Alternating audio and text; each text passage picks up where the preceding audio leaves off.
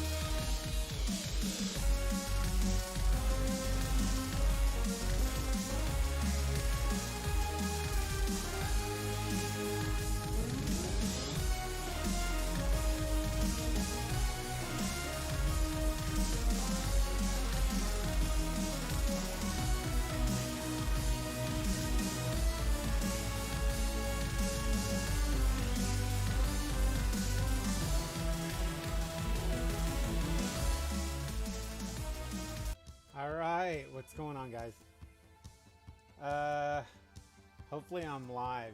All right, so this is going to be test stream number 3. Still trying to get things figured out. Let me know if you guys can hear me, if you guys can see me, and tell me how you guys are doing tonight, because I would like to know how things are going on out there with all the other people that are also quarantined. So let's see. Joanna, can you hear me? Am I coming in okay? Trying to make sure that everything sounds good before we get started with tonight's festivities. Hey, what's going on, Loma Charles? How you doing, man? Let's see, you sound good and I can see you. Okay, great. What's up, Gone Fishing? Alright, I got a couple things fixed in this stream that I was having problems with last time. So in my last stream, there was a couple things that I was trying to get to work behind the scenes, and I just wasn't real sure if it was working. But it really does look like I got a couple things fixed. I'll tell you what I was working on. So my recent donations, again, like I've told y'all before, I don't expect anything, but I wanted to go ahead and throw this on there just in case anybody does want to support the channel, but I don't expect it. So I did fix the donation button upstairs there at the top. I had some guys that gave me a little bit last time I did a stream, and I wanted to make sure that they got recognized for that, because it's not fair that anybody does anything for this channel to support it and not get recognized. So that's something I will definitely do tonight. Matter of fact, Gone Fishing, he's up top. Nermiachos, he actually supported the channel as well. So not a plug, just wanted to let you guys know, just because if somebody supports me, I want to make sure that I recognize them for that. I can tell you for the first time, I got the notification for your channel. Wow. Well, that's weird how y'all aren't getting notifications. I know that a while back ago, there was a problem with notifications and people were having to unsubscribe and then resubscribe. But I don't know. Maybe it's working a little bit better now for the people who've resubscribed, or the people who got subscribers more recently. I don't know.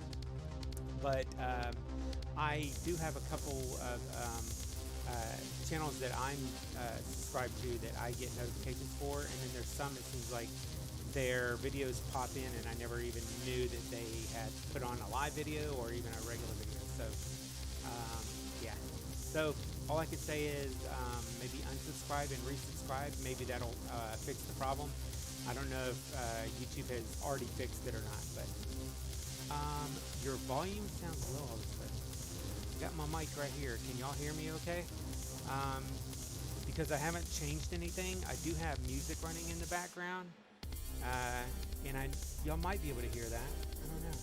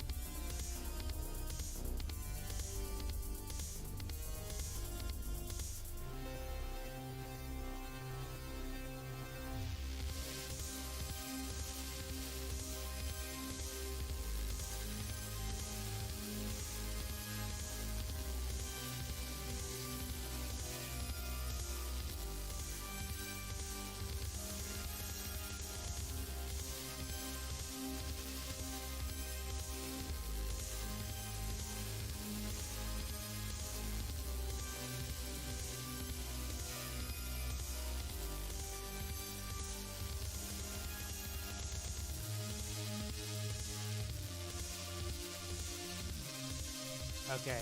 Can you hear me now?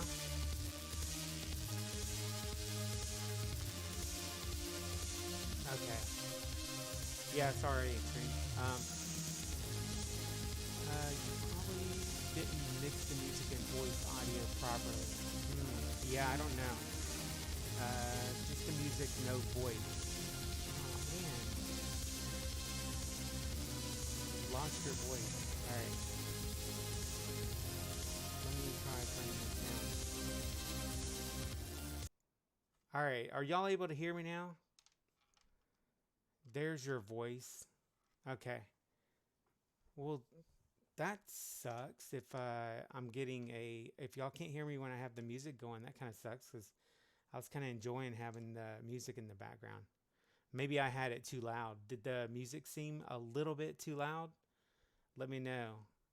What is going on, Jack Mugen? How you doing? Let's do a quick roll call here so I can say hi to everybody. We got Ty Tinkamaru in the house. Joanna Marie, both of them came in about the same time. Gone Fishing. He gave me a super chat upstairs. Want to let you guys know about it. Also, Nermia Chachos gave me a... Hold on. Nermia Chayos. Man, I always get your name messed up. Yeah, I say your name even when I'm not on stream because I'm trying to figure out how to say it. Let's see. I have Lorna Charles. Who else? Let's see. Who else do we have in here? I know I saw someone else in here. Yeah, Veg the Man. Or Veg the Man. I think it's Veg the Man. And I think that is it. And then Keith Sinclair. Hey, everybody. Hope all is well with you all. Yes, I agree. What is up, Ty? How are you doing? Okay. So, Nermiachios.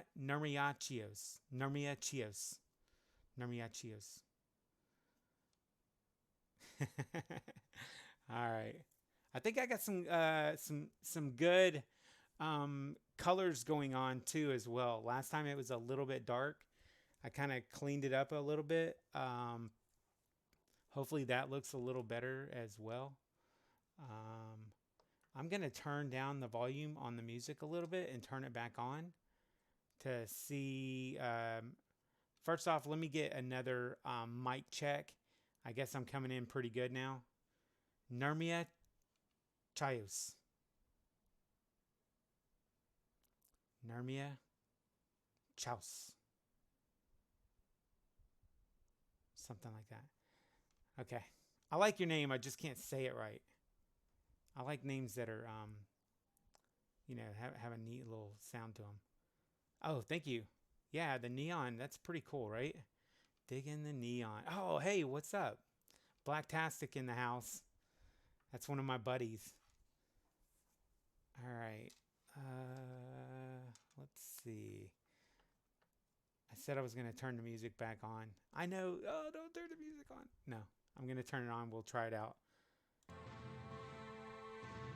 All right, so I got the music back on. Let me know if it's interfering with my audio. I love the 80s and 90s, also synthwave, some stuffs. Yeah, this is this music that I have in the background. It is synthwave. So if you're into retro wave, new retro wave, synthwave, chill wave, all that kind of stuff, it's my new groove. I love that stuff. Actually, I've been listening to it for a long time. It kind of rolled in from the dubstep stuff I used to listen to for a little bit. Okay, good. I'm glad y'all can hear me now. Yeah, I want to make sure that y'all can hear me pretty clear.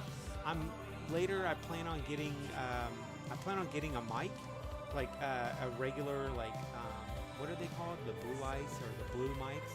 I'll probably get something like that so I don't have to have these blasted headphones on that look like I'm getting ready to put a game on and y'all are gonna watch me game like we're on Twitch or something. Yeah, classic synthwave. These are some of these songs are really old. Some of them are really classic, 7, 8, 9 years ago. That's classic for synthwave. I know it's funny because if y'all haven't ever heard of synthwave or or even vaporwave, which is kind of like the aesthetic that you're looking at right now, sorta.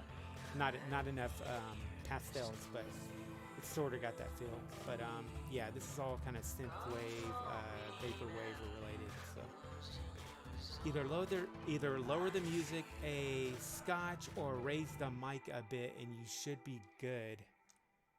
Man, let me see. Microsoft. I mean, let's see. How's that? Is that a little bit better? That might have been my problem. I did have the mic down a little bit, but it was kind of hitting the yellow on here, almost hitting the yellow. If you hit the yellow, it's supposed to be a little too loud. Anyway, Veg the Man, just watch Purple Rain. I love the time. I love the time. Oh my God, they are so awesome. Yeah, the time is great. You can talk to Blacktastic about that. He's also a huge Purple Rain fan. Yep, we both love Prince to death. We're both huge fans of Prince. Let's see. The neon touch is pretty dope. Feels hella retro. That is what we are going for. We're going for that retro vibe. I feel like I'm a hacker right now. I feel like I should be watching the movie Hackers. I remember this kind of music, but never knew what it was called. Is my audio coming in a little better? Nothing says 80s better than synthwave and Prince and Mord's Day in the Time. I'll tell you what, that's a good combination. That really is a good combination. Yeah. I mean, that's kind of what I'm going for, Blacktastic. It's one of those. I'm trying to come into my own on YouTube. It seems a lot of people have a lot of gimmicks, and I don't want to be gimmicky. I want to do something that I really love and enjoy. And I was gonna go with the daytime, just the look of like what my channel normally is when I do like regular videos and my news. But I decided that when I'm doing nighttime, hangouts, I'm gonna go with what I feel really comfortable with, and I think it's a lot more relaxing.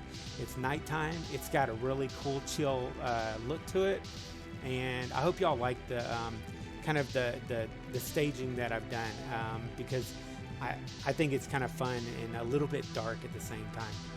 Is that a brick? Hold on, RC, is that a brick wall real? No, it is not real. But if I punch it, it will hurt. Yeah. So, I want to do probably a little bit more neon, but I think for now, I'm pretty happy with the colors that I've got going on. It looks like an old school arcade vibe when I used to go to the mall. That is definitely in the look that I'm going for. That is definitely in the look that I'm going for. Yep. Yeah, man, you're totally on it, and that's exactly what I'm trying to do here.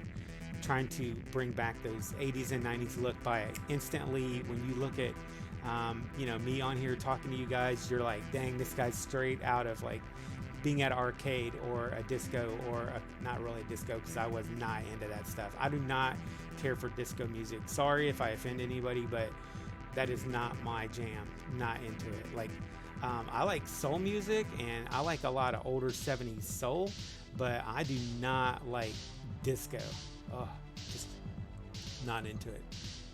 Let's see. My parents rented Purple Rain, and I remember my 10-year-old self feeling so uncomfortable. Yeah, I mean, I can understand that. Purple Rain, I think I was really young when I watched it as well, but I loved it. Let's see. The neon and stuff reminds me of Saturday Night Skate. Yeah, definitely. Yep, I remember that. I miss those days too. I loved it. I love old school. Ty, you and me both. We both love it.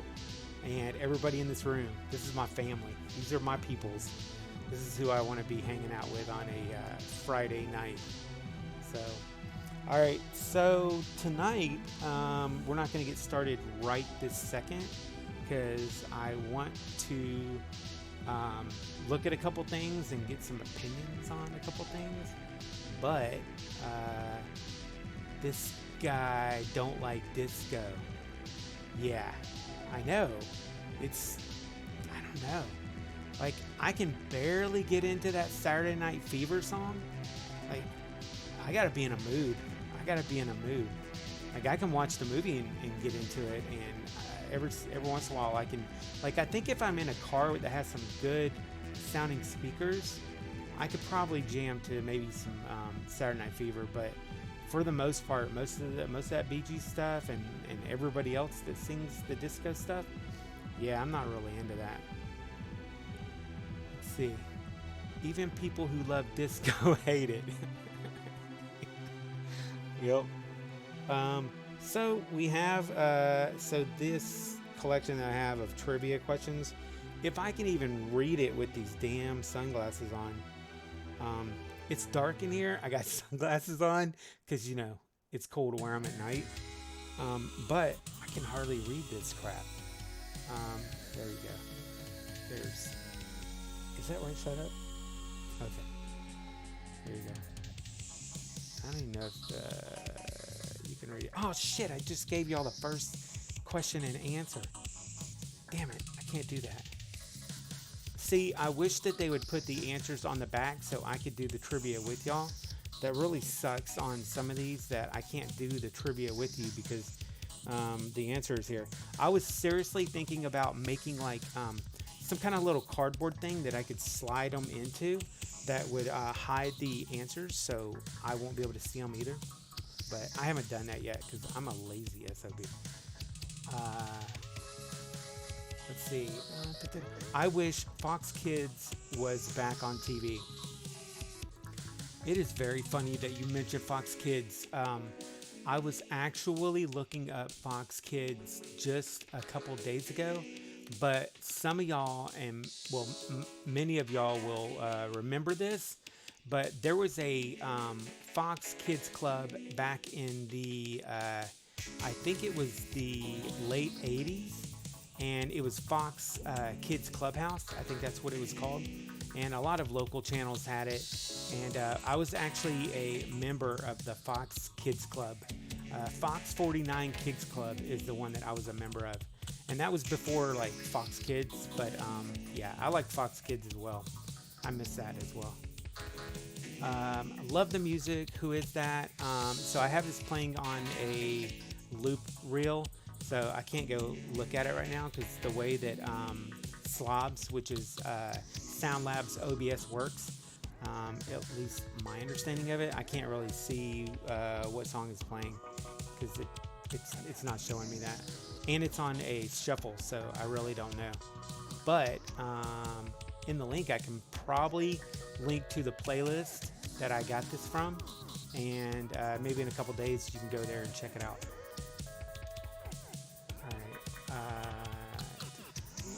Let's see. Man, one thing about doing these streams is I come in here and get to talking with you guys, and oh my god, it's like y'all have so many cool questions. That's part of what I really like about this, because I can come in here and every time so far, it's brought me back to memories of my days as a kid, or at least when I was younger. It's like you guys are always coming up with stuff that I don't even remember, and then it jogs my memory on it. It's pretty cool. Alright, let's see. I literally spend 2 hours on YouTube watching your 80s cartoon intros. Keith, that's cool. I watch my own cartoon intros. Yeah, I put them on playback whenever I'm like working around the house, or if I'm in my office doing some stuff. Dude, I love those and my 90s ones. It's funny, but I make videos that I want to watch, and so like I don't watch myself, like my news and stuff. But if I do my evergreen stuff, like my 80s intros, 90s intros, sounds of the 80s, sounds of the 70s, that kind of stuff, I like to listen to that stuff. It's pretty cool. Is this the chat so I can buy those 7-year-old orphans? I don't know. Love the music. Who is that? Okay, you told me that. Hopefully I didn't miss any questions up top. You know how you go into a stream and then you type in something and nobody answers it? I don't like that. So I try to make sure I read everything. When I think about the 80s music, Michael Jackson and Rick James come to my head first. Just the way they dressed in the 80s was easy to pull it off. Yeah. I remember in my preteens being in a Saturday morning bowling. I'm already picturing it, man. They used to turn off the lights and kick up the neon while we were bowling. Oh man. So those are fun times. We used to have a thing like that too. It was called Rock and Bowl. I don't know, they might still have that, but I remember actually a lot more in the 90s, but maybe in the 80s as well. Oh, yeah, I wanted to... Oh man, I can't do it from right here. I need to go to... Oh man. Last time I went to my own stream, you guys were hearing like echoes from... It was kind of crazy. I want to see if... Well, did y'all just hear that? Let me know if y'all just heard an echo or anything like that. Because I want to make sure that you're not hearing any kind of weird audio.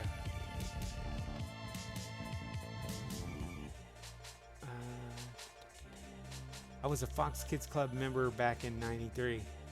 That's cool. I remember on Fox Kids, I was obsessed with the cartoon Peter Pan and the Pirates. Hey Shade, what's going on? Hey Christopher, what's going on, man? I see you waving. I'm gonna wave back. Chris Mason, Thundar was the best. Thundar was awesome. I love that.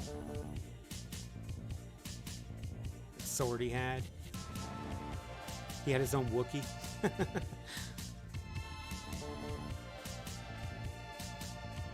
Oh, you did hear a reverb? Okay. So, I had my my audio going on my YouTube playback, which is basically I pulled up a web page and I'm playing back the YouTube channel because I can't make a comment in OBS for some reason. I have to actually go to YouTube to make it, but there's someone on here that I need to make a admin to kind of monitor my chat when they're on here, and I need to find that person.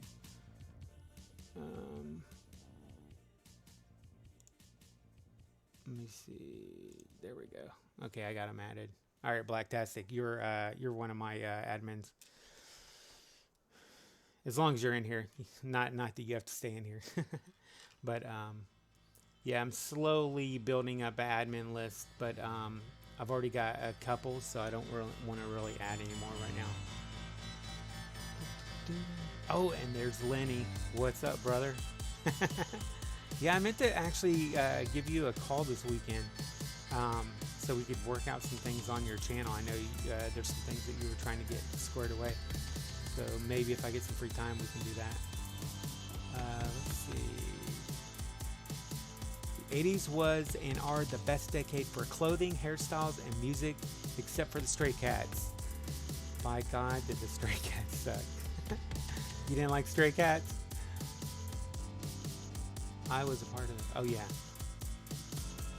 Channel 6. It's funny how we remember the channel, because it's like they include the channel for Fox Kids into their branding somehow. So when I say hey or hi, your Alexa thing is responding. Alexa, play 80s music. There we go. Let's see if that works. I used to write a letter every week for the weekly sweepstakes. Oh yeah, they had sweepstakes. You could send them a letter, and sometimes they would put part of it on the air. I remember that as well. I think I sent in a couple letters, but it never made it on the air. But they did send me a actually it's Fox 45, not Fox 49. Fox 45 Kids Club. They did send me a little membership card. So I was a member back when you wrote your name on a 3x5 card. And yes, that's it. Gone fishing, got it. Yeah. Saturday mornings were the best in the 80s and 90s. Great times for shows, movies, and music. Yes. All right. So with that, actually, I had one thing that I wanted to check out. Is there's some news. So my news is going to be a little bit late. I think I mentioned this a little bit a couple days ago on another stream I was doing. As some of you guys know, I do a weekly retro news. So usually every Friday or Saturday or Sunday, I put out my news. And this week it looks like it's going to be a little bit late. I had a really busy week, and I actually have just so many things that have been lined up that I've been working on. But yeah, so that's one thing that I'm also kind of going to work on tonight.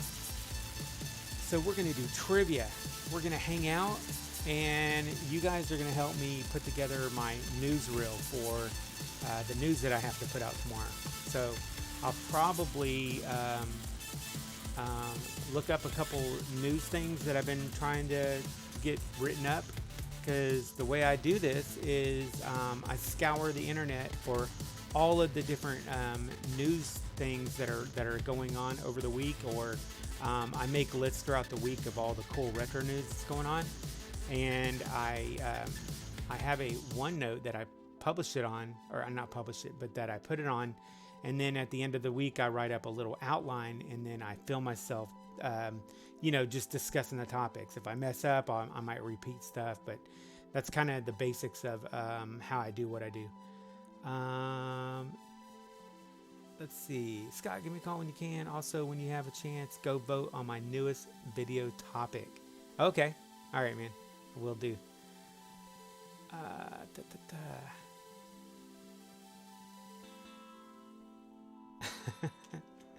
All right.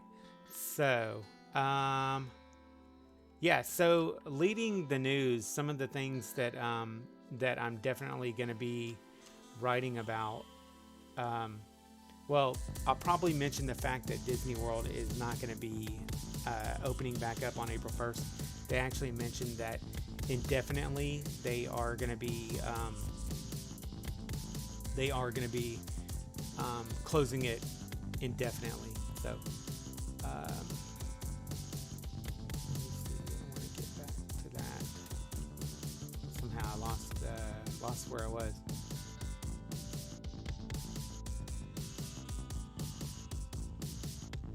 Okay, so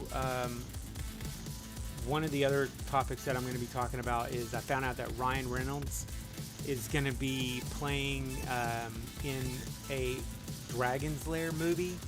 I thought that was pretty cool, so that's probably going to go in the news. Because speaking of arcades, I know this kind of reminds y'all of arcades. Yeah, Ty, all right, man, I'll give you a call too. Y'all are funny. I'll call all y'all. I'll prank call you. Maybe I won't call you regular. I'll just breathe heavy on the phone. Yeah, Netflix's Dragon's Lair movie wants Ryan Reynolds as Dirk the Daring, and I think that's really cool news. Growing up, I loved arcades, still love them, but it doesn't do the same thing for me that it did back in the day. But one of my favorite games, Dragon's Lair. This is probably my favorite news of the week. And I'm definitely going to talk about it on my channel. So, should be pretty neat. If they said they want to bring Back to the Future, will you support it? If they're going to do a revival that extends the current universe, I might be on board with that. If they plan on rebooting it, I am not on board with that. I don't see how they can make it better than the original Back to the Future. So, no. My answer to that is no. If they bring it back, I will not support it. I probably won't be very happy with it. I will definitely watch it, but I don't want to see a reboot. I don't personally want to see a reboot. If they can make a reboot and make it better, I would be amazed. And I don't think that it is a smart thing for any company to try to do. Yeah, it just wouldn't be smart for anybody to even try to do. Don't do it. If you want to revive the world and extend it and have like Michael J. Fox and Christopher Lloyd come back, and Marty has a son who's now the main person in it, or Christopher Lloyd's Doc Brown has a son or a nephew or whatever. I can get that, but other than that, no. I would feel a certain kind of way if Michael J. Fox isn't in it with Christopher Lloyd. Can't be reboot. I agree, Keith. It cannot be reboot. I don't think they could ever recover from the Part 3 disaster. Yeah, there were some things in Part 3 I didn't really care for. I want a Earthworm Jim CGI movie starring Ryan Reynolds playing as Jim. I didn't see how the hell he could even play a Pokemon, but he did it, and it was actually good. So yeah, that could happen. Totally agree with you. Yeah, Back to the Future is holy ground. You better take your shoes off if you go to the theaters and they re-release it. You best take your shoes off. Yeah. So anyway, Dragon Slayer. Can't wait to see that one. That's going to have Ryan Reynolds. So, yeah, you might not be getting an Earthworm Jim, but you're definitely going to get a Dragon Slayer. All right. Without further ado, we are going to go into some trivia. I hope you guys are ready. We're going to sprinkle it in between some of the other things that I wanted to do tonight. But for those who got on the stream early, you probably got the answer to this one. But I'm going to ask this one anyway, just because the loyalists should get that opportunity to already know what the answer is, because I showed the dang thing on the screen accident. Who sang the backup vocals on the Dire Straits song Money for Nothing? Who sang the backup vocals on the Dire Straits song Money for Nothing? Great song. Wish I could play it on here. Stupid YouTube. Always copyright me. Did you hear that Rick Moranis is coming back for Honey, I Shrunk the Kids? I sure did, and I did a video on it. You'll have to go check it out. Alright. Does anybody have an answer? Because I'm about to give you all the answer. And the answer is Sting. Yes, Sting. Yes, Christopher, you got it. One person got it. Oh, okay. Next question. Which Swedish band had a hit with a must-have... Hold on. It Must Have Been Love. Oh, yeah. Which Swedish band had a hit with It Must Have Been Love? Oh, I love this song, too.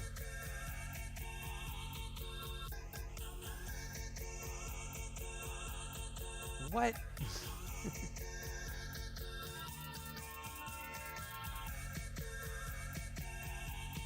Y'all don't know? Alright. It's the Retro Guy. Sidekick Surfer, what is up? How you doing? Alright, the answer is Roxette. ABBA. That's a good guess. No, it was not ABBA. It was Roxette. Joanna, you are the rocket. You rock. You're the bestest. Okay, I just realized something.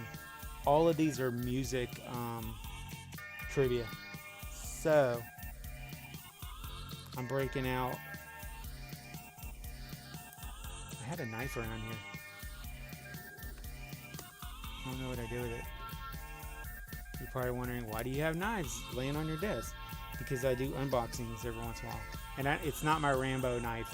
My Rambo knife is for on-air, or unboxings that I do on the channel. This is actually a like a Swiss Army knife. Yeah.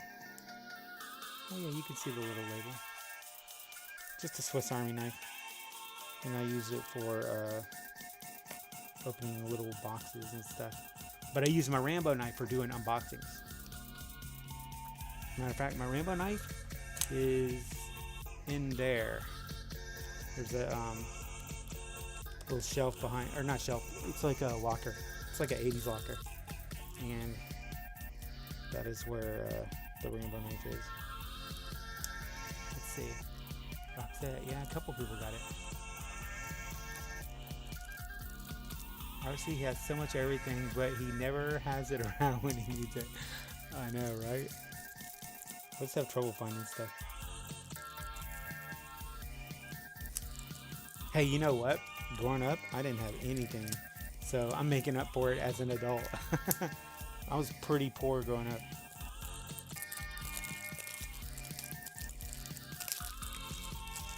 Alright, there's the trash, as much as I hate having trash on the desk. Oh!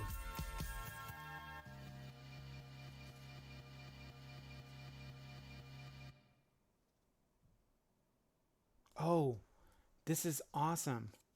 Okay, so I have a deck of cards that actually has the answer on the other side. So I'm gonna answer with you guys on these. I'll probably throw some of these music ones in over here, and I have a whole bunch of other trivia stuff, but that's for another day. My boys bug me for a Rambo ever since they saw your video. Oh, they want the Rambo knife. That is so cool. And did you get them one? You got them one, right? They bug you for it. That means you haven't gotten one yet. How old are they? Are they old enough to be playing with those? Because I was playing with one when I was like 7 or 8. So I think that 7 or 8 is old enough. And I got mine. I think it was. I got all my cool stuff at flea markets. When I was a kid, we went to the flea market all the time. All right, so we're gonna go on to another trivia question. All right, hope y'all are ready for this. Okay. All right, y'all ready? Ooh, I gotta keep it down because I gotta do it sideways because y'all might see the answer. 'Cause the answer's on the other side. Which singer released the single "Nothing Compares to You" that remained at the top of the Australian music charts for 8 weeks in 1990? I already know this one. I know this one. Not at 13 and 15. What? Come on, Joanna. Rambo knife. I'm not that cool, Mom. I'm not that cool, Mom. All you gotta do is turn your eye. Just turn and don't look at them. They'll be fine. Just tell them not to run in the halls with it. They'll be fine. Bam, bam. 2 answers already correct. One didn't get it. 3 answers. All right, y'all are right. Sinead O'Connor. That is the correct answer. I wish there was a third party here that could take my answer for me.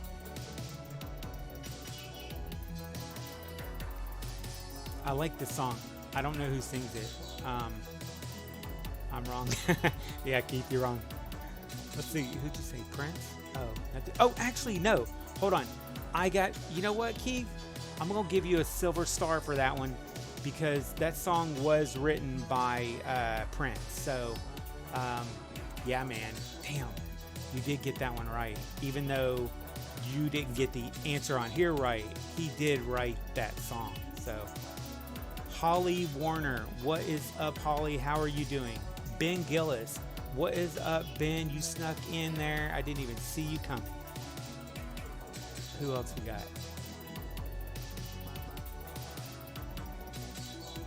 Prince wrote it. Yes, Joanna. You are correct. All right. Question number 2. In which year was the first book of the Harry Potter series released? All right, this is a little more recent, but we're gonna go with it anyway. Yeah, well, it's not. It's Ooh, I don't want to give out any answers, but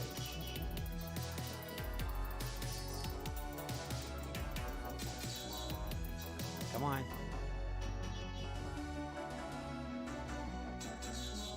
This is the part of the song I like. I like when it slows down like this.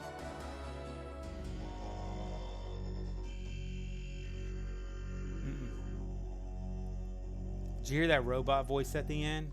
That is one of my all-time favorite like sounds today, and it all stems from Battlestar Galactica.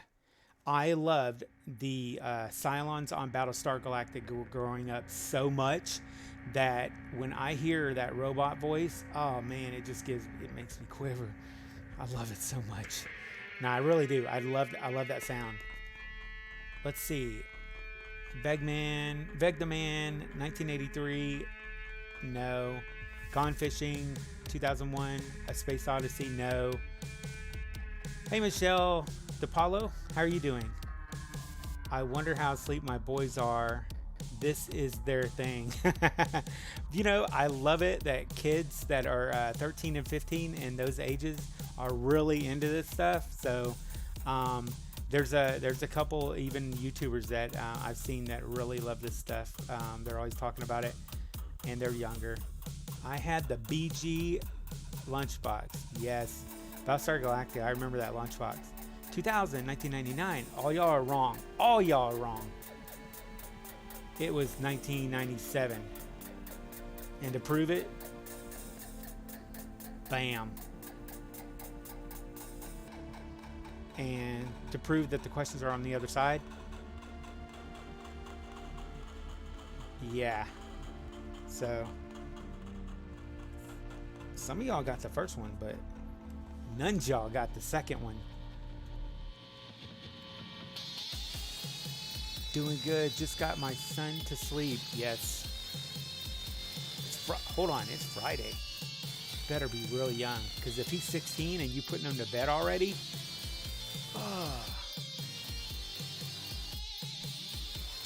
97. Holly got it. All right. Okay, this one's a little too modern of a song, but it's still okay. Question. I feel like Trebek. The 1994 Soccer World Cup took place in which country? 1994 Soccer World Cup. If any of my international audience is on here right now, y'all might get this, because the U.S. just isn't that good at soccer questions. If you're a soccer fan, yeah.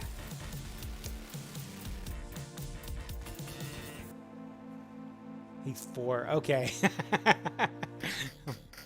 That's awesome.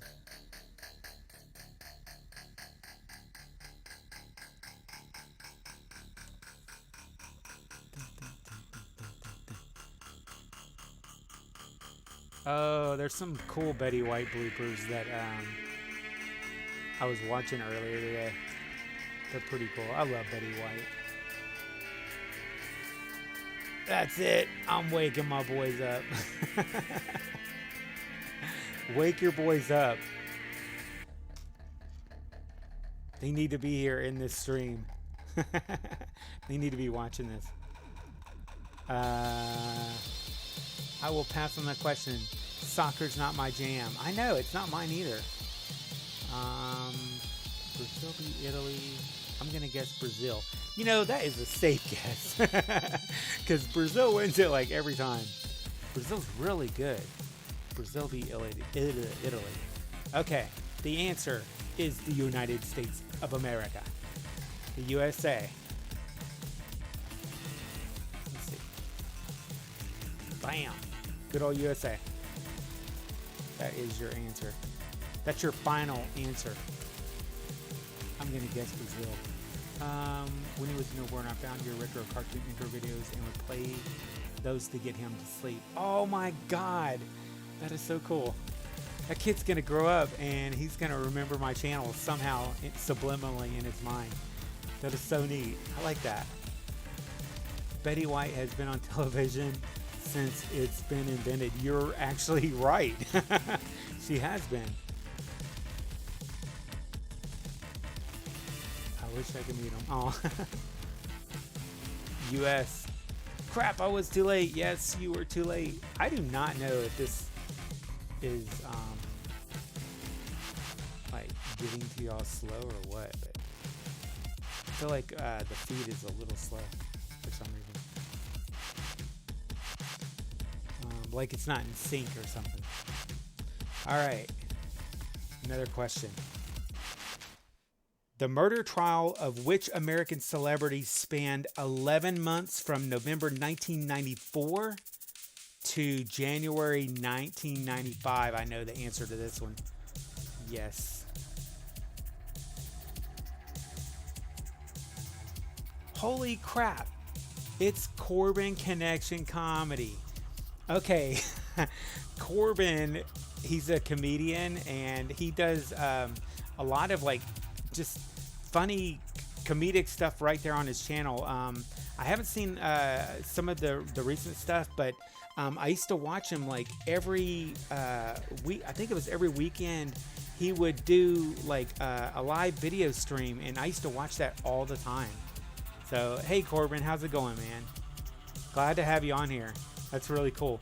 It's kind of like we've gone full circle from me watching you stream to now you're watching me stream tonight. That's pretty cool. Yeah, man. OJ, OJ, OJ, OJ. Okay. Yep, y'all got it. The juice. That's right, the juice is loose. The juice was, man, he was good in football. He was really good. Simpsons case ended fall of 95.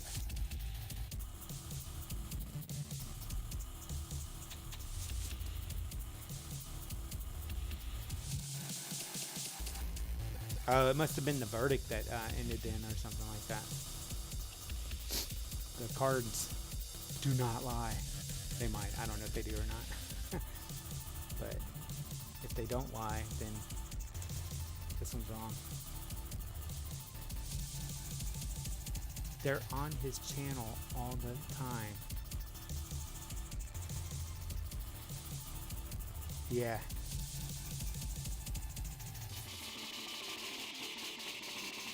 Okay. What was legalized in Tasmania in 1997?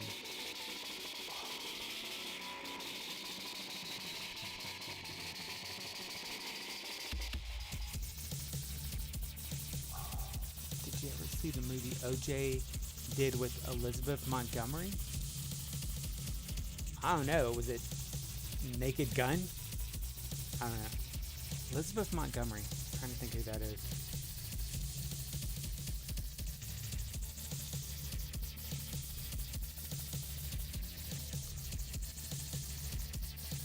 I'm so mad because my Knicks playoff game got interrupted by the OJ case on the freeway. Oh, man. All right, we're going to skip that question. I don't like it. It's too political. Very political. Which U.S. president served for most of the 1990s? Which U.S. president served for most of the 1990s?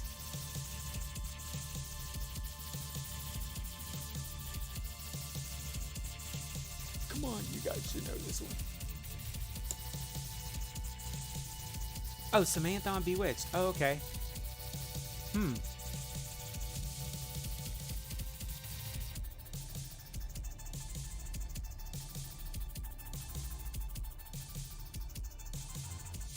Angelic Paragons. What's going on? Yes, you got it, Clinton. George Padilla got it, or Georgia, sorry. Georgia Padilla got it, Clinton. Christopher, you got it as well.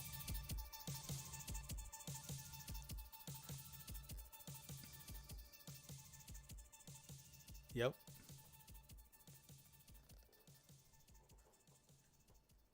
Nope. You saying J.R. Ewing?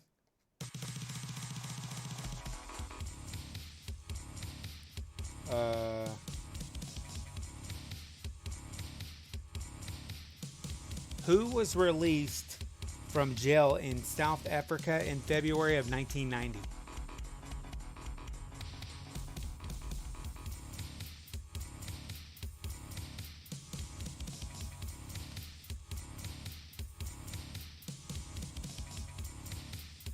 Who was released from jail in South Africa in 1990?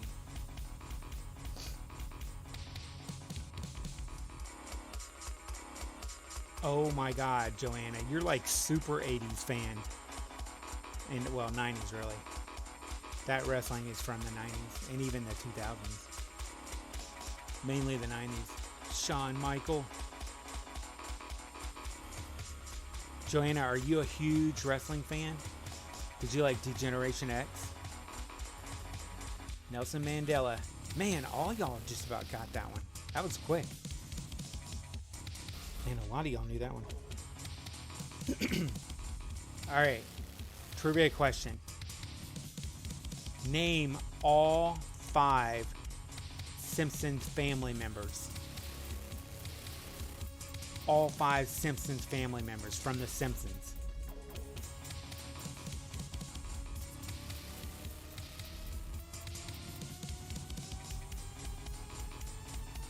There's only one I'm trying to remember. Oh, yeah, okay, I remember it now.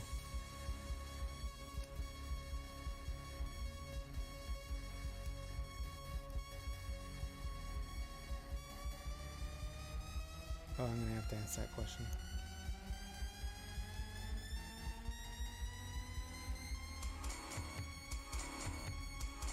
Name all 5 members of the Simpsons family.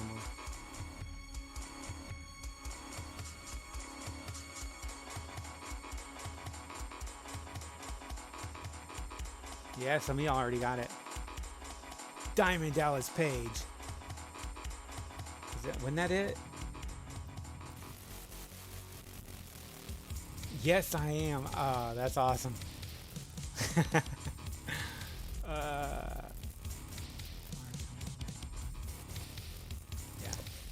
Man, y'all guys are good. Man, that show, I think it's on its 35th season. That's just crazy. Yeah. Good guesses. Or, well, I mean, good answers. Why am I saying guesses? Those are all good answers. Very good. All right, I gotta take a break. Well, I need to take a drink of, I don't remember who it was that said, you need to be drinking Gatorade. Because I was drinking Powerade a couple days ago. And Gatorade is from the 80s. It's actually from the University of Florida Gators. They're the ones who created Gatorade. But, actually Gatorade's older than that, but.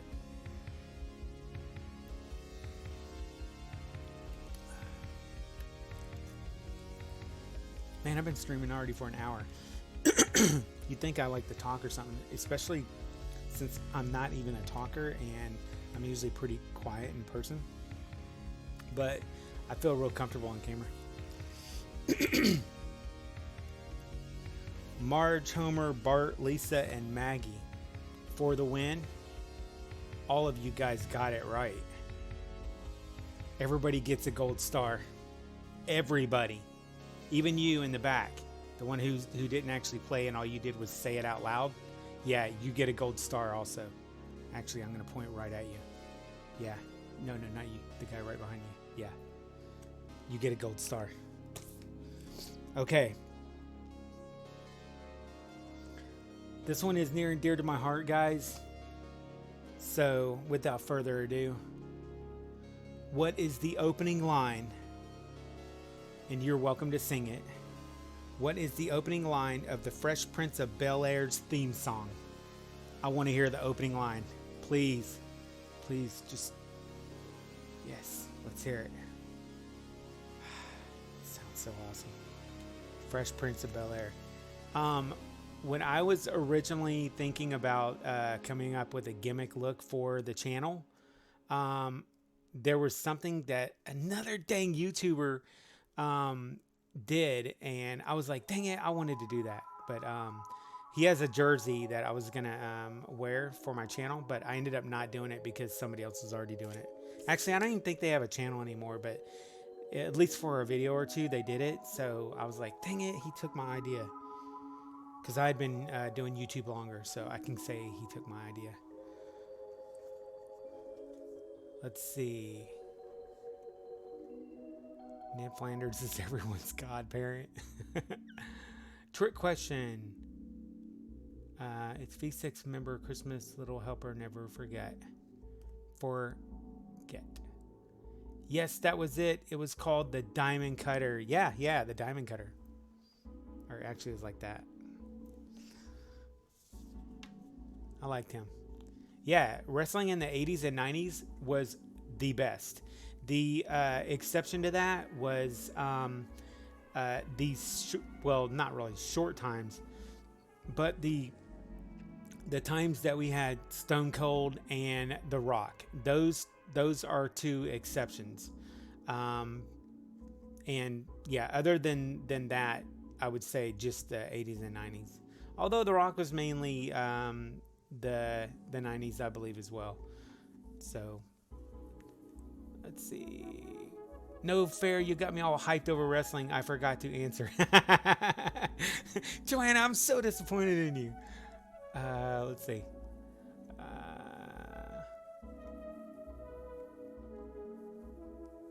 All right, we've already got some people answering. Yep. For the most part.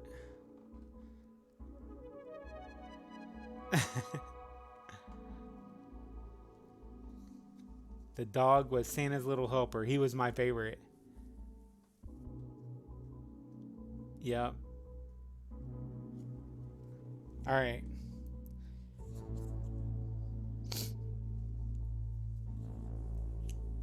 Let me see if anybody answered it correct. Some of y'all are saying part of the middle area.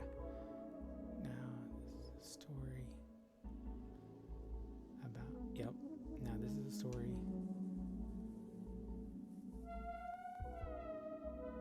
Most of y'all got it right.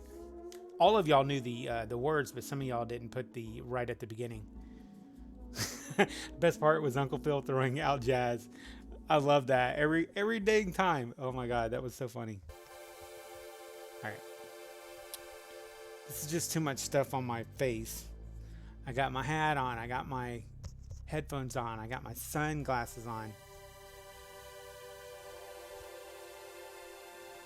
That's right. My camera's over there, and I keep looking right here because that's where my chat is. My chat's over on that window, and you guys are on that window. All right, y'all answered that one. What is the name of SpongeBob SquarePants' best buddy? Come on, everybody knows this one. This is like the one cartoon that I admit to still watching. These are great questions. They're all, I believe they're all 90s though. But these are still great questions.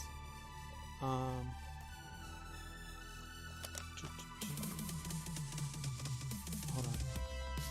on a second, guys. I want to grab some other trivia stuff too that has both 80s and 90s in it. Give me a minute.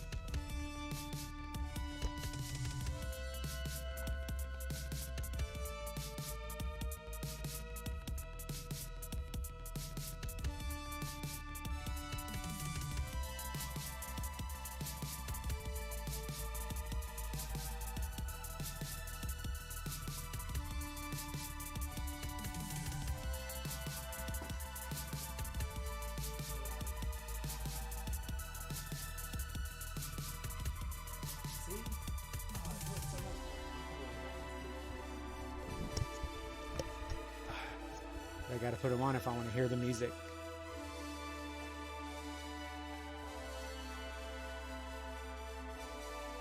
Patrick, I have 5 kids. This is my jam. Yeah, it's funny. You start to like the same stuff your kids do. Yep. He was schools.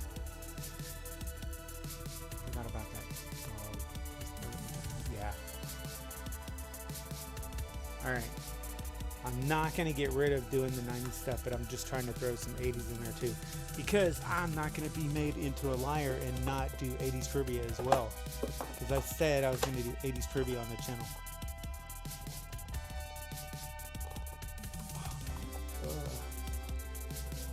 Come out. Okay. This is my 80s and 90s trivia stuff. See? Retro wave is in check. Get out. This is my jam too. Alright. Boom.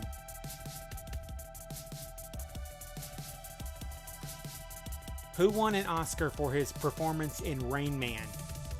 Matter of fact, when I was doing the painting for this stuff right here, I was watching Rain Man on Pluto TV.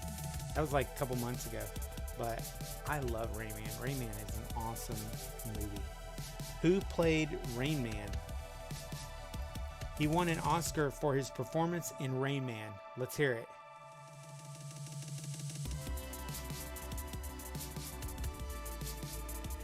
Alright, I'm about to turn the music up a little bit. Oh, actually, before I do that, just let me know, make sure that the audio is still looking good. Because we found out what the problem was. My DOM mic was too low. For those that got here early, I was having mic issues. Yeah. Not magic mic issues, just regular mic issues. Dustin Hoffman. Yes. Esquire the Third. There's always a comedian in the bunch. Alright. Dustin Hoffman for the win. What year was John Lennon killed? What year was John Lennon killed?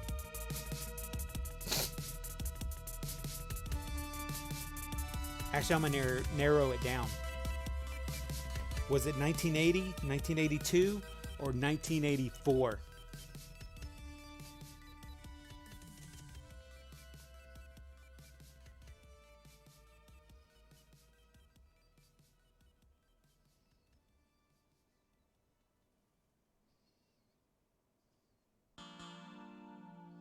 Ooh, this next question you are going to like.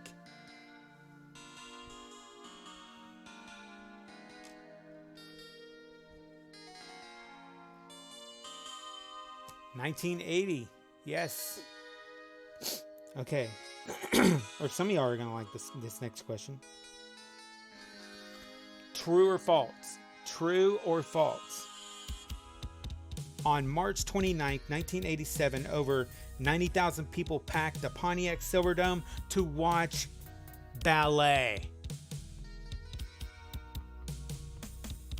90,000 people. On March 29th, 1987, over 90,000 people packed the Pontiac Silverdome to watch ballet. True or false? I like this one because it's kind of hard to look it up. Actually, not that hard, but you gotta like make a legit guess on this one.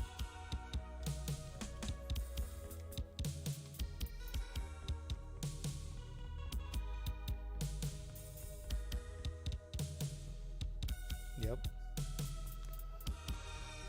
Bam! We have an actual real answer. Sorry if I got too loud.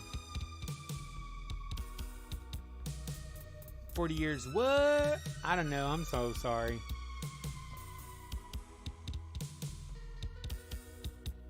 So freaking false. Yeah, y'all got it right.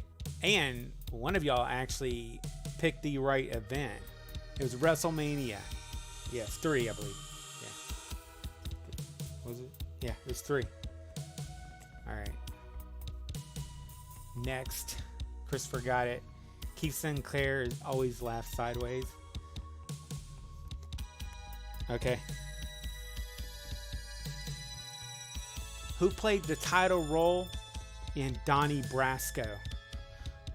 Was it Johnny Depp, Al Pacino, or Michael Madsen?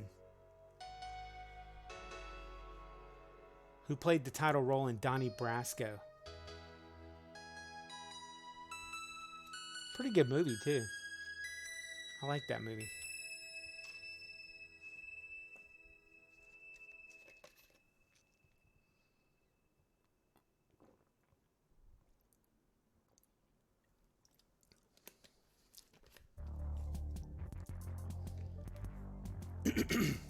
Yes.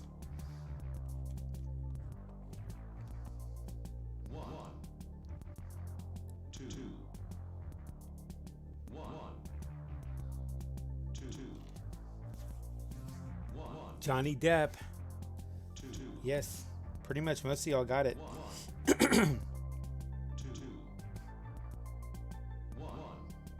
How many children do Mr. and Mrs. Huxtable have? You ought to know who the Huxtables are. How many children do Mr. and Mrs. Huxtable have? Joanna, I want to say Johnny. If you mean depth, Ty wrote depth. It's depth. I think you meant depth.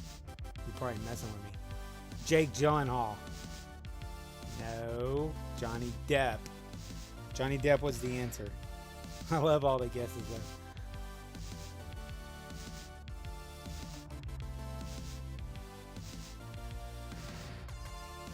Okay, we got guesses going on. Okay. 5, 5, 5, 9, 4, 5. 1, 2, 3, 4. 5 people got it right so far.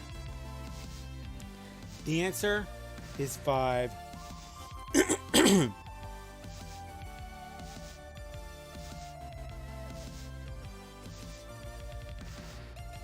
Okay, this next one, I was actually, I was an adult.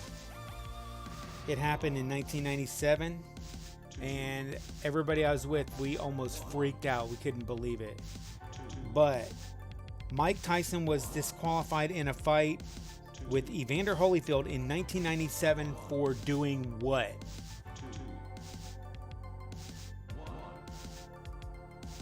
Mike Tyson was disqualified in a fight with Evander Holyfield in 1997 for doing what?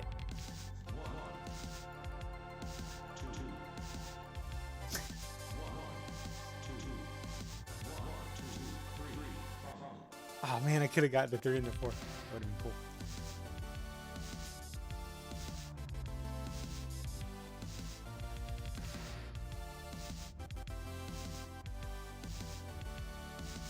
Yep. Biting the ear. That's right.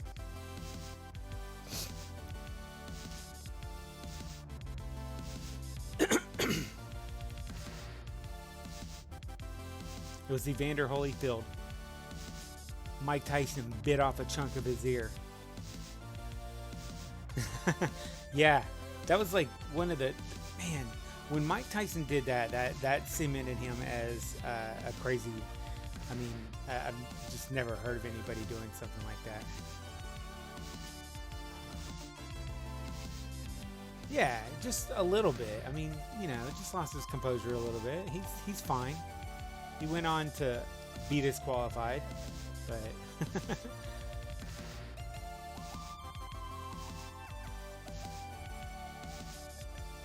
ooh, I'm not gonna answer that question. Man, some of these questions are creepy. 1, 2, 3, 4.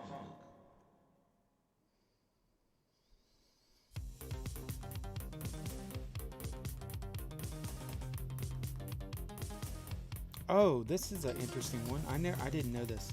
All right. Y'all know who Charlie Chaplin is, I assume.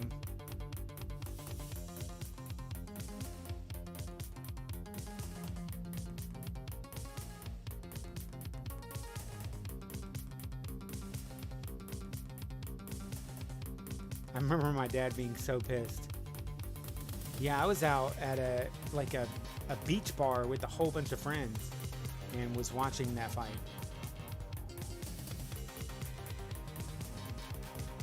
Jane of the Jungle. I think I remember that. All right, y'all remember Charlie Chaplin? True or false? Geraldine Chaplin played her own grandmother in the 1992 movie Chaplin. True or false? This one's kind of a little obscure. A lot of people might not know who Chaplin is or remember that movie, but I remember the movie. I even remember who played Chaplin. I think I remember it. I'll mention it after y'all guess. Actually, I can mention it now. I think it was Johnny Depp.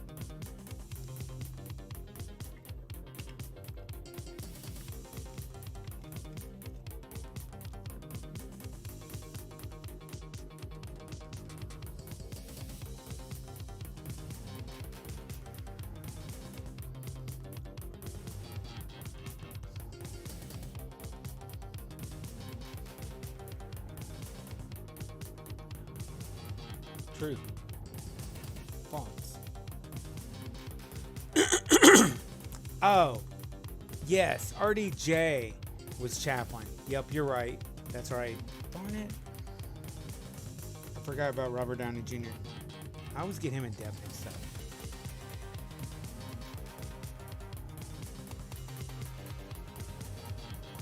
Downey Jr. Yeah. Y'all are calling me out.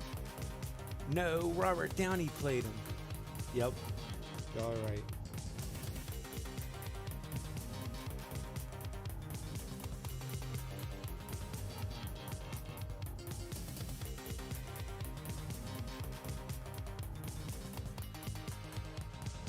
What female rocker's 1987-1988 tour was dubbed the Break Every Rule? Yeah, the Break Every Rule World Tour. What female rocker's 1987-88 tour was dubbed the Break Every Rule World Tour? Yeah, I'm obviously not to Brett because I can't even read with sunglasses on.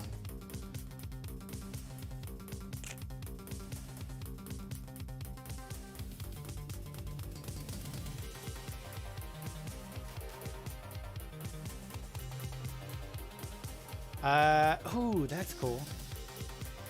Yeah, you can ask me a trivia question. I just don't want a bunch of them because I'm the one doing the trivia.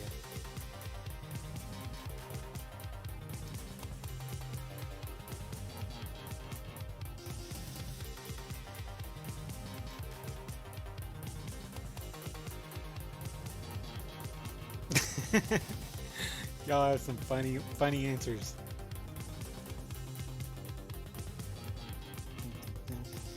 I love this person. The answer is Tina Turner. Tina Turner, man, she's got legs that go on for miles. I loved her in Thunderdome, the Mad Max Thunderdome movie. Oh, I loved her in that. That was a good movie. Tina Turner, man, she's one of my favorite 80s singers. I love her music. Her music is the bomb. She's really good. Yep. Joanna, it was Tina Turner.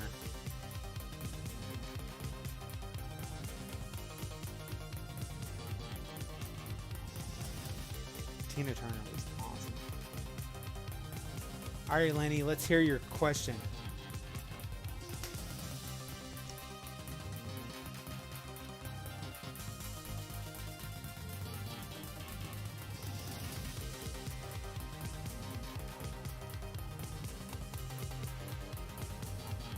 Man, somehow this time in the feed I'm using my my microphone on my camera and not on here, I don't think. It's kind of weird.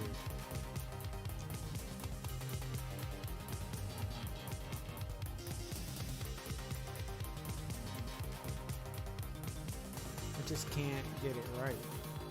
Make it good, Lenny. See? Oh, let's hear it. Give me a trivia question. Y'all are probably better at trivia than I am. Although I'm pretty good at trivia, but a lot of times I'll think of people's faces, but I can't quite remember the names. I'm not as good with names as I am with faces.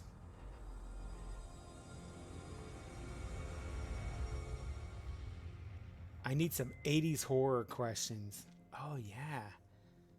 Actually, let me see.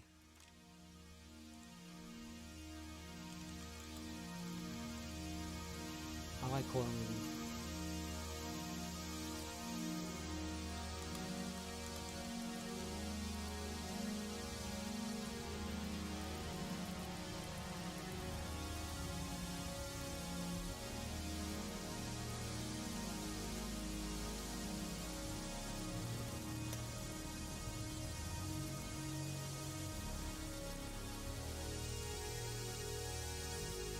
Where's he at?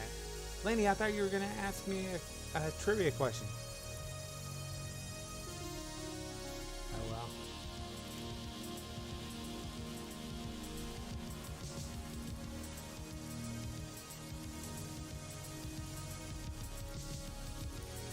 Oh, okay. Alright. In the meantime, one of y'all brought up some horror movies. Let's do that for a little bit. All right. How many movies? And I actually know the answer to this. I think I actually might have mentioned it on my channel too. How many? Oh no, I'm doing this in a. I have a 80s movie fun facts series that I'm working on, and this is actually one of the answers. How many movies in the Friday the 13th franchise were released in the 1980s? How many movies? I love the Friday the 13th franchise. It is awesome. Like, some of the later movies are a little wild, but it's still really good. I even like Halloween. Halloween and Friday the 13th were awesome in the 80s. Both of them were really good. Funny, I just bought the Friday the 13th box set and watched Jason Takes Manhattan just to hear Metropolis Dark of the Night. 3, 5, 8. All right, we got a bunch of guesses so far.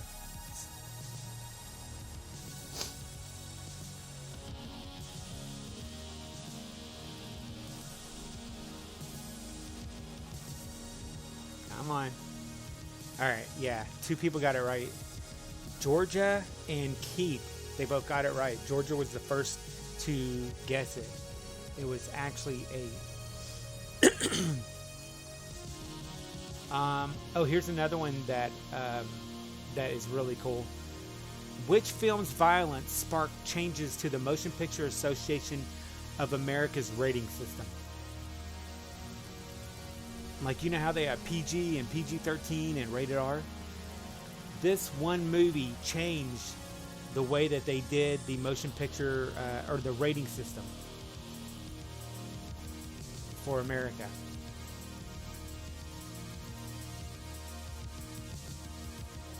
$539. You're pretty close. It was actually 8. I had to go count my DVDs. Oh, but what if you have like one that has bonus features on it? Then you might say 9.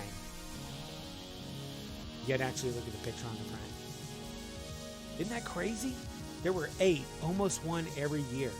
I actually, it was funny because when I was doing, so I'm doing a series, and this is just, you guys know about this, but the general public's not gonna know about it unless they watch this video. But I'm doing a new series that I'm working on for the channel because YouTube likes series and I like trivia, and I thought it would be really cool to do. So I'm doing it's not trivia, it's just gonna be fun facts about different 80s movies, and I'm probably gonna do like each video is going to be 25 fun facts, and I'll go into a little bit of detail about each of them.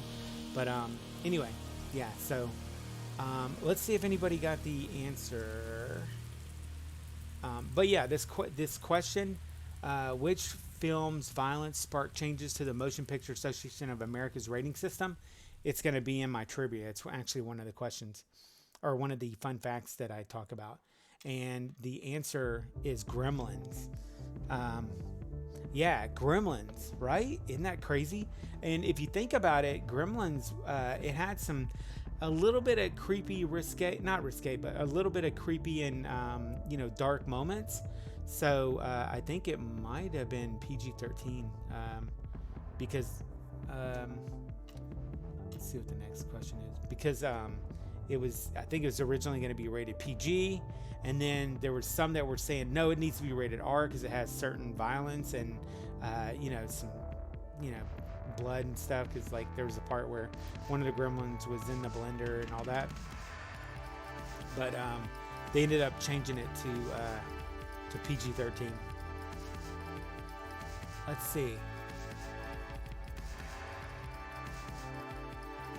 Who starred in 1980's The Shining, a film adaptation of the Stephen King book? This one's actually pretty easy.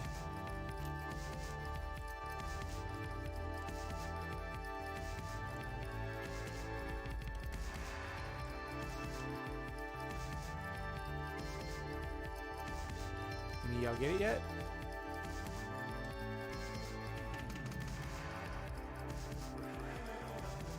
Yeah, remember that scene? That scene was so funny. It was kind of gross. He was in the blender. I think originally in Gremlins they were actually planning on killing the mom in the movie, but that was taken out. So there were some other really dark things that they were going to do. Jack Nicholson, yeah, Jack Nicholson. Here's Johnny. I didn't like the remake that they did a while back, not too many years ago.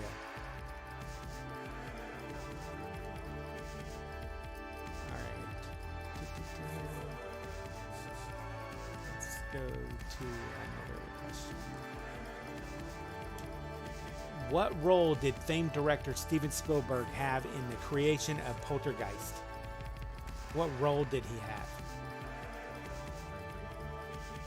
I like Poltergeist. I've talked about it before, but that dang clown, when he was under the bed, oh my God, that scared the living crap out of me. It was the part where the little boy was looking underneath the bed, and then he looked the second time, and it was there, and then it grabbed him and pulled him under the bed. Oh my God.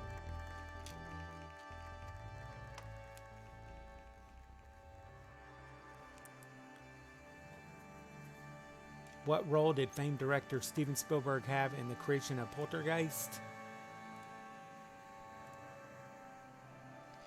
Producer, executive producer, producer. He watched it.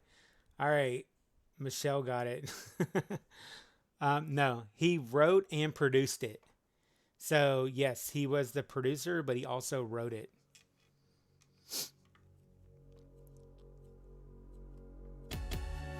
Toby Hooper directed it. Let's see. Drew Barrymore made her feature film debut in which 80s horror flick? Drew Barrymore.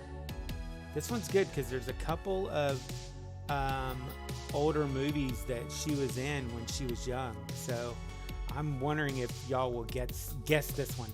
Because there's one that she was in when she was young that is extremely popular. Drew Barrymore made her feature film debut in which 80s horror film?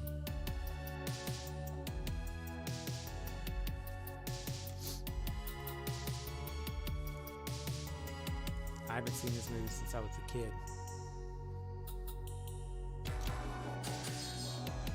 Y'all hear that robot?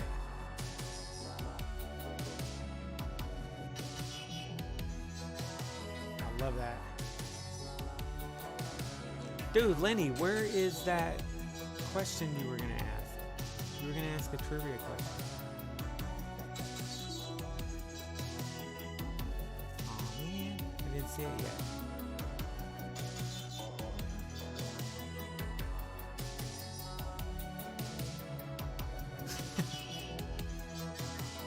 The movie was Altered States. Nobody got it right. except for me, because I had the answer.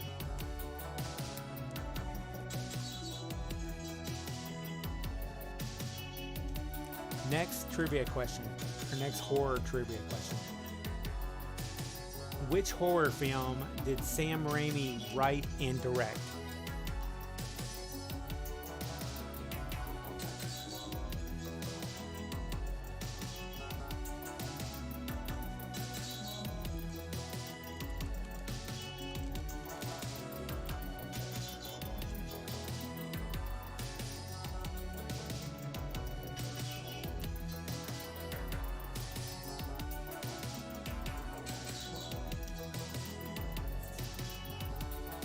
He must be.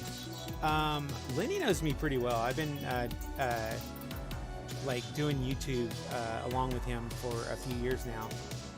Actually, he's been doing YouTube longer than me.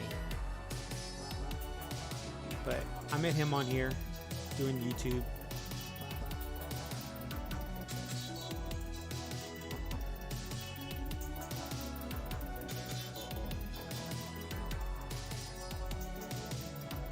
Altered states.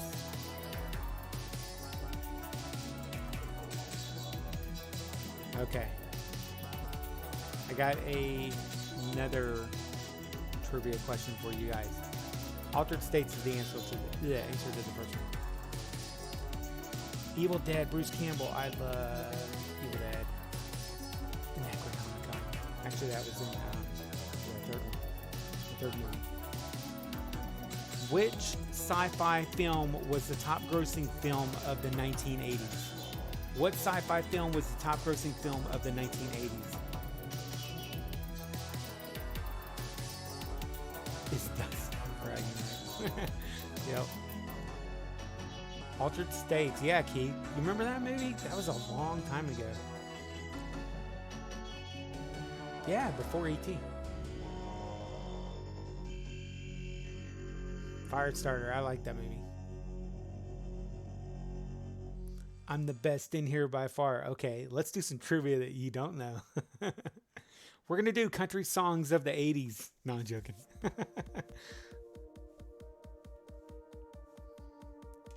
What sci-fi film was the top-grossing film of the 1980s?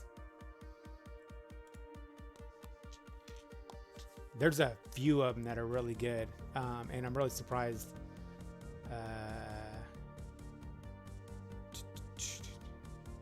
Some of y'all got it already. Yeah, E.T., the extraterrestrial, top-grossing film of the 1980s. Especially considering Back to the Future was also in the 1980s, and Return of the Jedi and Empire Strikes Back, I believe. Yeah, crazy, right? E.T. the extraterrestrial.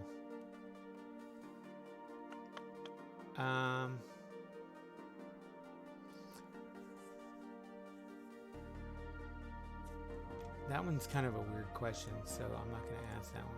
Or, I mean, I don't understand it.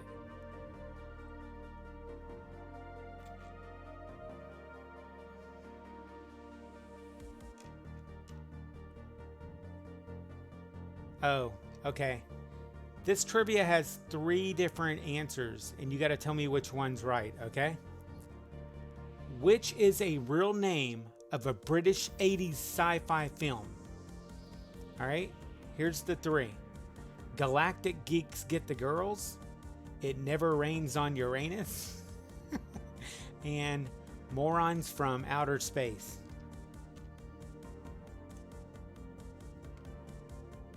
And then after that, we'll move on back onto a couple more horror movie ones. I don't consider E.T. sci-fi. Science fiction?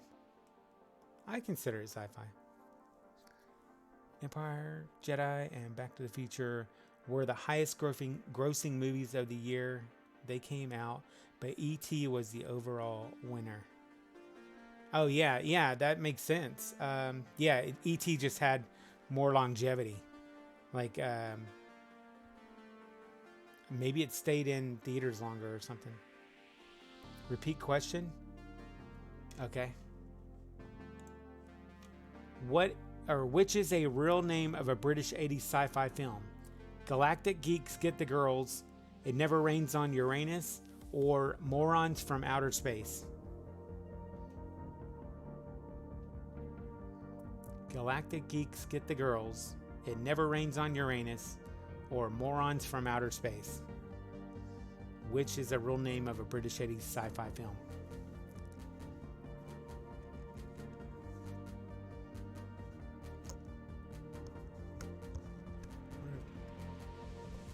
Oh yeah, that feels a little bit better.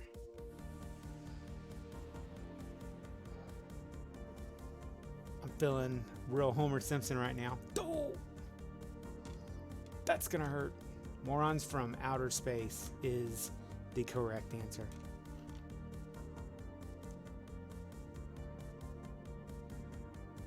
All right. Which horror film did Sam Raimi write and direct? All right. It was either Creepshow, The Fly, or The Evil Dead. Which horror film did Sam Raimi write and direct? Creepshow, The Fly, or The Evil Dead?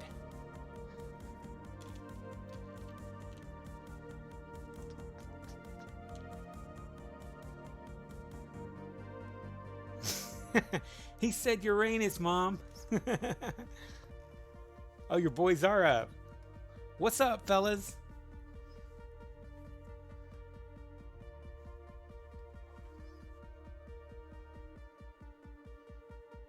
We've got one answer came in. Two answers. Nigma Ram 03, welcome to the channel. How's it going?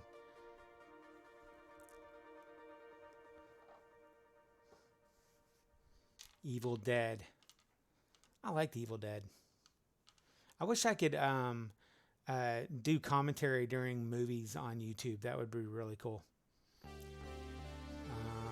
No, that's a new question.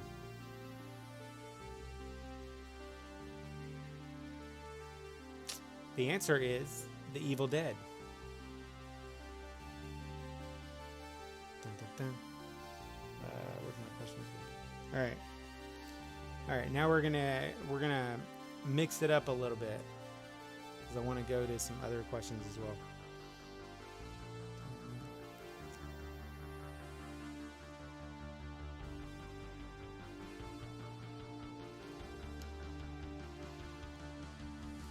The Bonnie Tyler song "Holding On for a Hero" featured on the soundtrack of which 80s movie? The Bonnie Tyler song "Holding On for a Hero" was featured on the soundtrack of which 80s movie?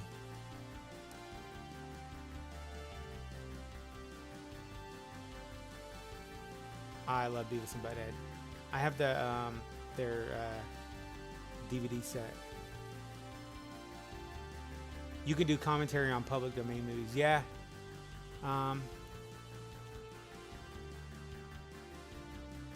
We have a winner. We have a winner. The answer is Footloose. Thanks for playing.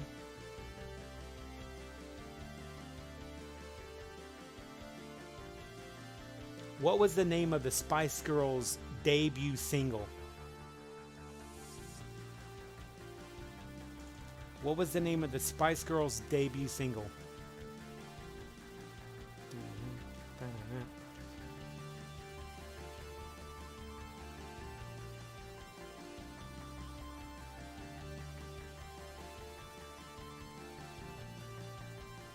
It's a catchy song.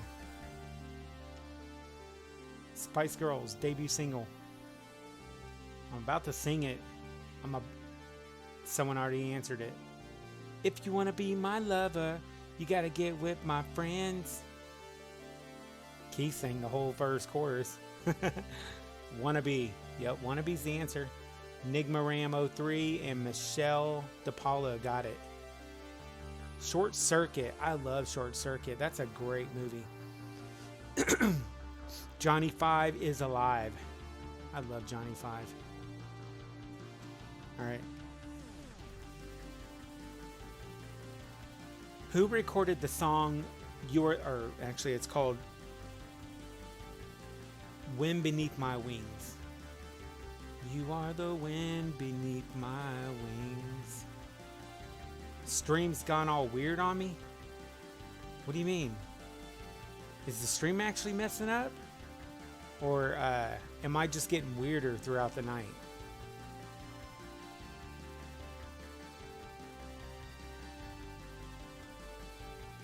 They were hot. Yeah. The Spice Girls were hot. And they were all so different. They all had all those different names. Bette Midler. Good answer. I love that song. I remember being in high school, sitting up in the bleachers. I think doing like during study time or whatever. Like I think my third or fourth period I had study time. So I always went outside and went to the football bleachers to listen to my headphones and study. And that was one of the songs I remember watching.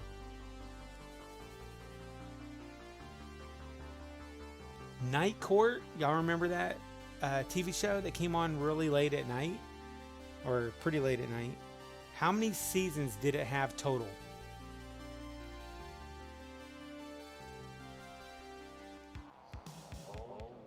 I like Night Court. Wasn't that one guy's name Moose? The one with the bald head? The movie Beaches. That movie's so sad. Made me cry.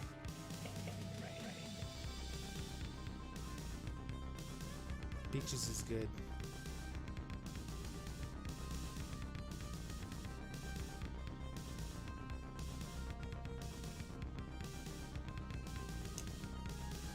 Man, some of y'all are good. Mario. What's up, Mario?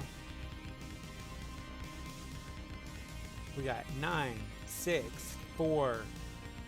Bull. That was it. Not Moose. Bull. Why did I say Moose? I was thinking of Moose Johnson from Dallas Cowboys. It was Larry. You mean Curly?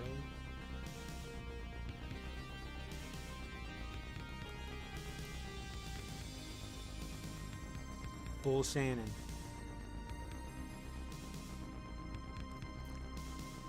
Okay, ALF is an acronym. Y'all remember ALF? I have ALF somewhere around here. I have an ALF stuffed animal from the 80s. What does ALF stand for?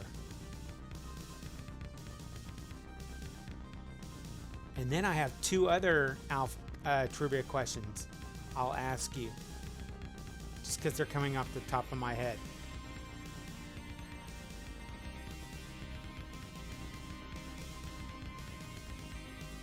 ALF.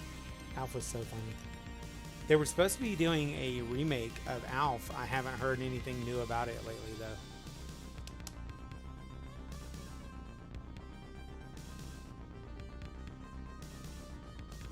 Yes.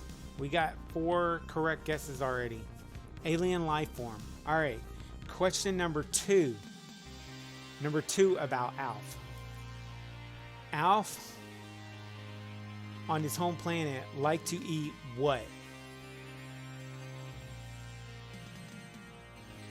And there was one that he was always trying to eat in the house.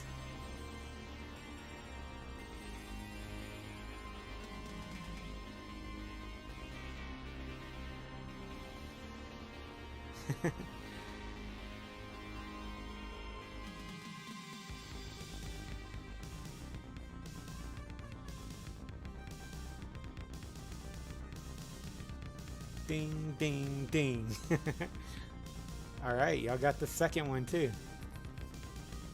Yep, cats. He was always trying to eat cats. And what was the name of his home planet? What was Alf's home planet called? Man, I hope they'd make a remake of Alf. That would be so cool. But he's got to still look the same, and I hope somebody can kind of have the same voice. Or, you know, almost the same voice.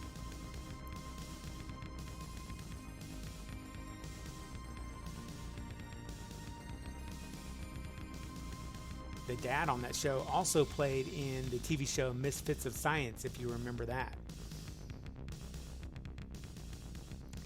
Melmac, yes. So I went to an 80s party just a couple years ago, and they were doing 80s trivia, and I actually won a prize. Or actually, no, I didn't win a prize. I got the right answer, but I didn't get a prize for it, I don't think. But anyway, they were giving out prizes for answering trivia questions, and I got that one right, but I didn't get a prize for it. Should have got a prize. They'll just make him CGI. Oh man, I hope they don't do that. If they're gonna do Alf, I want to see Alf as an animatronic. Yeah, the actor who played him, who played the father, and who also played in Misfits of Science, he passed away.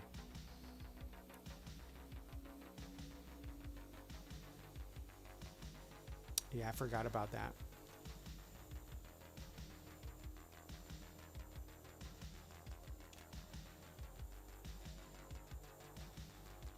CGI Alf would be atrocious. Yeah, simply quite atrocious.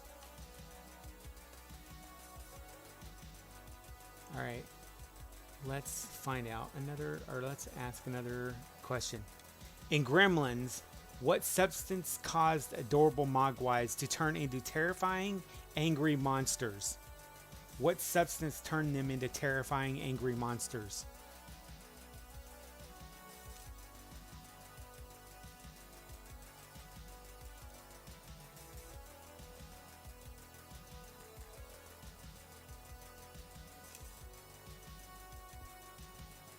So, this trivia question that I found, I believe is actually wrong. So I can't wait to get y'all's answer and we can discuss this, because I'm actually going to look it up because I want to know the true answer to this.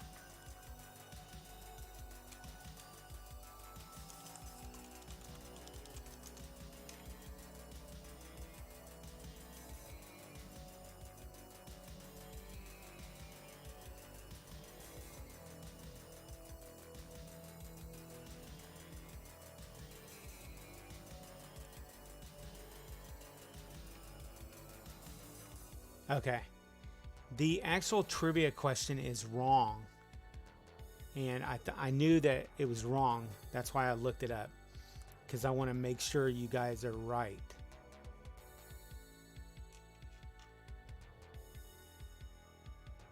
Okay.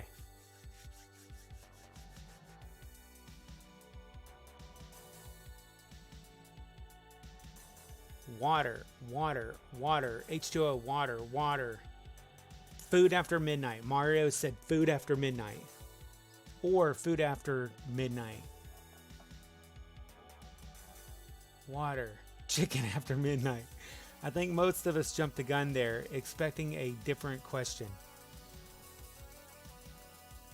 I'm going to go with food after 12. Water just made them multiply. Okay, Joanna, you actually brought up the specific reason why I questioned the answer on this. The answer on the webpage says water, which is incorrect. It is actually food after midnight. They can't be exposed to sunlight because it can kill them. They should not be exposed to water. That means getting water on their body. How the hell they get clean? Because they will multiply. And if they eat after midnight, they turn into the monsters known as gremlins. So, some of you guys got it right. Tiffany Wheeler said water. Water makes them multiply. Michelle DePaulo. Food after midnight gave me nightmares as a kid. Yeah. I reside in the 82nd percentile in terms of intellectual prowess. I'm an acquired cert. There's two. Don't feed them after midnight and don't give them a bath. Yeah. Food after midnight makes them breed. Water turns them to what?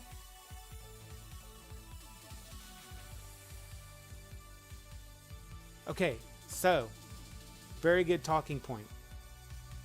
All right. I'm going to go through Gremlins just real quick with y'all, just so I can explain why I believe that the answer is food. Okay, if you remember in Gremlins, the Gremlins did not exist till two things happened. The first thing that happened was Gizmo, who's good and knows not to do the wrong things, did not do anything wrong. So Gizmo did not break the rules. Gizmo had things done to him that inadvertently broke the rules. The first one was he had water spilled on him by Billy's friend. I believe that's what happened. I believe Billy's friend knocked over a glass of water and spilled it on Gizmo. When that happened, remember the little fur balls started popping off of his back, off his body? So yeah, a glass of water fell on him. So that made him multiply. So that's the first part. So he did multiply because of the water getting on him. So water makes them multiply. It makes them breed, as someone was saying on here. What turns them into gremlins is eating after midnight. And if you remember, I believe it was Stripe who actually, or Stripe, I get them mixed up because there's two. One of them took I believe it was either a sandwich or an apple, and he ate it after midnight. And then the other Mogwai also ate after midnight. Yeah, Corey Feldman's character spilled it. Yeah, that was Billy's best friend. Or his friend. He was like a lot younger than him. It was kind of weird. But yeah, so there's two answers to this question if you really think. Tiffany Wheeler says. So I disagree, because you can have as many Mogwai in the world as you want. It's after midnight that actually turns them into aliens. Let me go back to the questions. In Gremlins, what substance causes adorable Mogwais to turn into terrifying angry monsters? And their answer was a splash of water, specifically, and that is incorrect. The answer should be any food after midnight. Come at me, bro. I think I'm right. But I mean, in a way, you're right. You got to first... no, actually, I wouldn't even say that there's two answers, because if Gizmo would have just went directly to eating the food after midnight, he would have turned into a gremlin and bypassed having to have water and eat food. So really the answer has to be only one, because Gizmo himself could have turned into a gremlin by only eating after midnight.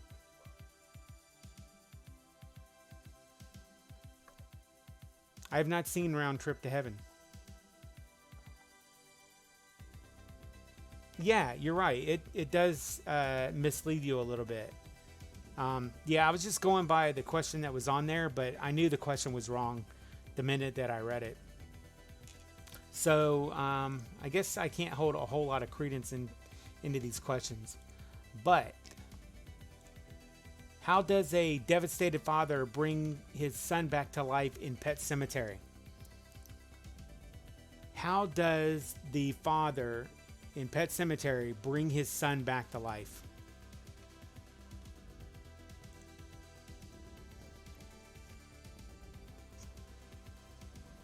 Let's see how many of you horror buffs know this one. I want it up here. Don't want to poke my eyes out. Oh my gosh. All right.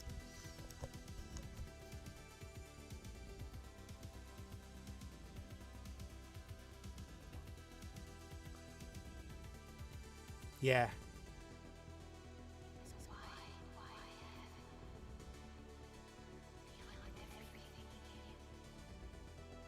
Yeah, what action would have been better? Nigma already got the answer. Yeah. Have any of you seen the new Pet Sematary movie? What did y'all think of that? Was it better or worse than the original? Do y'all think? Or better or worse than the 80s one? Yes, he was buried in a Indian cemetery, which is also where they were burying pets. It was like a, I don't know, like a sort of a haunted cemetery, I guess.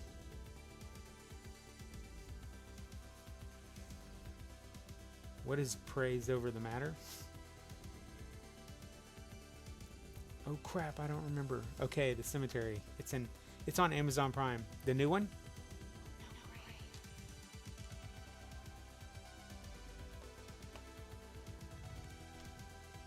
Yeah, very cool. Alright. We're gonna move back to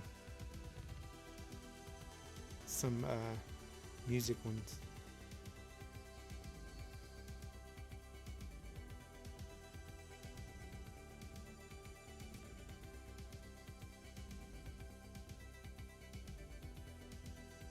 Oh man, this one we already talked about. This one I can't say that one. Who wrote the Sinead O'Connor song "Nothing Compares to You"?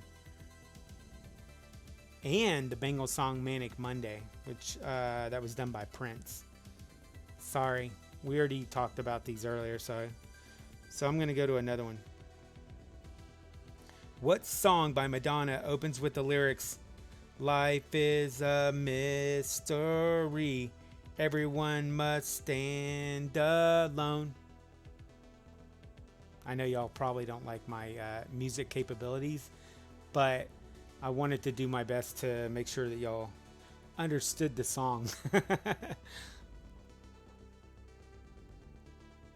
All right, the current trivia question is, which song by Madonna opens with the lyrics, "Life is a mystery. Everyone must stand alone"?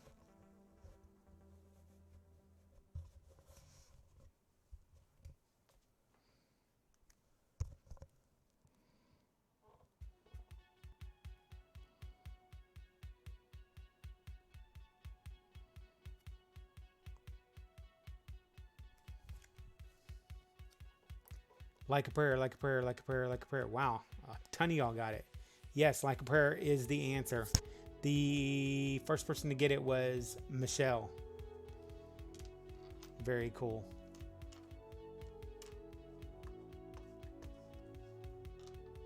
Like a prayer. That's a good song.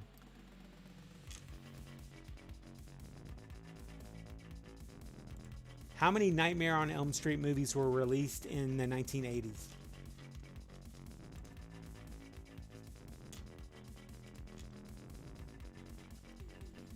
Not as many as Friday the 13th had, but there were a pretty good amount.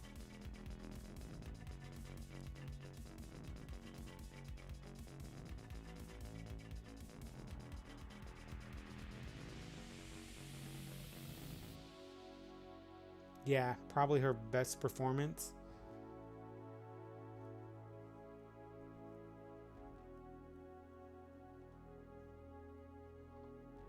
We have 4, we have 5, we have 6, we have 5. The answer is 5.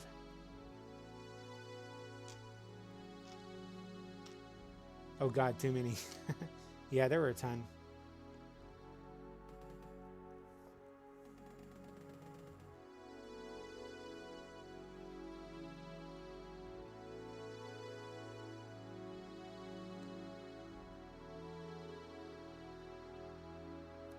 Who sang the song "Love in an Elevator"?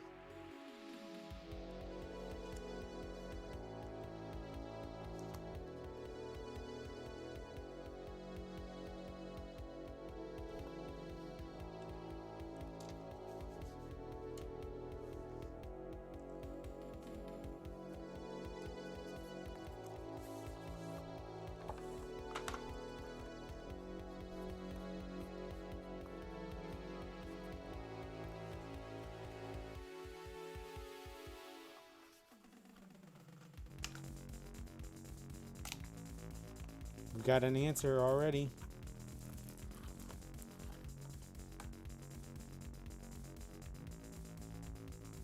Oh, what did I do with that? Oh. Have to break my knife out again because I'm opening another set of cards.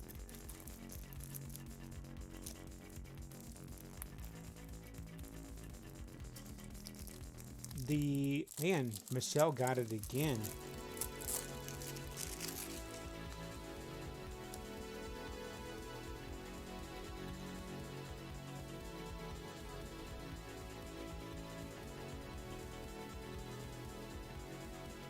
Steven Tyler and the Boys, aka Aerosmith. I'm gonna kill my autocorrect. It's slowing me down. Are you on your phone? You must be like sitting on a couch on your phone or something.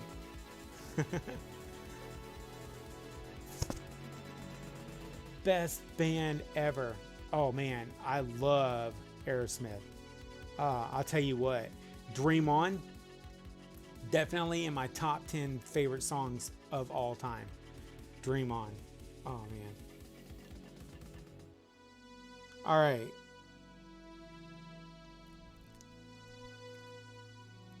Hold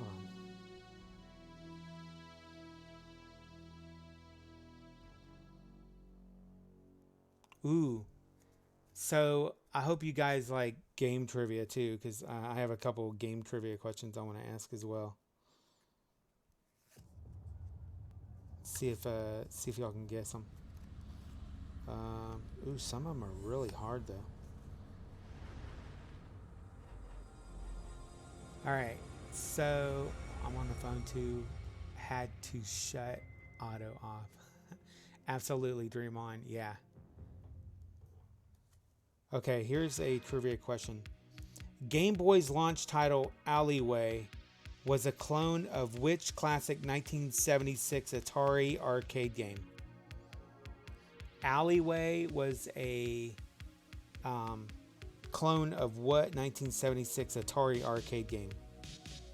This game was launched with Game Boy, and its a debut launch. My boys just said yes. Yeah, but this is old school trivia, so your boys are gonna probably, hopefully they can get it, but they better be really good at trivia. All right, Enigma's the first to answer. Do we have any other guesses?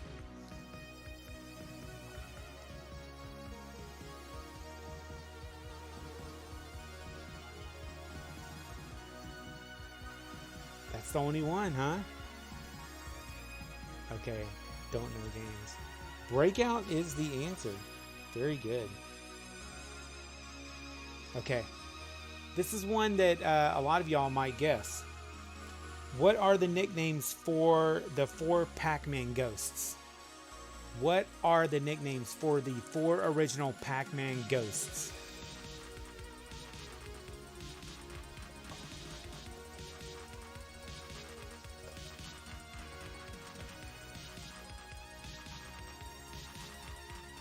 They have the classic Nintendo. Okay.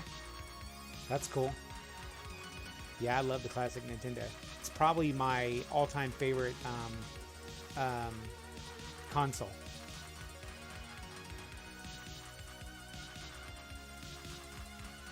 You have the original Game Boy with the non-backlit screen and the like green and black color graphics. I hated those. I liked when they came out with the Game Boy Color like a year later, or maybe it was a couple years later. Let's see. Inky, Binky, Pinky, and Clyde. Oh no, I loved Pac-Man too.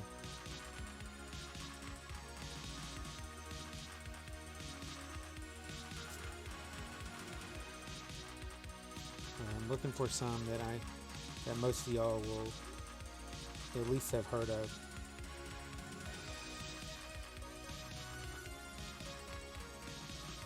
One, 2.5 people got it right. Inky, Blinky, Pinky, and Clyde. That is correct.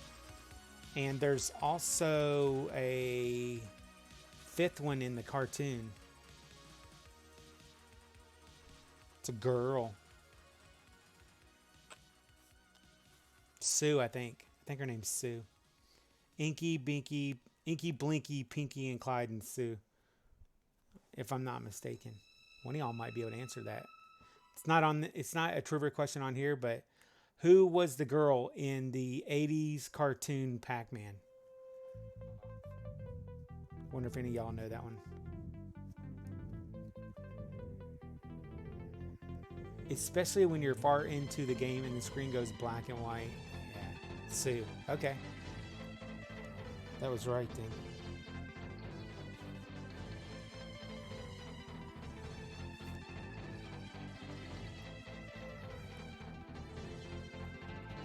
Damn.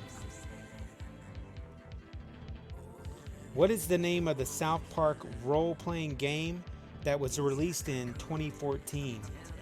Oh, some of these are newer. Go ahead and answer that one if you want, because South Park came out in the 90s. But they did have a game that came out in 2014. What was the name of that game?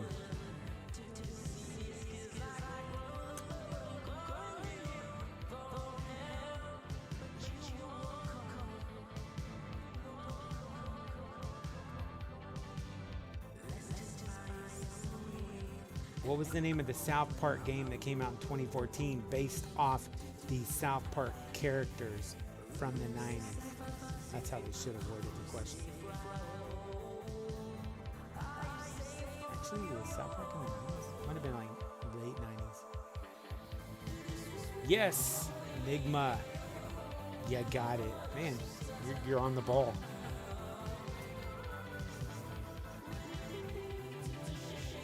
Which developer released Frogger in 1981? Which developer released Frogger in 1981?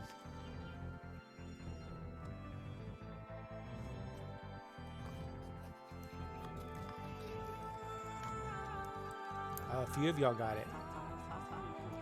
Yeah, I'm about to go back to other trivia as well. Trying to switch it up a little bit. I love the show, but don't the game. Stick of Truth. 1997? Yeah. Baka Neko, welcome to the channel. Way to come flying in there with the right answer. Dang. All right, Baka. You got the first one right. Konami is correct.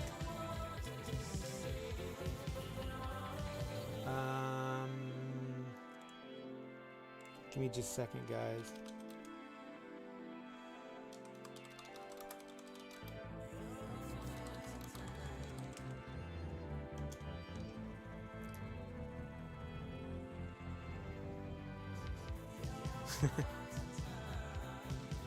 Who said they shut their autocorrect off on their phone?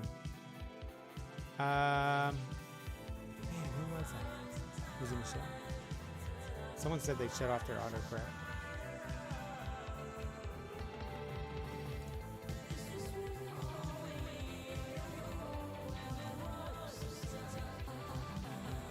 All right, what series turned into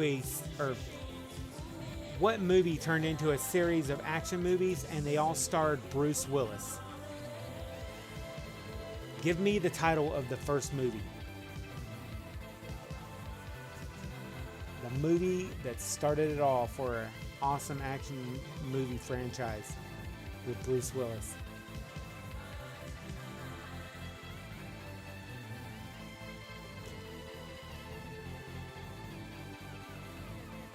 Oh.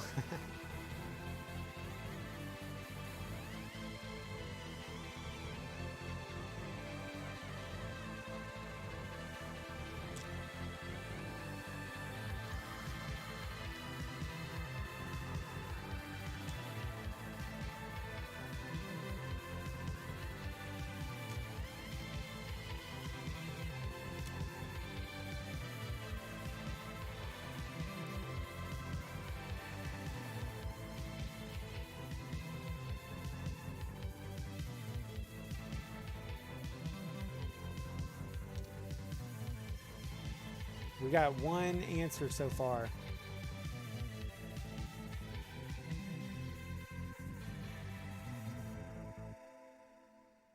The answer is Die Hard. I like the Die Hard series. All right. Next question.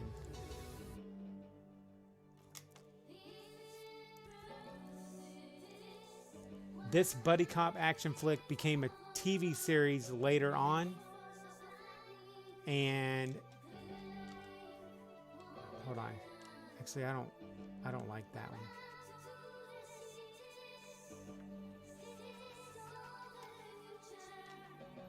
I'm going to go to a different one.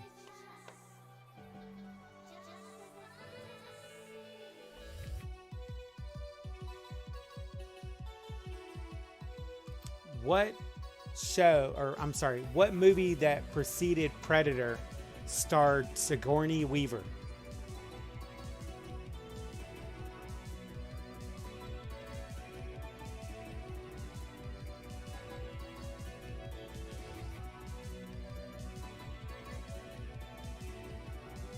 Oh, y'all got that one. Holy cow.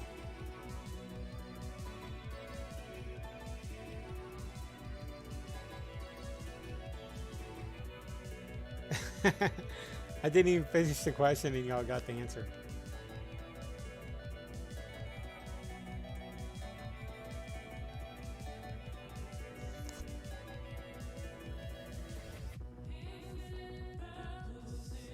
Ooh, okay, this one's a tricky one. So, Mario said Alien and Enigma said Aliens. It was actually Alien. Aliens was the second movie. So, you're actually both correct, but the first one was Alien. It was the Alien franchise.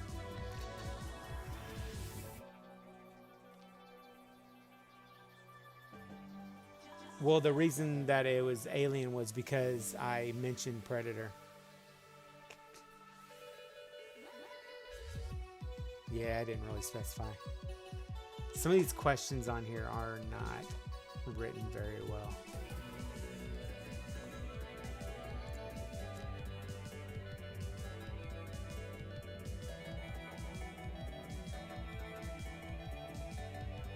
What model was Arnold Schwarzenegger's Terminator in the first Terminator movie?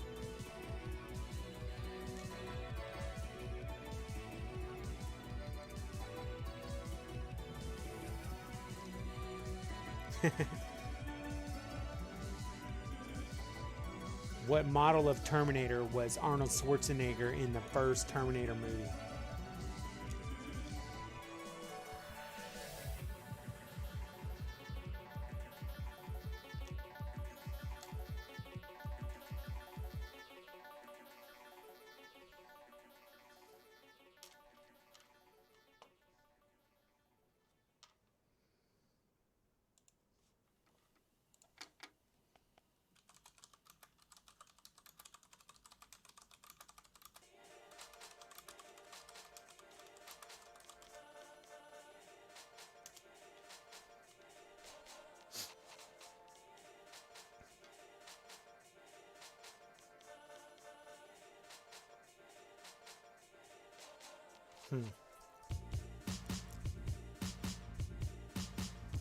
Oh, sorry.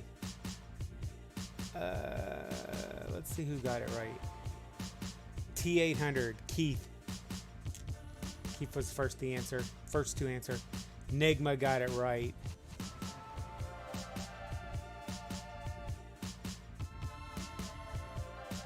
They called it Model 101, but in Terminator 2, they said that the first model, or the one for Arnold Schwarzenegger, was the T800. The T1000 was actually I forgot that guy's name. Wonder if I could find his name real quick. So the guy who turned into metal in I think it might have been the second movie, Judgment Day. I think it was in Judgment Day. He like turned into metal, and he was the T1000, but it was some kind of liquid metal.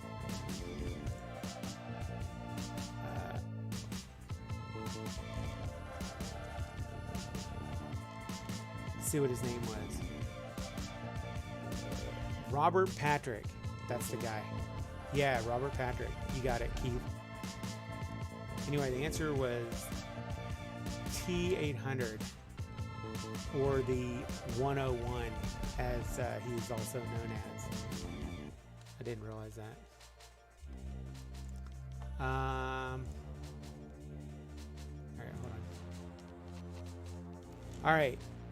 The character John Rambo first appeared in what movie?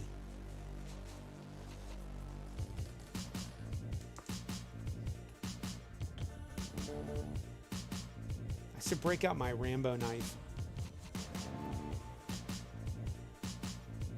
I need my Rambo knife for this.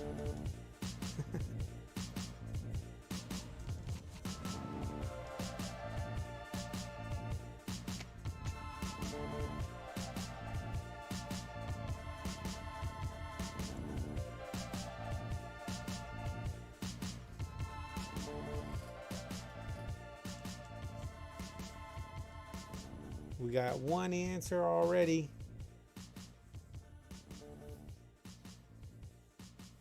Yep. Rambo First Blood. There we go. It's called First Blood. 1982.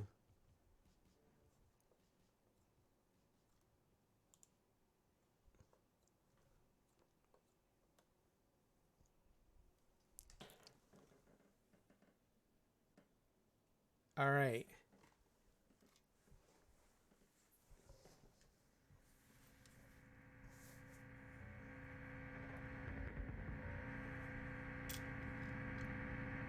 Kurt Russell starred in this famous sci-fi movie where he was trying to traverse downtown Chinatown.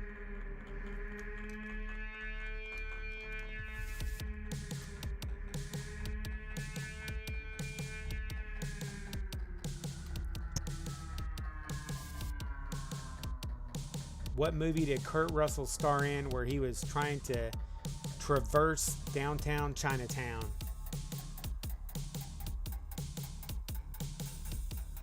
I finally fixed my phone.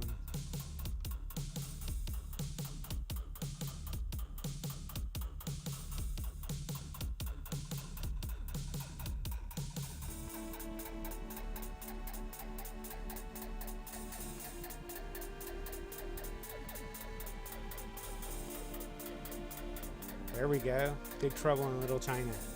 That's a good movie. When I watched that movie as a kid, I didn't really understand it as much as I do now.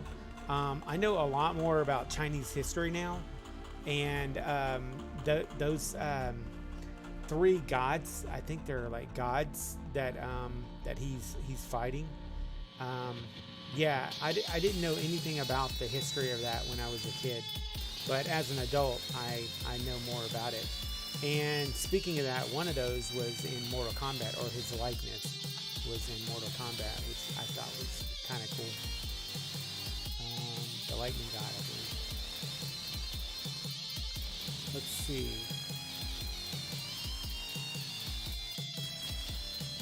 Okay. I don't like that question.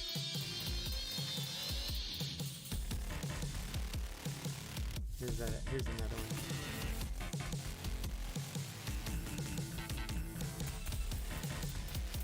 This 80s action hero played diverse kinds of human characters in the 1980s, but he was best remembered for playing a non-human in The Terminator. Can you guess who? I already asked this one, but you guys can go ahead and answer it. Oh, I didn't ask this one, but I actually mentioned who it was in another trivia question.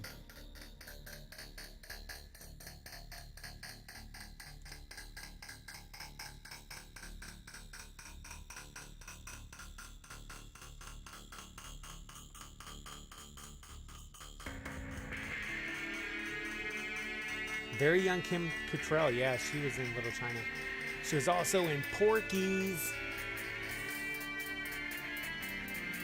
Y'all remember Porky's? Kim Cattrall.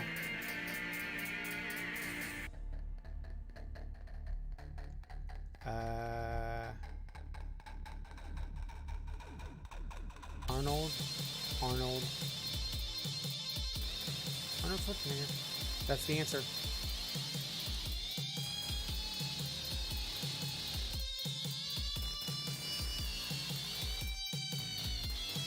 Okay. He's more into directing lately, but this 80s action hero was memorable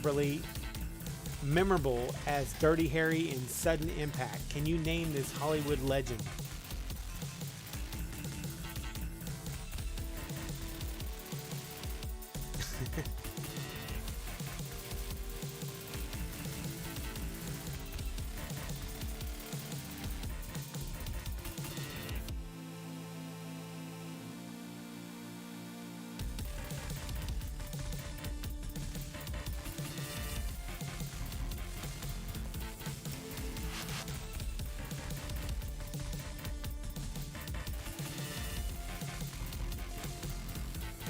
Good guess.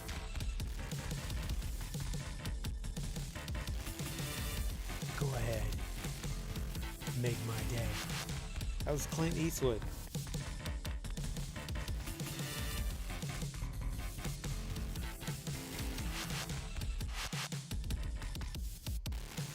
All right, here is a world history question. Which war that was started in 1947 ended in the early 1990s? Which war started in 1947 and ended in the early 1990s?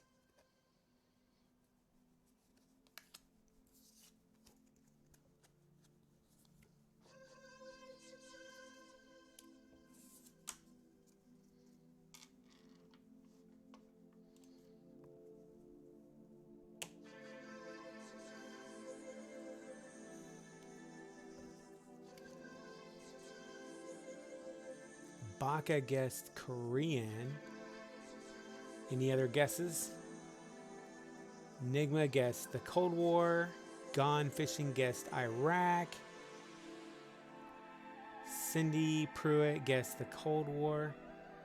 The answer is the Cold War. You guys remember having to go sit in the corner and put your head between your legs like it was a nuclear war? Yeah, I remember that as a kid. All right.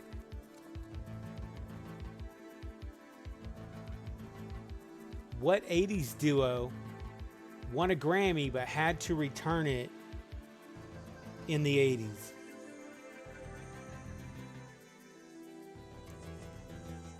This duo won a Grammy but had to return it in the 80s. They won it in the 80s as well, but they had to return it. They didn't get to keep it.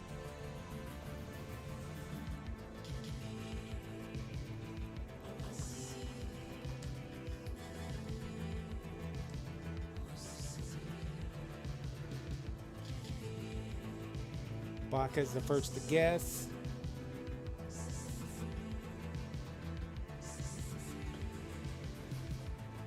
Oh wow, a lot of y'all got this one. Holy cow. Pretty much everybody in here. Yeah, and Michelle even answered why. I don't know how to spell their names. Yeah, it is kind of hard. It's hard to tell if it has two L's or what. That is correct. Milli Vanilli had to return their Grammy because it turned out that during a live performance, they were caught lip syncing. And it turned out that not only were they lip syncing, but they were not the actual singers to the song. So, yeah, that was pretty sad. Spandex and boots, that's how they dressed. They wore spandex and boots and they were like, remember that? Yeah, I had to stand up and do it. No, I'm not gonna do it. Full crap, I'm gonna do it right now. All right, y'all ready for this?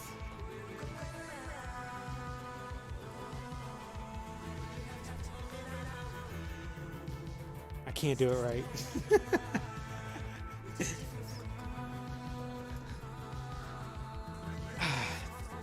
That didn't work out the way I wanted it. If I didn't have, if I wasn't attached to some headphones, I might have been able to get my jam on a little bit better. Actually, I had no rhythm just now because the music kind of messed me up. One of the singers, yeah, I know he committed suicide.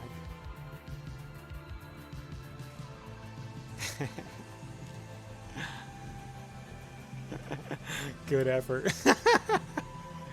Oh man. Next time I have to do the Running Man. Wait till wait till we get to a MC Hammer question. Man, looks like you're having an earthquake. Was the floor shaking? Was it shaking everywhere? That's funny. Was it all like this? Hold on.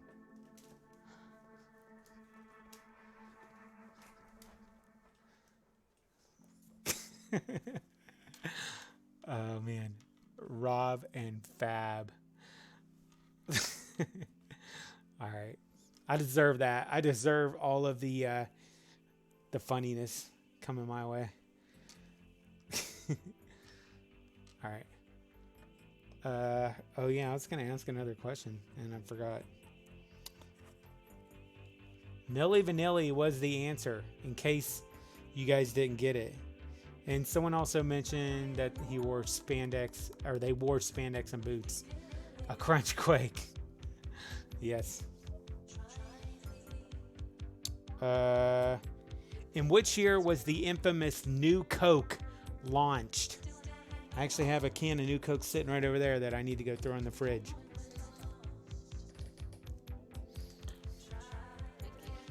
RC, you're too much. Hey man, I'm just trying to teach you guys how to dance. I mean, come on. Teaching y'all all of my secret 80s dances.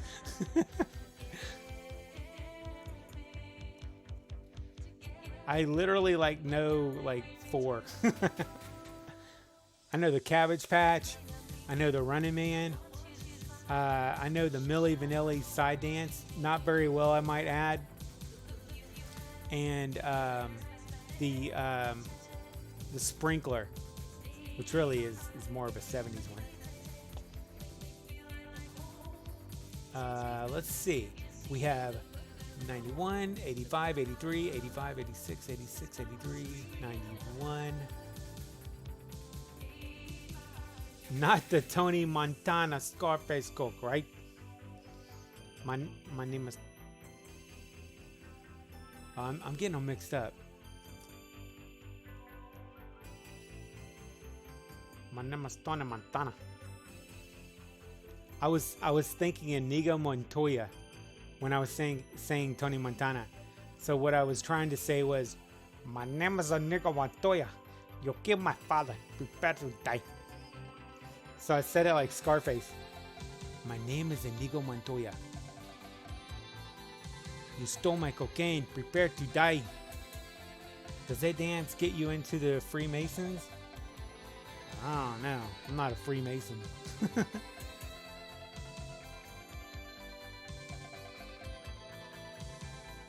I doubt that dance would get you into the Freemasons.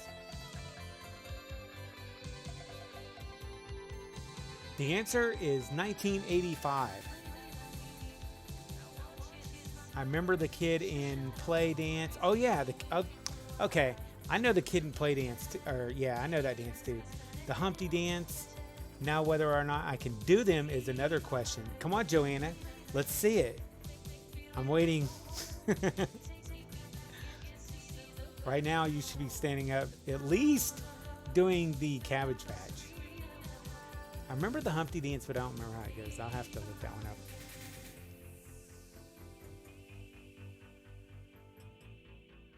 Which tropical country made its debut in bobsledding at the 1988 Winter Olympics? And they made a movie about it. I think it was called Cool Runnings.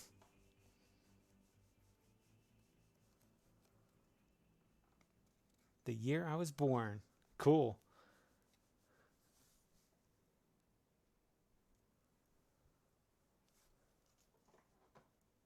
Oh, hey guys, tell me what you think about. Were y'all here for the beginning of the stream?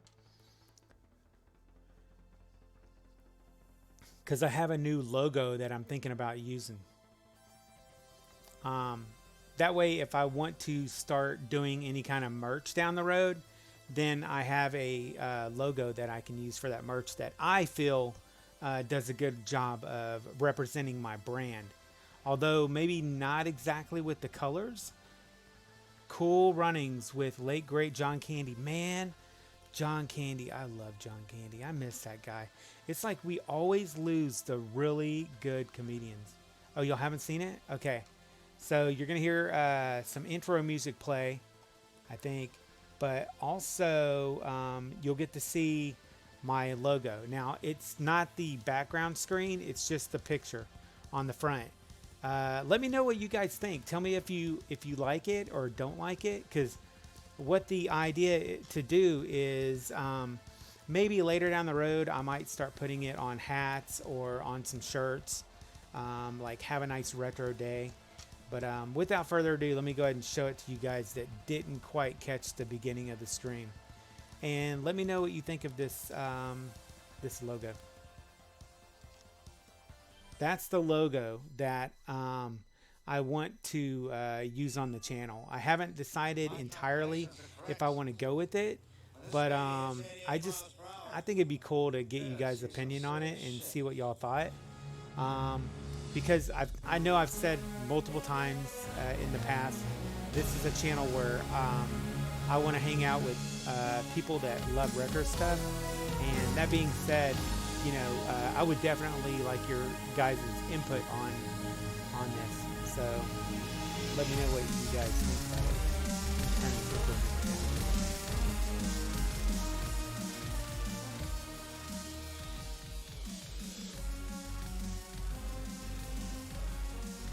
You like that?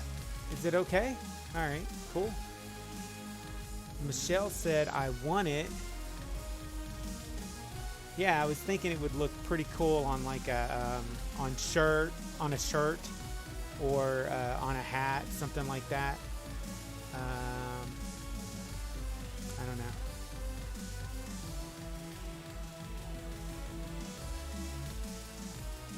Well, what do you think, Baka? Does this look like a okay logo? To me, it doesn't seem too complicated. It seems like it, because it only has 1, 2, 3, 4 colors.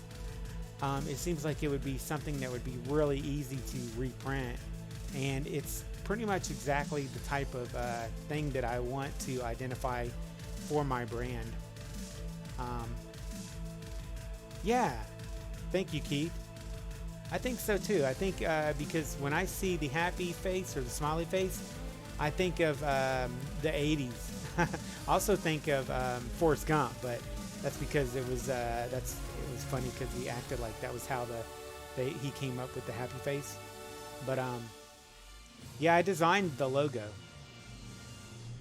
Hey William, we've been doing trivia, but I'm taking a little bit of a break for a few minutes, and since I have an audience of 15 people, I figured it would be a good time to see what you guys think about one of the logos that I created and get your opinion on it. And I think Baka said that he is a graphic designer who does logos. I would definitely like your opinion on it.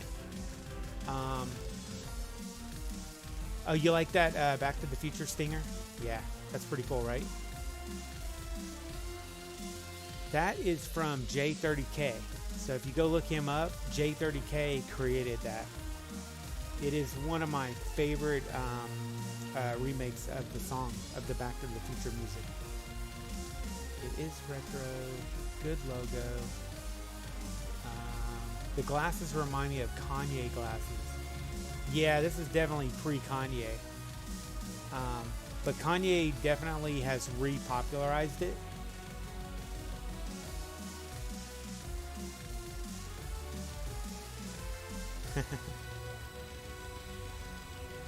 Yeah. Okay. I'll go back to the stream now. Let's see. But yeah, stick to that amount of colors, and the design is quite simple, which always works best for representation of a company or individual. Yeah, I agree. I agree. That's exactly why I went with something like this. As you guys know, the Retro Crunch logo that has my actual name, where it says Retro and Crunch, I designed that as well, and that one took me a long time to design. Pretty much everything for my channel, I've all designed myself. I haven't paid anybody to do any of it. So, I've learned as I gone along. That's one thing as with doing YouTube, you do learn on your own. But let me go back to the webcam. I wonder if I can pull it into the video. This is something I've never tried before, but Gen X also, so that makes sense. Yeah, I'm definitely Gen X, and he's Gen X. He's late Gen X. I think he's what, and it's like mid 30s or mid to late 30s, something like that. I want to see if I can pull that logo and throw it on the screen. I'm hijacking my own 80s and 90s trivia to get you guys' opinion on a logo that I made.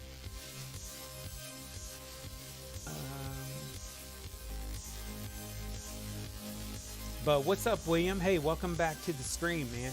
I know you were on here a couple days ago. Baka said, I am a Gen X. I was born in 88. Yep, you're a Gen Xer. Gen X, baby. I love being a Gen Xer. I'm not a boomer, but hey, I'm a Gen Xer. Man, I hate that that's become a derogatory term. That actually is sad. I mean, it bothers me. When I hear people say that, partly because it's out of ignorance, because they say it to everybody who disagrees with them. But it does kind of bother me a little bit when people dog on the boomers. In a way, some of them might have had it coming because they're pretty hard on the millennials. I try not to be so hard on the millennials because they're so close to my age range. But yeah, it does bother me when people pick on the boomers the way they do, in a very whatever type of way of doing it. But I mean, I'm not saying that the millennials hadn't had their time in the spotlight, because I think that they've really been hit pretty hard with people dogging on them plenty enough. For being the current decision makers in the world, and there being some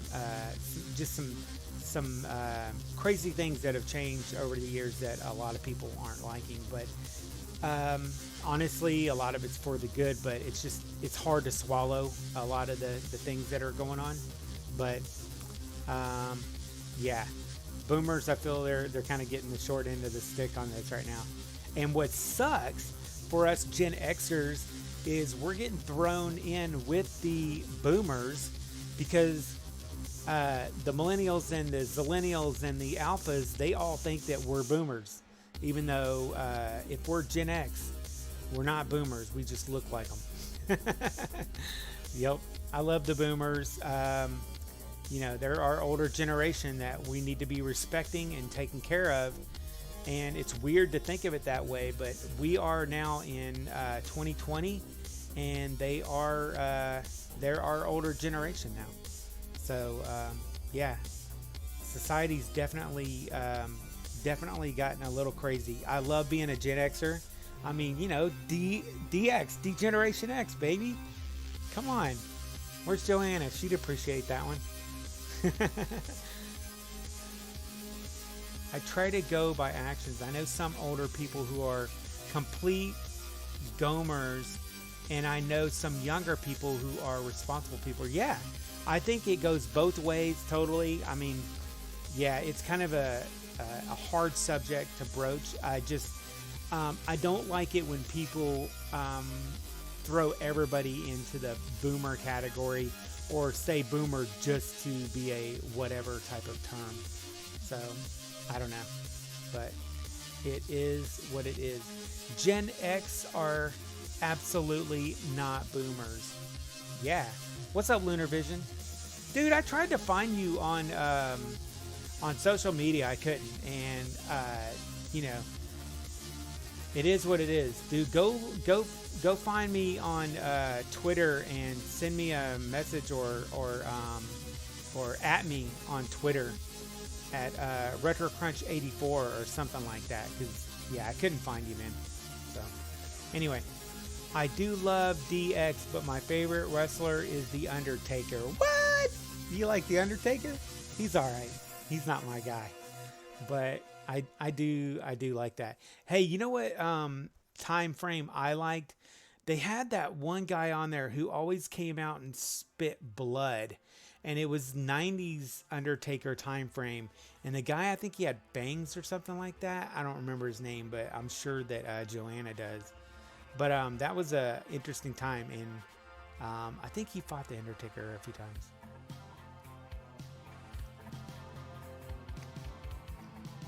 I say we drop all levels or labels. Yeah, hold on just a second. Let me switch over to something that has a link to all my social media. I need to fix this. I don't like the way it looks, but I'm going to show it to you anyway.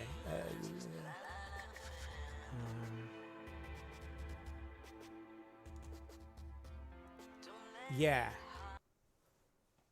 So yeah, my music went off because I don't have this one set up for music. But if you guys want to follow me on any of the social medias, the Facebook I'm not as active on, but Twitter is the one that I mostly stick to because being a Gen Xer, it makes sense to me and I understand it and it's easy.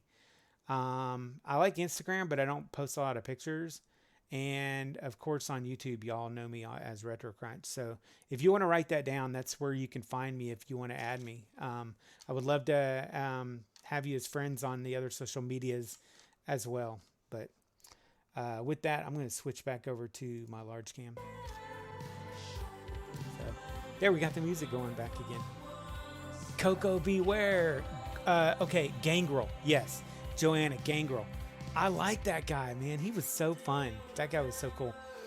But Gangrel and the Brood, that's what I was trying to remember, the Brood. I loved how it got dark and they had the red that came on and he would spit up the blood.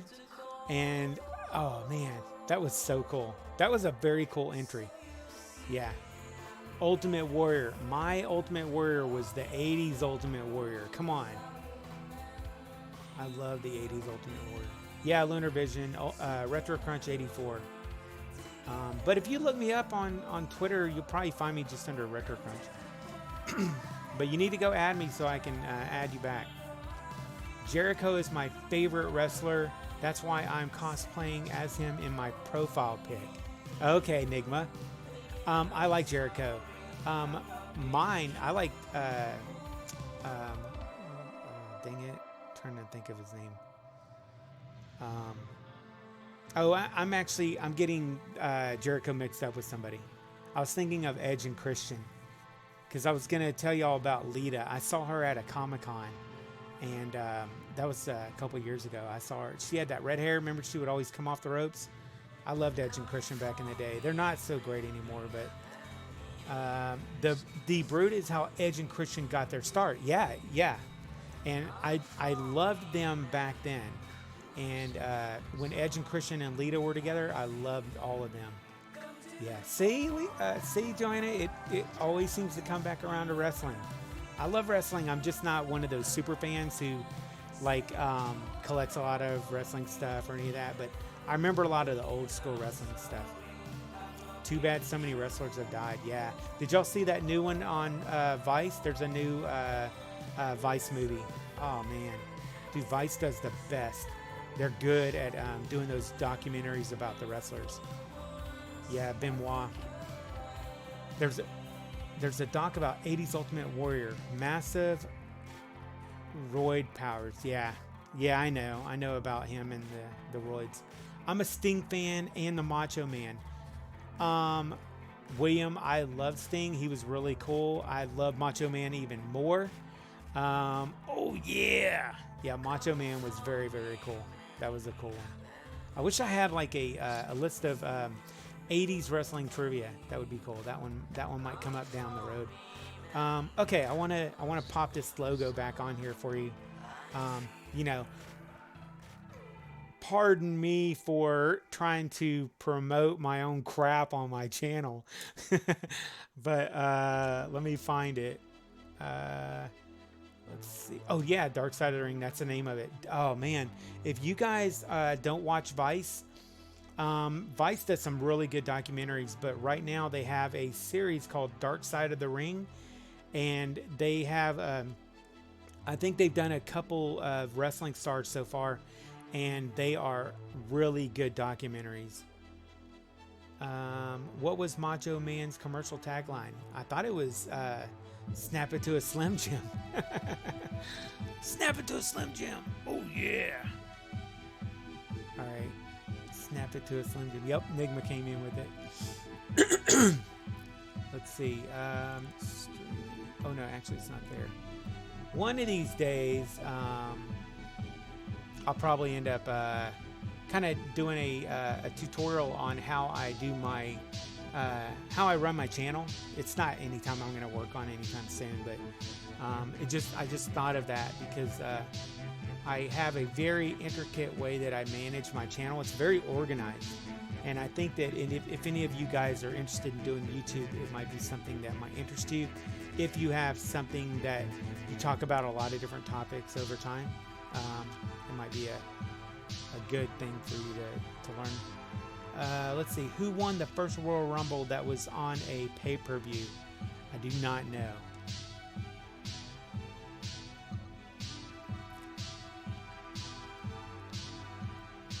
Cactus Jack and Mankind. Oh, Mankind. Have a nice day. Wasn't that right? Did Mankind say have a nice day? Sacco. Hacksaw won it. The cream always rises to the top, yes. That one wasn't on a pay-per-view. Yeah, I have a Discord channel. I don't know how to use it. I need someone to run a Discord channel for me. Yeah, I think, well, hell, I don't know if I have a Discord channel or not. I'm on Discord. I don't know if you automatically have a channel on there or not. I don't know. I probably need to research that because you're not the first person to ask me about that. I would probably need to get a better understanding of how Discord could help my channel, because at this point, I want to put my concentrated efforts in building the channel, and if Discord can't help me do that, then I don't want to go that route. But I do understand the benefits of Discord is it's kind of a community place that you can talk and chat and share stuff even when you're not online, but people that like your channel are online. I liked Hulk Hogan. I did too, or do too. He's I've mentioned in past videos that Hulk Hogan and Junkyard Dog are two of my favorite wrestlers. Mr. T, I don't even want to talk about Mr. T. On my wall, I have a picture of Mr. T. You can't even really see it right now. But if you watch my videos, you'll see Mr. T in the background on my videos. He is one of my favorite icons of the 80s. I love Mr. T. He is one of my favorite people in the world. I just adore that guy. I mean, he's one of those people he's gone through hard times. He's had issues. He's done some things that, you know, he's probably not proud of, but they're not that bad. And he's a God-fearing man who's a really cool dude. I dated a guy back in the 90s who tried to be a professional wrestler. He was keto before it was a thing. Tito? Tito Santana. Off the ropes, man. Tito Santana. I remember he'd go off them ropes. That dude. And then you had the... who's the guy who went off the top rope? Superfly Snuka. Remember Superfly Snuka? Yeah, he was cool too.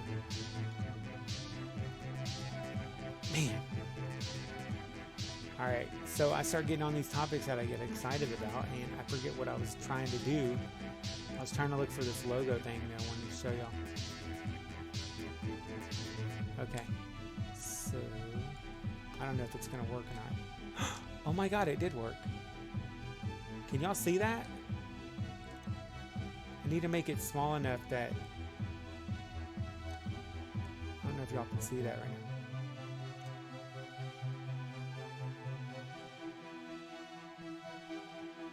Can y'all see that?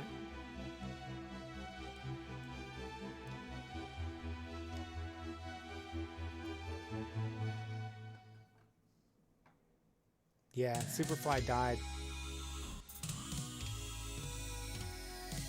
That's my new logo.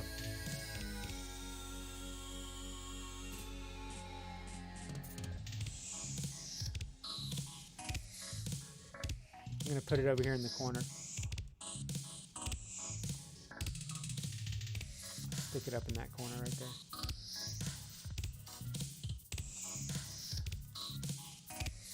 Yeah, so I actually have some other shades. I need to find them.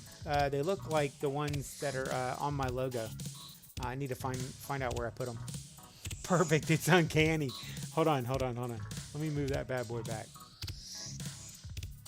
And let me turn my face to the camera.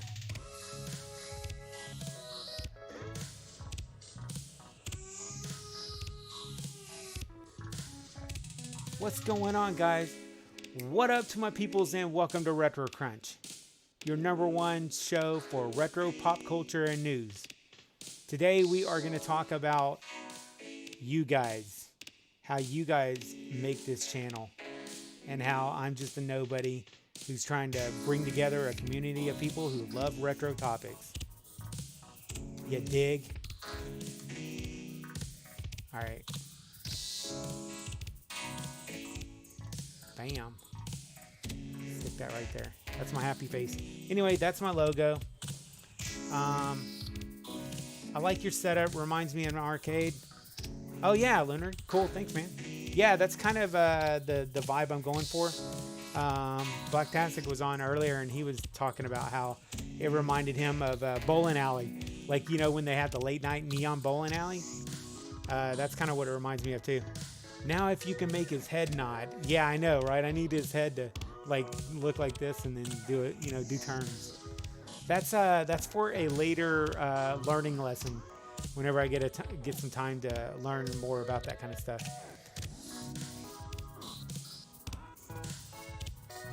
Perfect. It's uncanny. Daphne and Kia Stevens is awesome. Kong of Karma. Rick Rude. I like Rick Rude. Man, I'm surprised there's so many fans of wrestling on here. I guess that kind of goes hand in hand, right? It was kind of a staple of the 80s and 90s. Oh, that's a good question. Retro Crunch's Retrocade. That's a cool name. I like that. I should buy one of those arcade 1-ups and put it in here somewhere. I actually have a MAME that's upstairs in my game room. I have a game room upstairs. And it's a MAME arcade, and basically it was built by me to emulate all those different arcades that I loved. I think I have 53 emulators on it. Actually, since I'm now learning how to put pictures on the screen, let me see if I can find it real quick, because I have a picture of the arcade.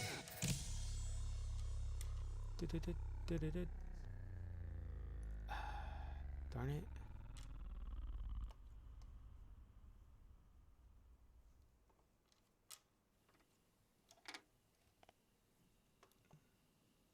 Nah, I can't find it.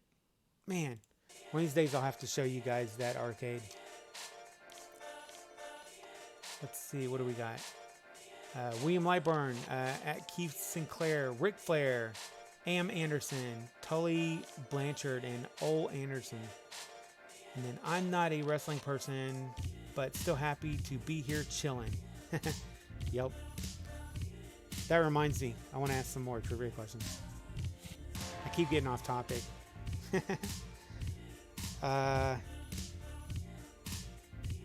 Ooh, I don't know this answer. This is a good one. I do not know the answer to this. Which Australian singer released the album Impossible Princess? I don't know the answer to that. Which Australian singer released the album Impossible Princess?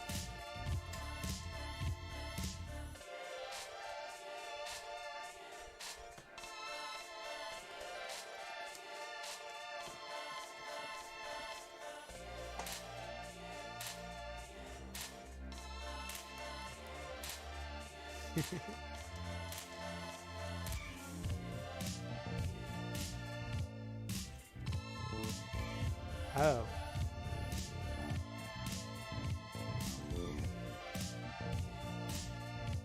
Two people got it already. Wow, that's nice. It was Kylie. Yes. Kylie Minogue. I think that's how you say her name.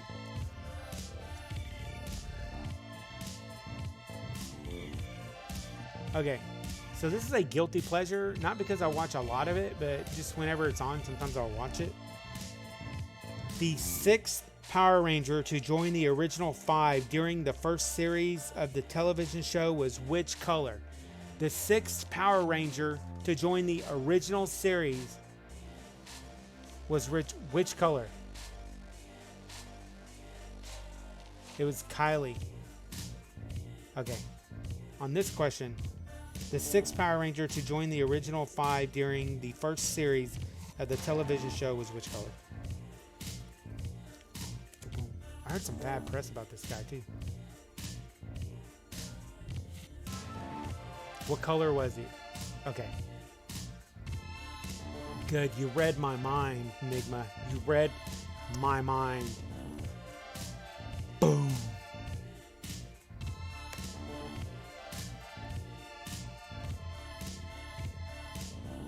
That was just a guess. Thought of Kylie because Retro Crunch was wearing a Kylie t-shirt. Oh my god. Retro. Huh?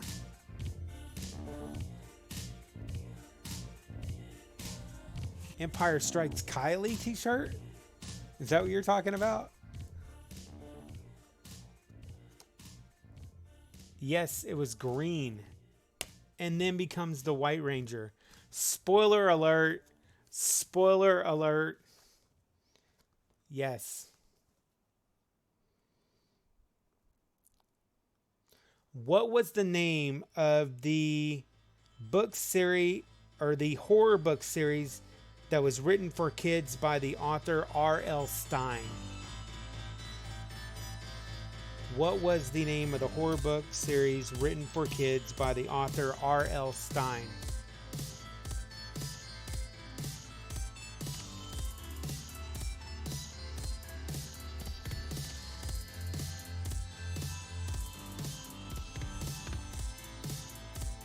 Oh, yeah. I see it. I see it, Leonard.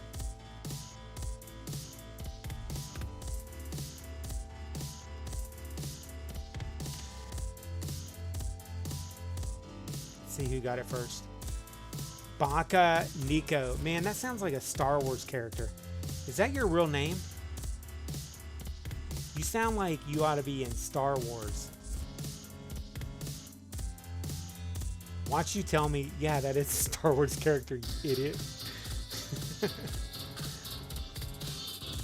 I had to break up a Fortnite fight. I love my teenagers. I love my teenagers.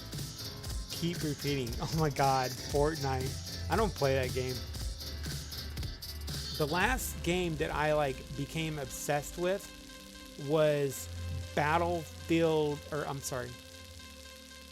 Battlefield, I think it was Battlefield 2. Yeah, Battlefield 2. And that was like in the early 2000s. I haven't been obsessed with the game since then.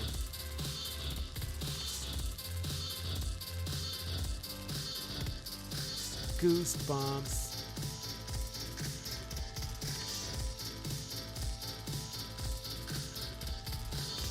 Oh my God. Make them Fortnite dance battle in the corner. That's what you need to do. Say, I want y'all to battle it out. It was my nickname way back in high school, so it became my online name. I like it. I like it. It reminds me of like someone out of Star Wars. Baka Nico. It makes me think that you're like I don't know, man. Like you're a Mandalorian or something. That's kind of what it reminds me of. Something like that. Let's see. Neither of which can hold a candle to Are You Afraid of the Dark? William, are you watching the new Are You Afraid of the Dark? Do you like that?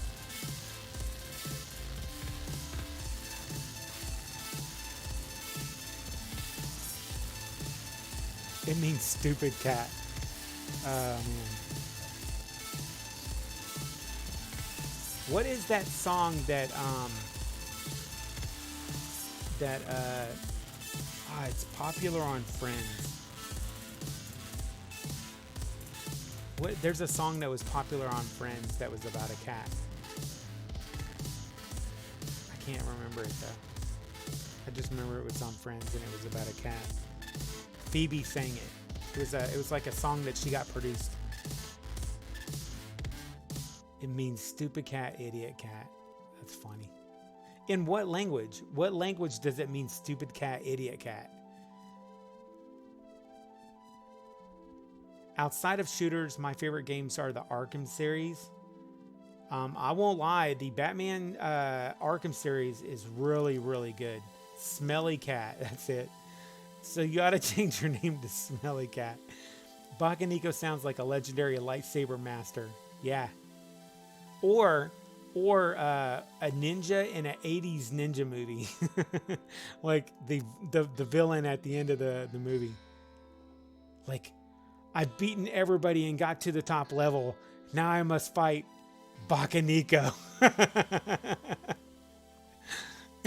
And he's this big 3-headed monster dude with 8 arms. Bakaniko, the ugly cat monster at the top of the level. Neon?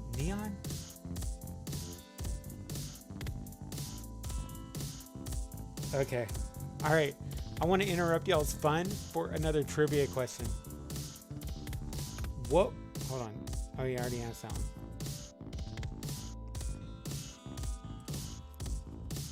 I was looking in the wrong file. Man, did I ask that one? I already asked that one. Some of these questions on some of my different trivia things are the same. In which year was the first trivia console released in Australia? So the one guy who's from Australia that might be in here, or probably isn't, will know this. In which year was the first PlayStation console released in Australia?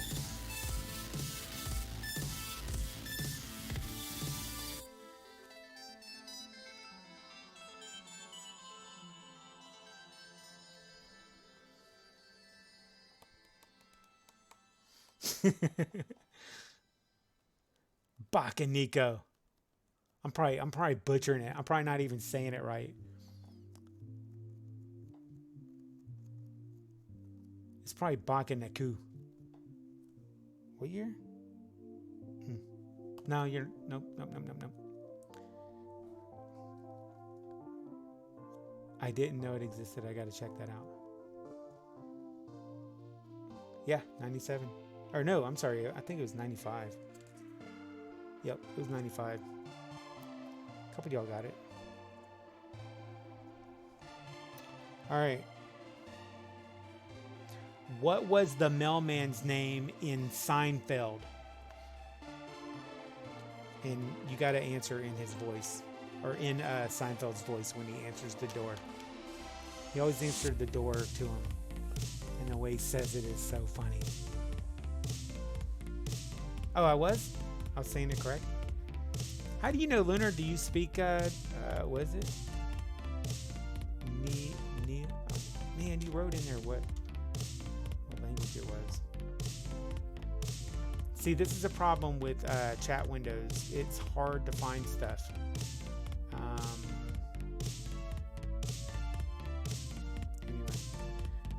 1, 2, 3. Newman. Hello, Newman. Never really watched that show. Even if you haven't watched that show, the way Seinfeld answers the door every time he sees Newman, it's priceless. It's so good. The show's okay, but there's some really funny aspects to it.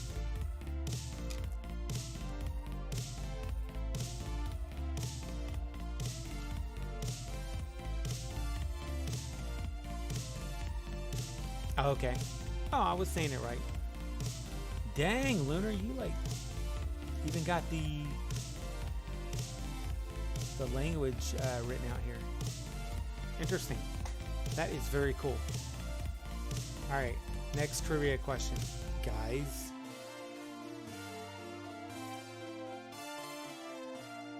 Man, why is it all of a sudden all game questions? And then I don't like that question. Oh, who supplied the voice of the genie in the 1992 film animation Aladdin? Who supplied the voice of Genie?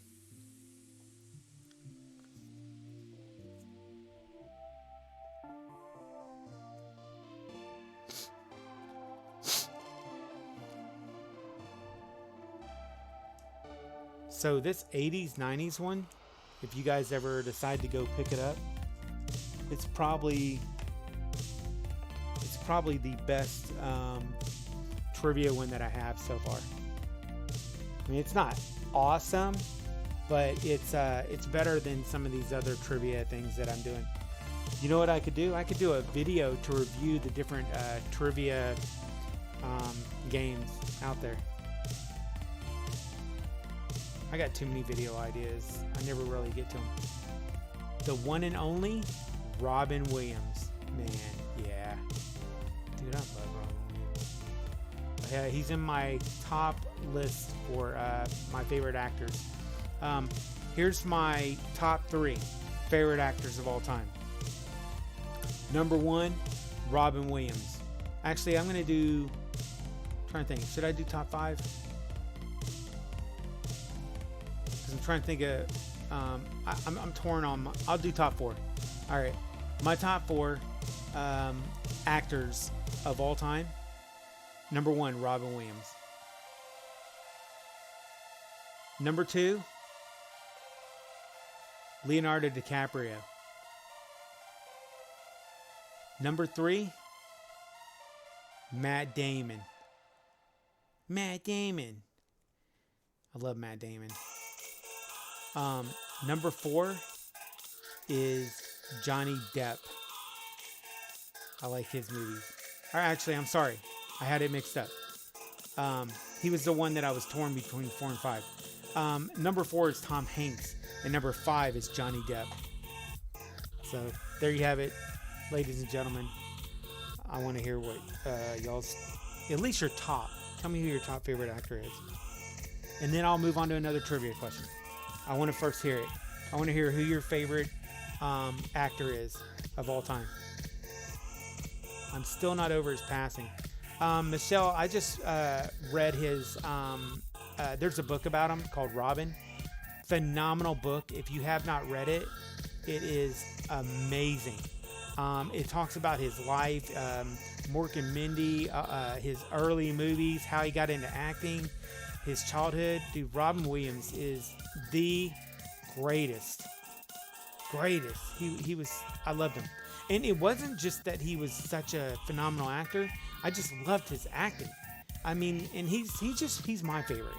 He's definitely not the best actor in the world, but he is definitely my favorite actor of all time. Okay.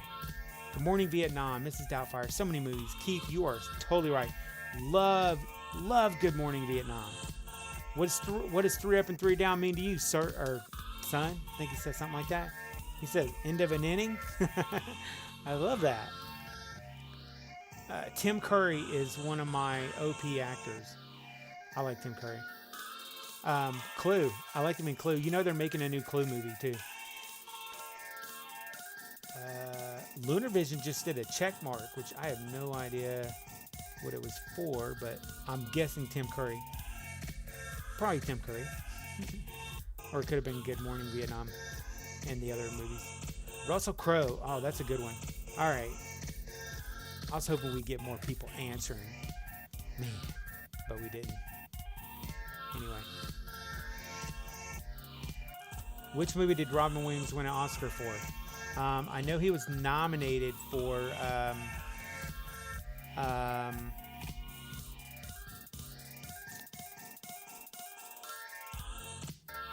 oh, was it Good Will Hunting? Oh yeah, it might have been Good Will Hunting. I know he got nominated for Jacob's Ladder. I think it was called Jacob's Ladder. Robin was my childhood, though, with Aladdin, Hook, Ferngully, Jack, Jumanji. Yeah, all those are great. Oh yeah, I gotcha. Tim Curry, yeah, man, oh my God, he's awesome.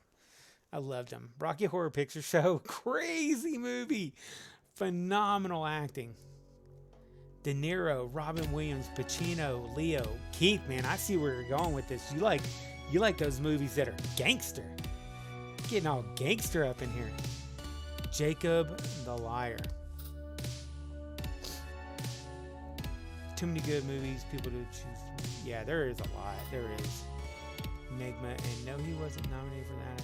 I think. I don't remember what movie he was nominated for. I thought he was nominated, but maybe it wasn't that one. I don't know. I know it wasn't Moscow on the Hudson. Oh man, Michael Keaton, dude, hold the phone. Michael Keaton. Shit, I might have to reevaluate my list. Yeah. Here we go. We're hearing that robot music again. Man, I love the robot music.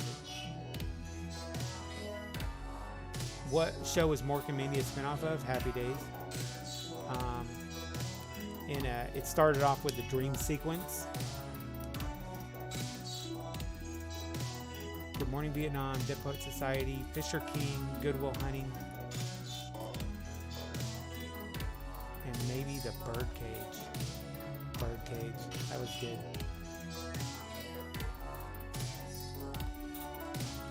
Oh, the one where he was a vampire and he was floating in the air?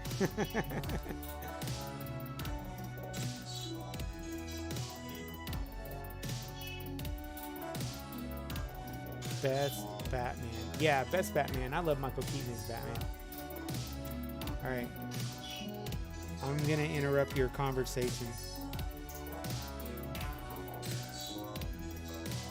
with another trivia question. Right here. Who was the biggest selling group in America in 1989 with 7 top 10 hits, including I'll Be Loving You Forever? I'll be loving you forever. 1 hour photo. Whoa. 1 hour photo was crazy. Yeah, the word switch. Remember he was floating in the air?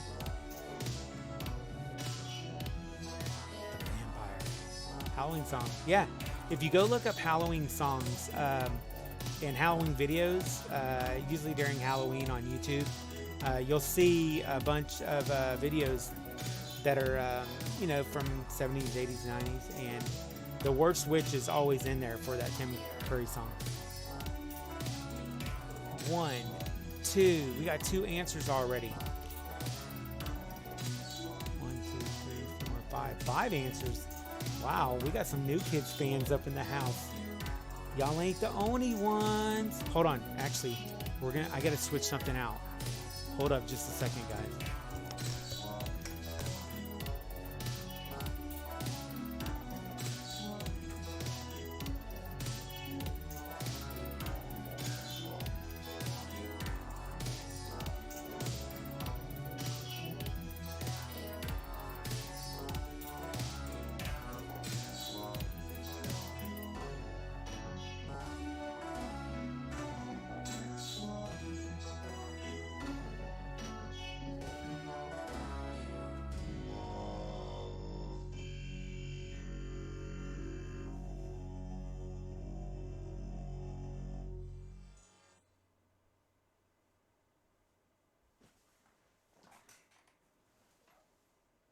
What up to my peoples?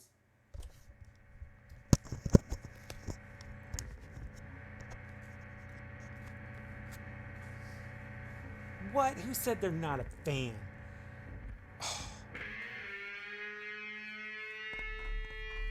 Yeah.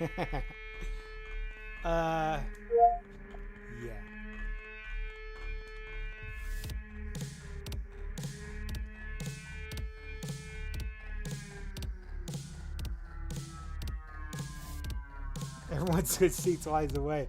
I come back and everybody's gone. But what happened, everybody? Oh, they all had to step out and go to the bathroom. Like, man. My boys just tried the answer with Backstreet Boys, and it occurred to me that I failed as a mother. Joanna, I'm going to need you to go stand in the corner and do the Fortnite dance.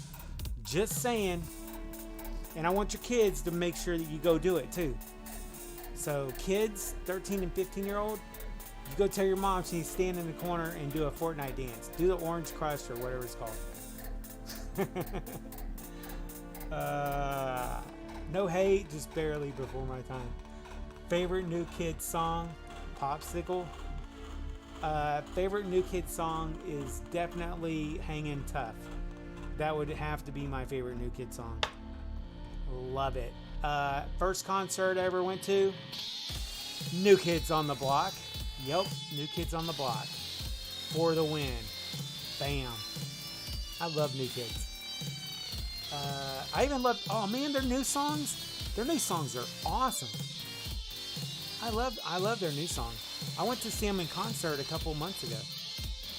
New Kids is awesome. Oh, but Debbie Gibson, she was there. Holy crap.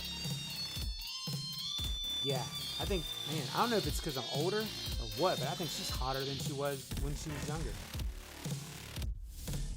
Lunar, I'm gonna put the playlist down below after the stream is over. It has a list of all of the music that I'm playing tonight. So I don't know the name of this one specifically, but I will put a link down below for all you guys that are interested in it. I never enjoyed Williams comedy. What about New Kids on the Block SB? What about a dramatic role? What about is dramatic? Debbie. Yes, Debbie Gibson looks fine. She's hot. Smoking. Alright. Next trivia question, guys. So I halfway feel like a boy band fan, and I halfway feel like I'm about to deal out some cards. Shake your love.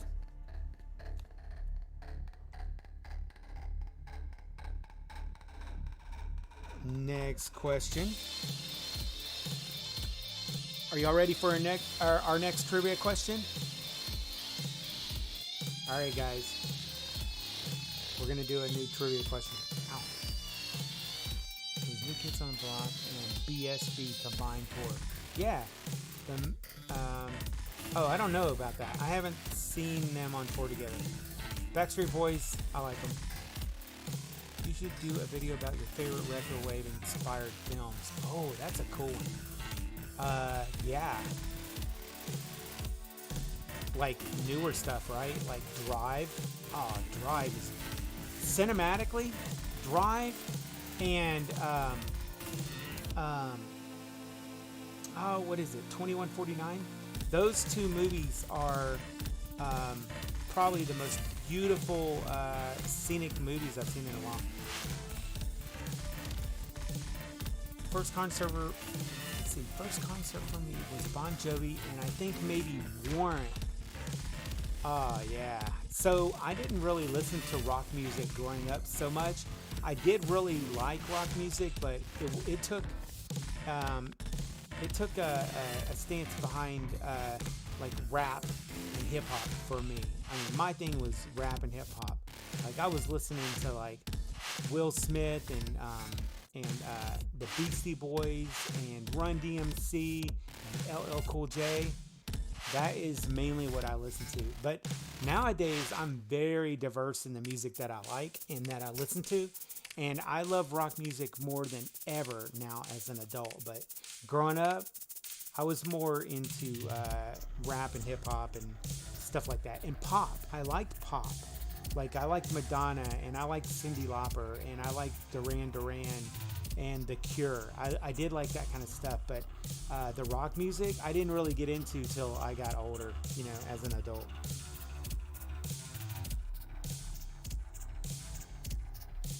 All right, next trivia question.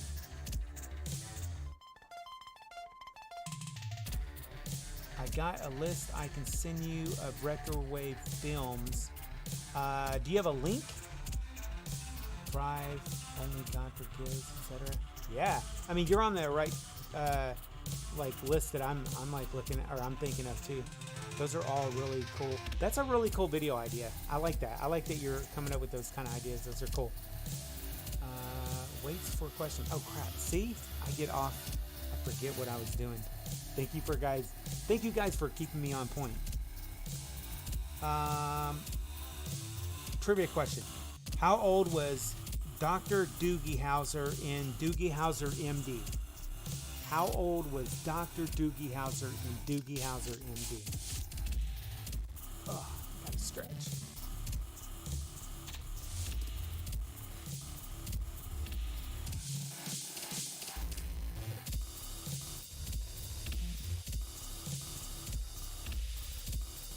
My childhood was shaped by LL Cool J. I'm Beastie Boys and anything VH1 80s. Ooh, you're a loner, Dottie, a rebel. You weren't an MTV kid? Lefty Lucy, welcome to the channel.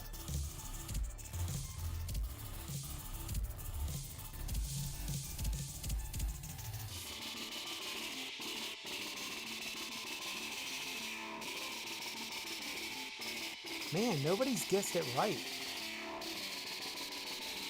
None of y'all have guessed it right yet.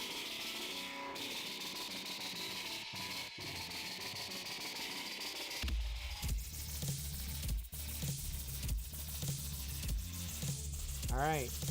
The answer is 16. He was a 16-year-old kid. Still looks like a 16-year-old kid. Wish I had those genes.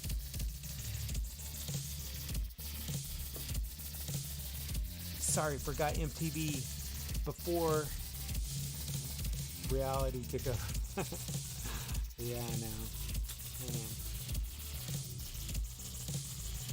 Nah, I love VH1 too, though. I liked it.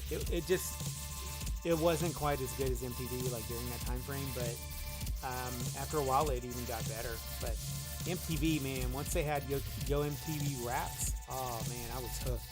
I love Yo MTV Raps. Yeah, some of y'all did get it. Okay, Baca got 16, Keith, Nigma, William. Okay, so some people did answer 16. All right, next trivia guess. I'm joking. Next trivia question. All right.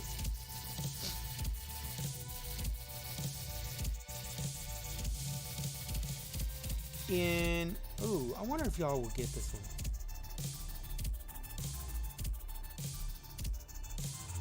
In WKRP in Cincinnati, what word did Dr. Johnny Fever say to get fired from a job in LA?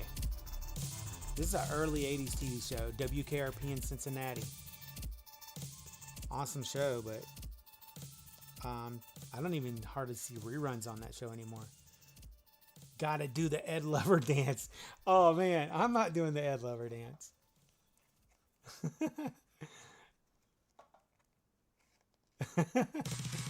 You dog. You get up and do the Ed Lover dance. See, this is why we need a stream where I can see y'all.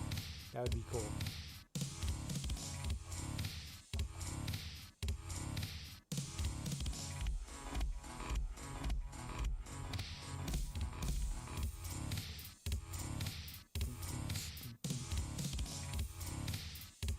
Very early 80s. Yep. Did anybody guess? Nobody guessed.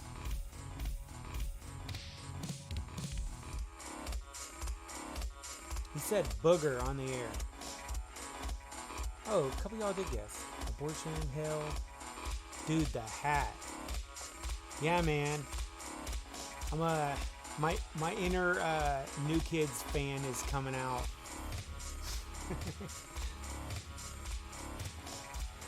I know y'all love it. Whoa, oh. The right stuff. You got the right stuff, baby.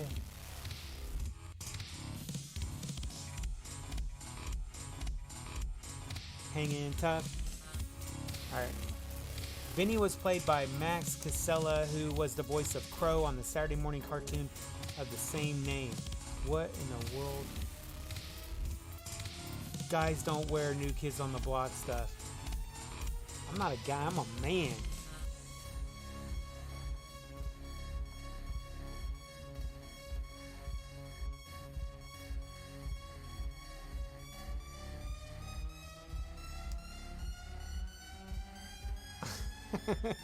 I wear what I want. You're not my mama. You don't tell me what to do.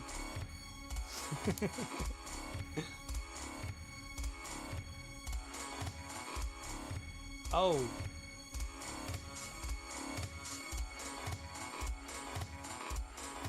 I love New Kids on the Block, man. New Kids on the Block's cool.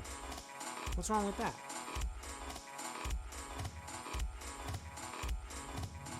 Alright. Next trivia question.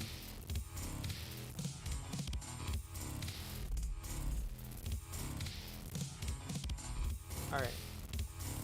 Next trivia question. How many Superman movies did Gene Hackman appear in as Lex Luthor? 1, 2, or 3? How many movies did Gene Hackman appear in as Lex Luthor in the Superman franchise? I was in high school when they came out. Guys did not wear their stuff. No, you're right. Guys didn't wear it back in the 80s. Not really. I'll tell you what, my sister had a New Kids on the Block pillow, and I sure as heck wasn't going to sleep with it. But as a grown-ass man, I can wear any damn thing I damn well please.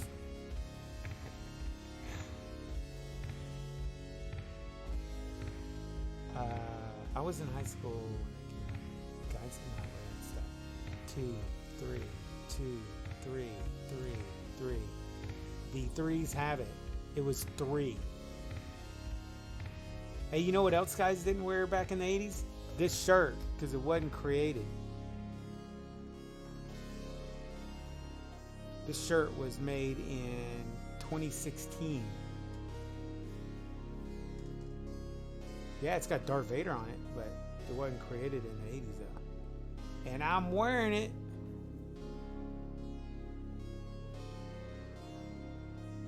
All right.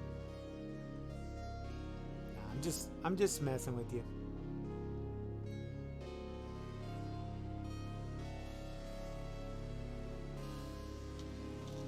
My sister had a New Kids on the Block pillow. She probably drooled all over that thing.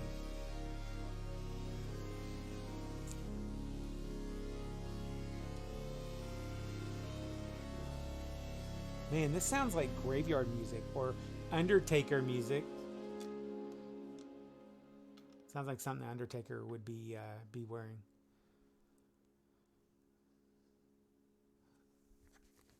Should I wear my hat like this?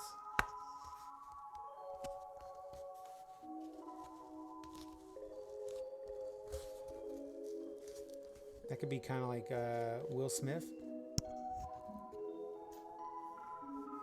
There.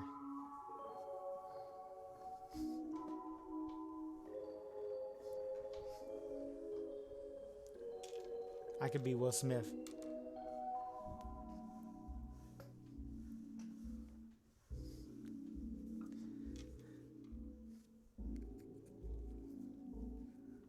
Oh yeah. Oh my God. Yes. Representing. I'm a huge Star Wars fan. I love Star Wars. There's another YouTuber. Look him up. His name is Robert Storms. He wears this shirt like all the time. Like every video that I watch, he has this shirt on. I don't know where I got this shirt, but there's another YouTuber that wears this shirt. I haven't worn this shirt in like a long time, but I love this shirt. It's like really, really soft. It's like the fabric is really, really soft. I love it.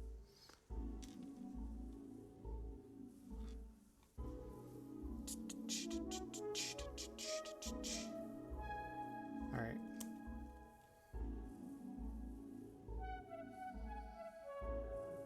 Oh, where'd my other questions go? I love this trivia list. It's a lot better. Who recorded the album Doggy Style? Oh, actually, did y'all answer my last one?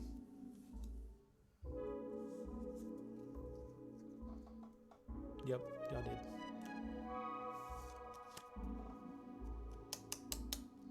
What 2 movies did Gene Hackman win his Oscar for?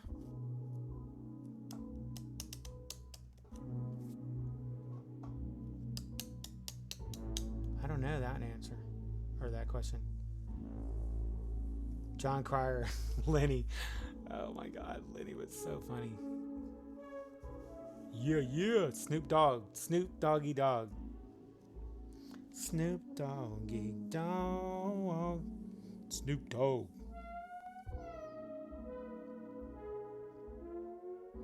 What? Hold on. Magic Johnson revealed he had what disease in 1991?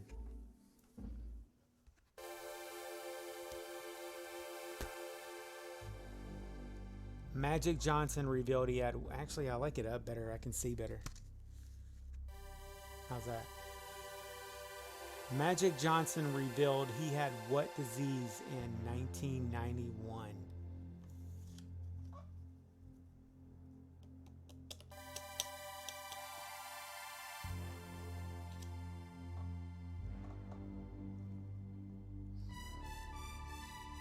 Yep. Ouch.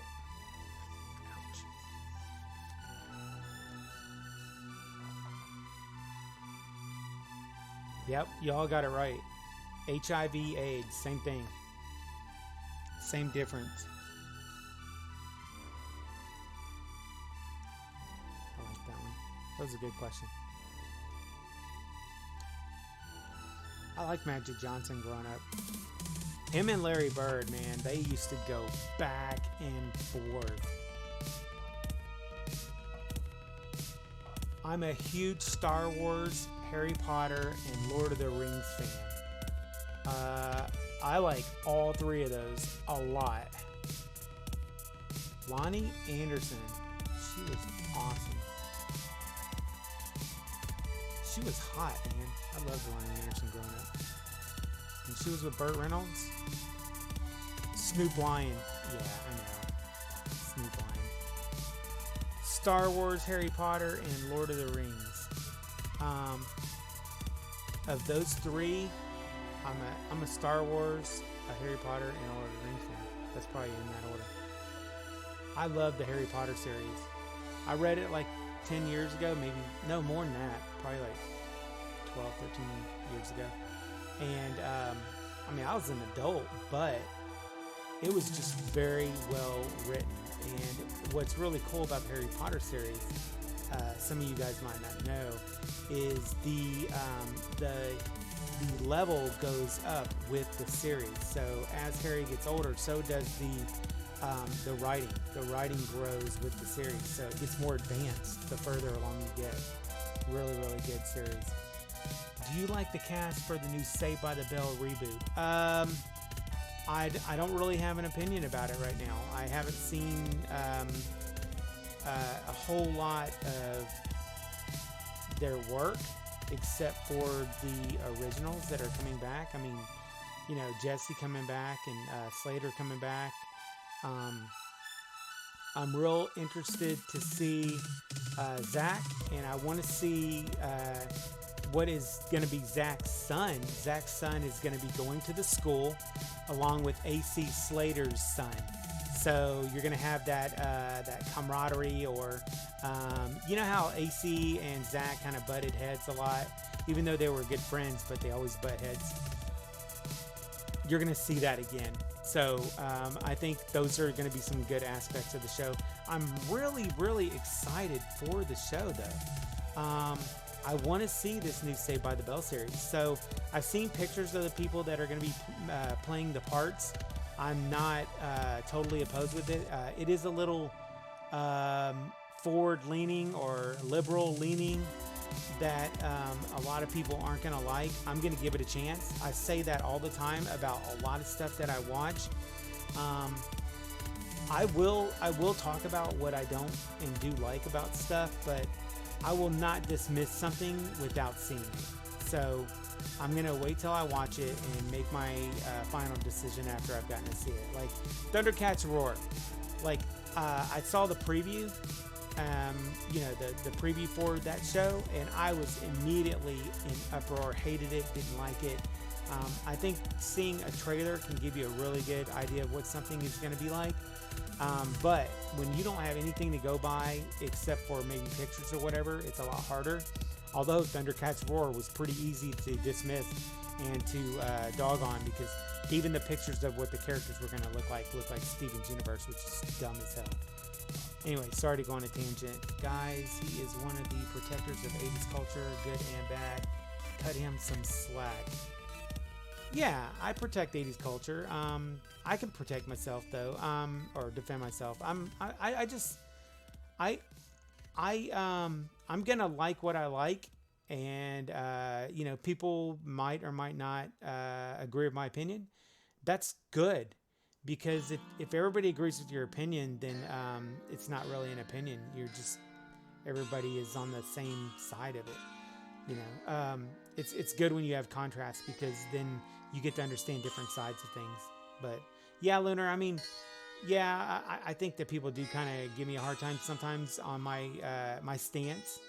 But I mean, I try to make a good argument that I'm not going to dismiss anything until I get a chance to take a really good close look at it.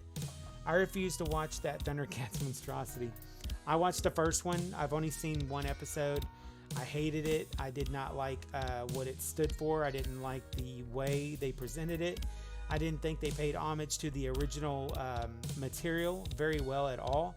In fact, I think they bastardized it and made fun of it, lambasted it, and basically were poking fun at the fans of it. So piss on the people who created it. I can't stand people like that.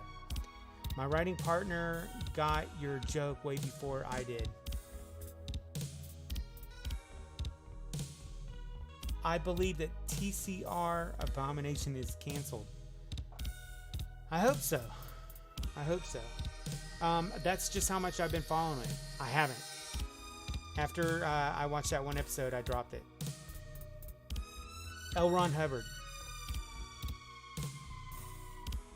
What was that about? Oh, was somebody asking you a question?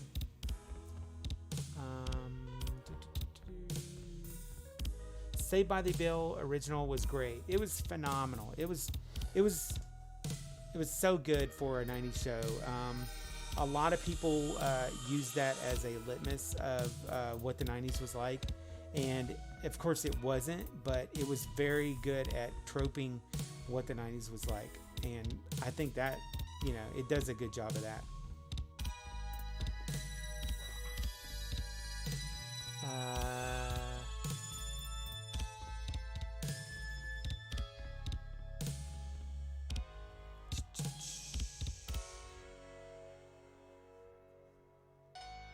Yeah. Yeah.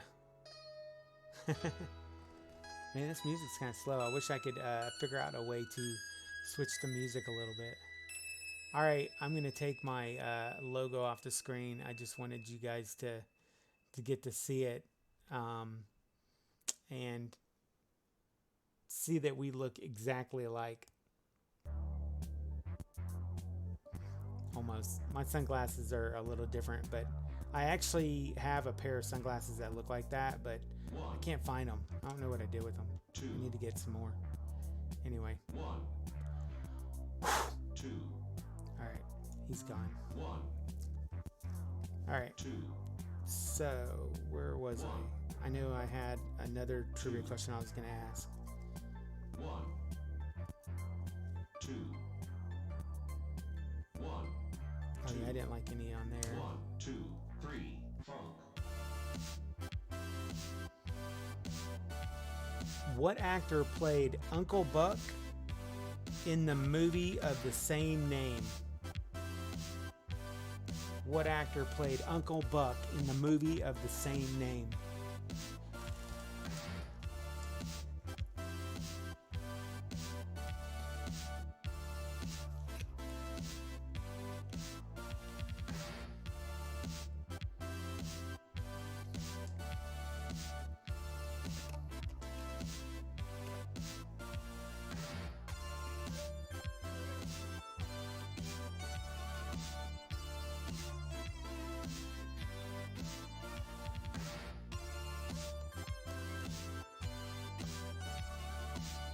Oh yeah, I like the Super Mario Brothers Super Show. Power Rangers is really cool too. Power Rangers are on Netflix, huh? Interesting. That Power Rangers Teenage Mutant Ninja Turtles crossover though. Wait till they see that.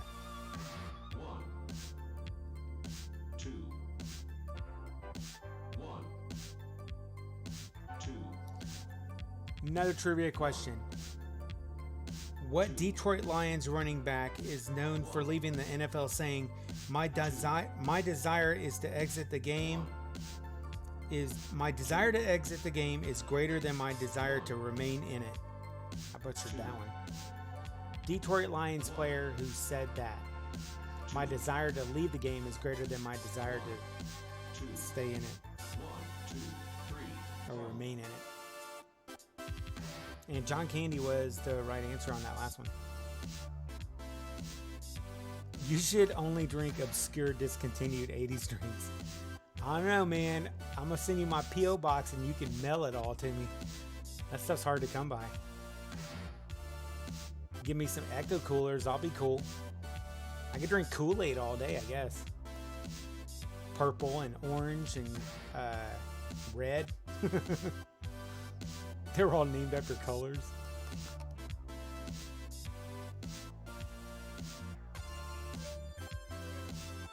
Yeah, this is my favorite running back. Well, between him and Emmitt Smith. I love both of them.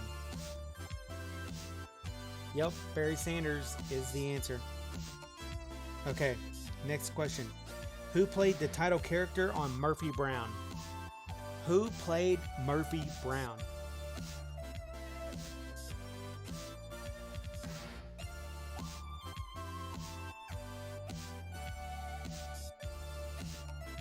Tab, Nitro, Crystal Pepsi.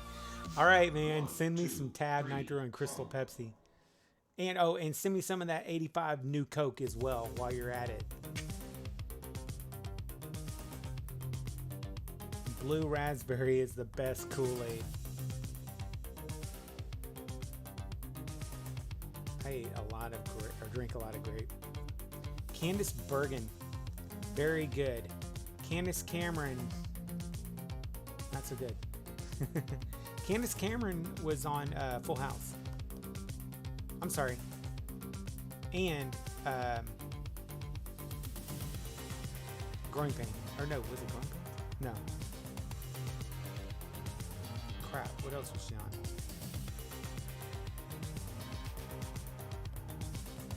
So she was on Full House, but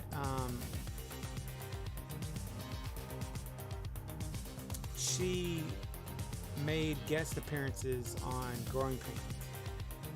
And Kirk Cameron made guest appearances on Full House. That's how I remember it. Anyway, sorry, went on a tangent. Candice Bergen is the correct answer. All right, here's a fun one. This one's a little technology related. So all you IT fans that are out in the audience, out in IT land, let's see if you can get this one. Yes, step by step, you know it. Her brother was on Growing Pains. Yeah.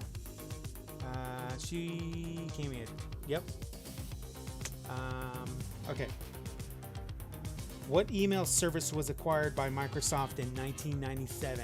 What email service was acquired by Microsoft in 1997? I currently have an email address with them. I don't use it except for junk mail. Step by step, I remember that.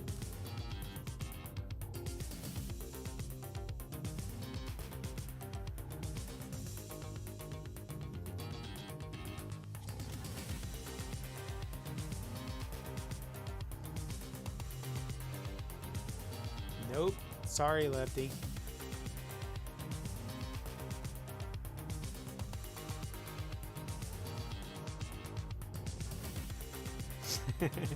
I like y'all's 90s answers. Those are good. They're wrong. I went to the UK a couple years ago. William got it. It was Hotmail. Bing came out in the 2000s.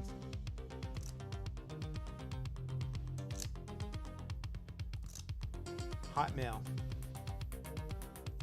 Remember Hotmail? Yep. 80stud@hotmail.com is not my email address. Okay. Next question. Who played Bobby Ewing in the TV show Dallas? I loved Dallas growing up. Dallas was a really good show. Y'all remember when they were saying who shot JR? I don't know if y'all watched Dallas back in the day.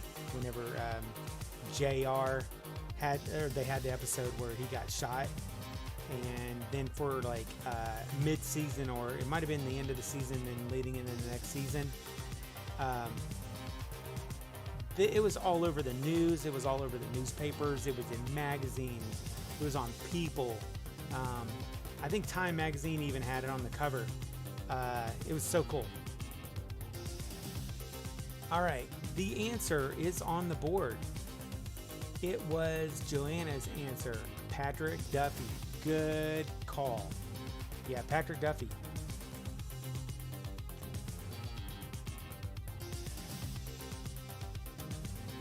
Dallas was the OG for reals. Dallas was awesome. I love that show. I have not watched the new Dallas TV series though. The one where Larry Hagen's really old. It's a new series. I have not seen that one.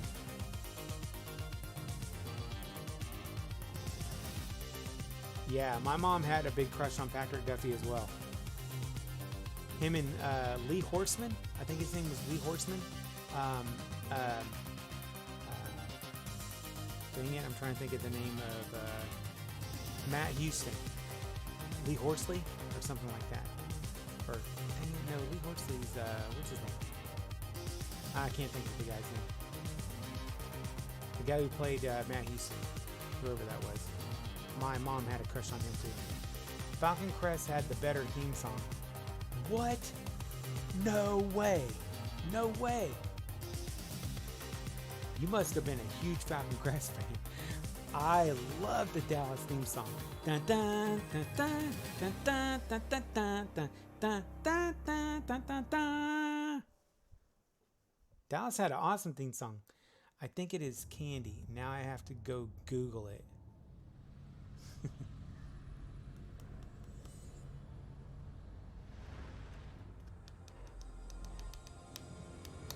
Got my Patrick D's mixed up. Patrick Duffy was on Dallas. But I'm trying to remember who was the guy on Matt Houston.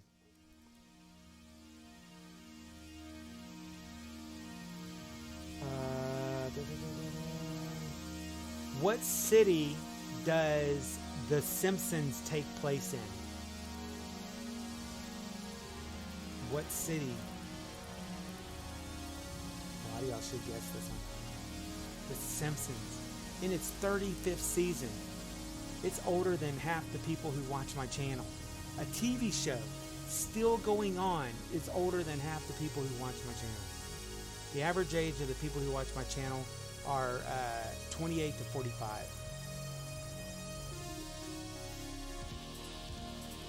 Let's see, Springfield. Yep. Dang. Okay. Obviously, there are some fans of The Simpsons in here. Wow. Yeah, The Simpsons are great. One of the greatest. It's interesting. It's like every couple of years they kind of change who the target person is that the show's going to be about. I mean, remember it'd be like about Maggie, and it'd be about Bart, and it's like every year they kind of moved around. Remember seeing it at the end of Tracy Ullman's show? Yeah, that's where it got its start. Yep, that's where it got its start on the Tracy Ullman show with a Christmas episode. I think it was called the Yule log or the Yule time log, something like that. Damn, I didn't know that at first until I read it on screen. Hey, Rico, what's up, man? Welcome back. Dude, I know. Almost 4 hours I've been on here streaming. I can't believe it. I need to actually start getting ready to get off of here. I need to hit the hay so I can get up and get some stuff done tomorrow. You guys are really fun to be around, man. And you know what's really cool about this is, yeah, I'm the one on video. I'm the one who's got the channel, but I'm actually getting to know a bunch of you guys pretty well. Like, I know who like answers first. I know who likes certain things, like who has certain interests. It's kind of cool. I'm actually learning a lot about my audience. It's really neat. I don't know who here is like new here. If you are new here, I would love to have you as a subscriber. I'm trying to grow the channel. I would love to, have you as an audience, and I always take input from people. I'm not too big for my britches. I'm not like one of those people who like tries to act all like I'm better than other people, because I do this because I love it, and I want to make retro topics more well known and more popular and more interested. And I think that's what I'm trying to do. I'm gonna hop off, gonna go play Monster Hunter. So thanks for the trivia, had fun. Please do it more in the future. Yes, Baco, I will probably be doing this more often. Probably not as long of a live stream in the future, but I will definitely do it again. So thanks for hanging out. Simpsons peek at the episode where Bart plays Homer in video game boxing.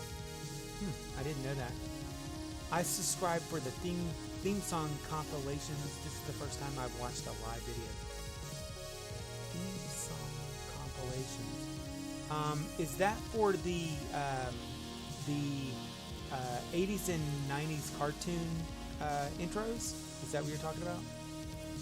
Night, Bucka. These trivia nights happen pretty late here. Oh, where are you at? Or what time is it there?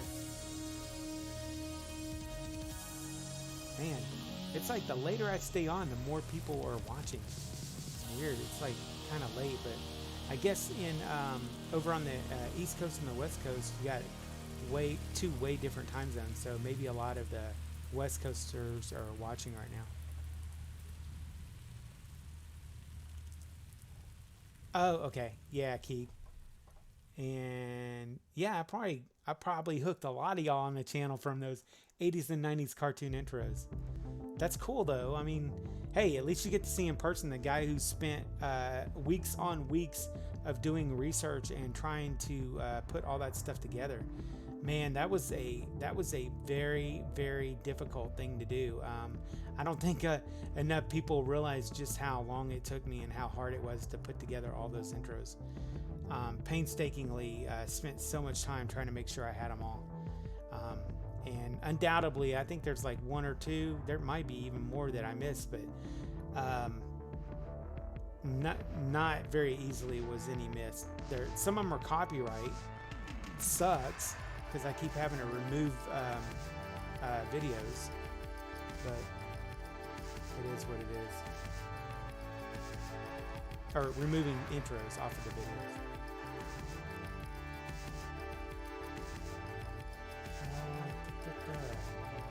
Subscribed after watching your Thundercat video. Oh, is that yeah? Which one? I did a couple. One of them I really flamed them before the series came out, and then I did another second flaming after the series came out, and I pretty much hated it.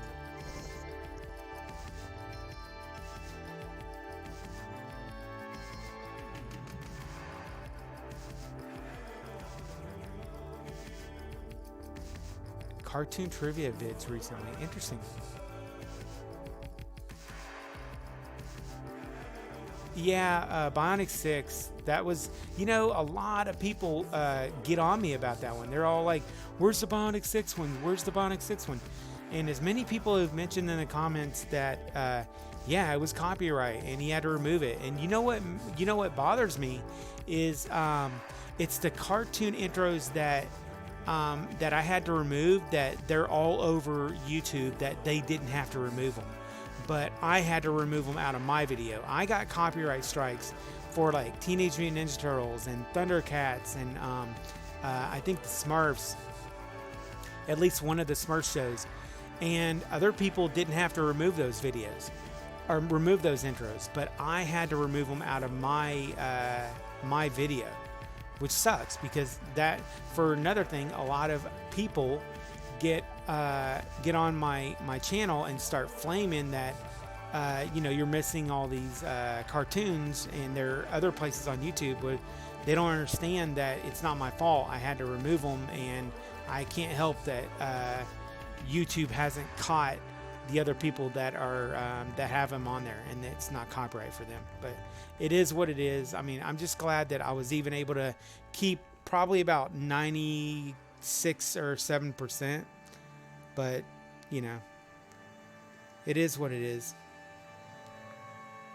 Yeah, Bionic 6, I had a pretty good cut of it, but it wasn't beautiful.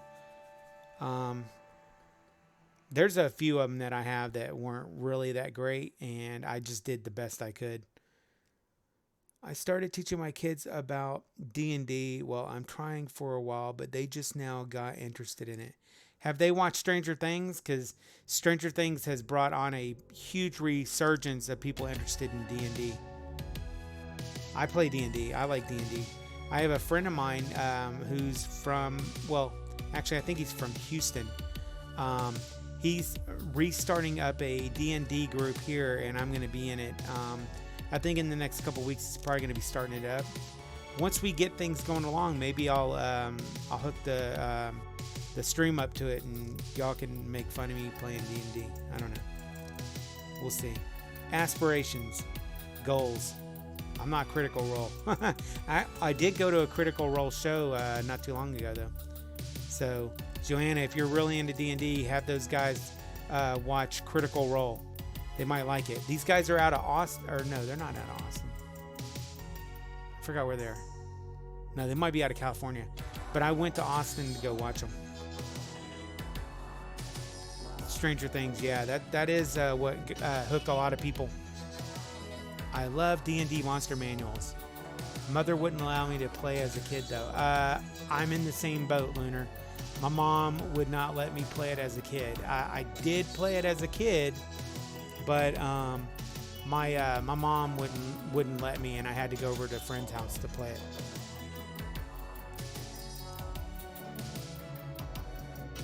Yeah, D&D's kind of its own thing. It's a very niche crowd. It's not an easy sell. And you know what?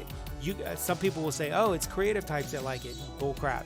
There are a bunch of different types of people that like it and a lot that don't. So, yeah, it's just one of those things that you either like it or you don't.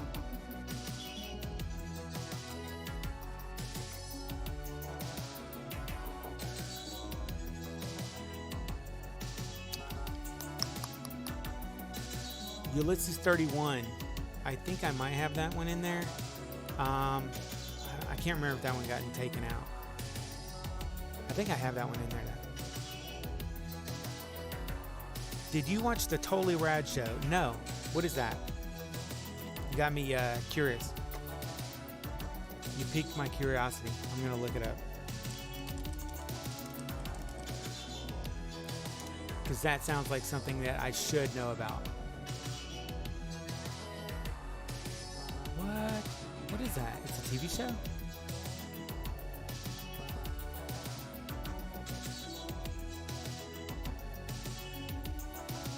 Oh, dude, this is definitely something I would watch. Yeah, the Totally Rad Show on YouTube.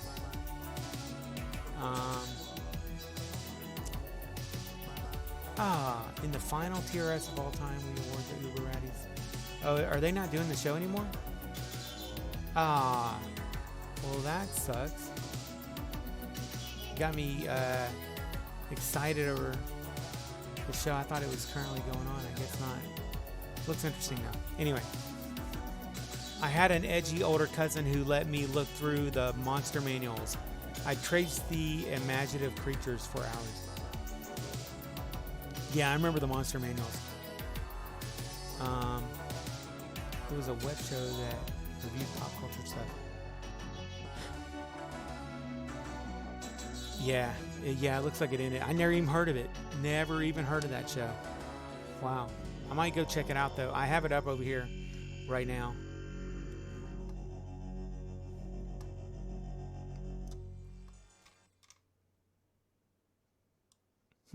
That's interesting. One of the hosts went on to direct movies, and another is doing a D&D show now. Wonder what D&D show he's doing. I was talking about Critical Role a little bit earlier. But speaking of Critical, I'm starting to get tired, guys. I'm going to have to start winding down. I'm going to do a couple more trivia questions. But I'm getting tired. And it's, let's see. I'm about to hit the 4-hour mark. Holy smokes. I honestly can't believe I've been on here talking for this long. Let me take another swig of Powerade, which I think is Lunar that told me I need to be drinking Gatorade.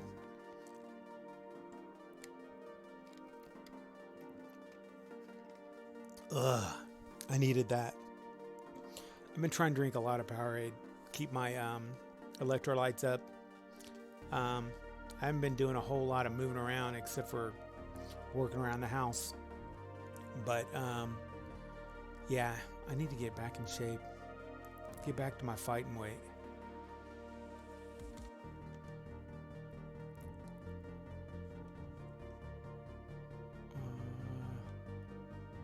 Ooh, hold on. Let me do this trivia question, then I got one question for you guys before I go.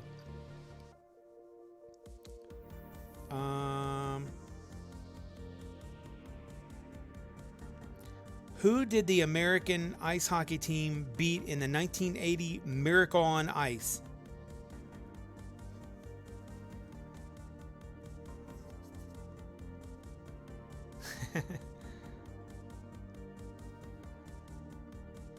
Who did the American ice hockey team beat in the 1980 Miracle on Ice?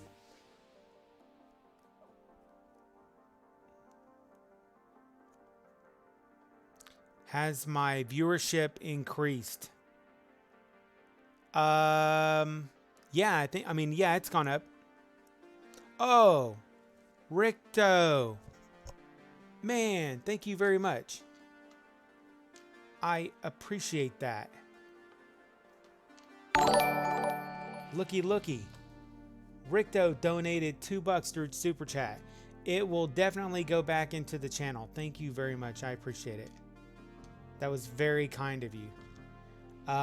Just for that, I'm going to stay on for another 15 minutes. I appreciate that. I don't want you to do something like that and then me just jump off. I was going to jump off at 4, but or after the 4-hour mark. I am at 4 hours on here. Oh my God. 4 hours online streaming and chatting. I feel like a damn Twitcher. I feel like a Twitcher. Oh my gosh. Yeah, the Soviet Union. Russia. Iceland? No, I think, you know, you might be onto something though. I think maybe it was Iceland that they played in the semifinals. I can't remember who it was, but Miracle on Ice. Have y'all seen the movie Miracle? It's got Kurt Russell in it.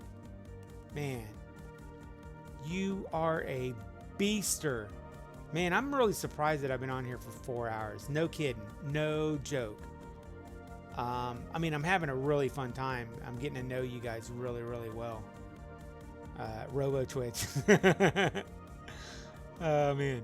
I don't think I've talked to my own family that long. Well, you know what? Hey, I gotta say that's a good thing that that I'm even able to keep an audience that long, because I don't find myself particularly interesting. I think I like to talk about interesting topics maybe, but I personally don't feel like I'm very interesting. But I try to have a good time when I'm on here, and I really, really extremely enjoy hanging out and chatting with you guys. This is a whole lot of fun. It's really cool. We're having fun. Yeah. I only guess Iceland because of Mighty Ducks 2. Oh, yeah. Hey, they're making another Mighty Ducks as well. Yeah, Disney is making a new Mighty Ducks TV show. And Emilio Estevez is coming back for it. At least that's the latest that I've heard. So whether that'll be the case in the end, I don't know.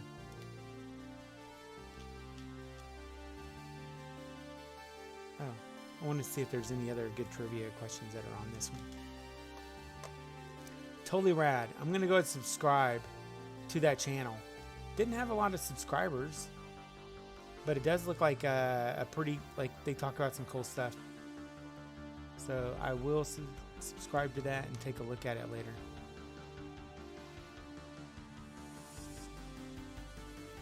All right.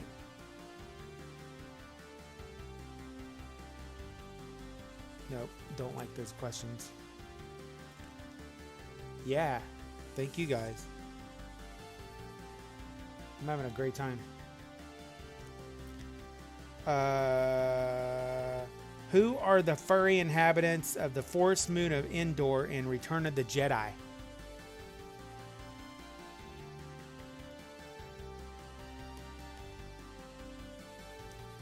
Return of the Jedi. I love that movie.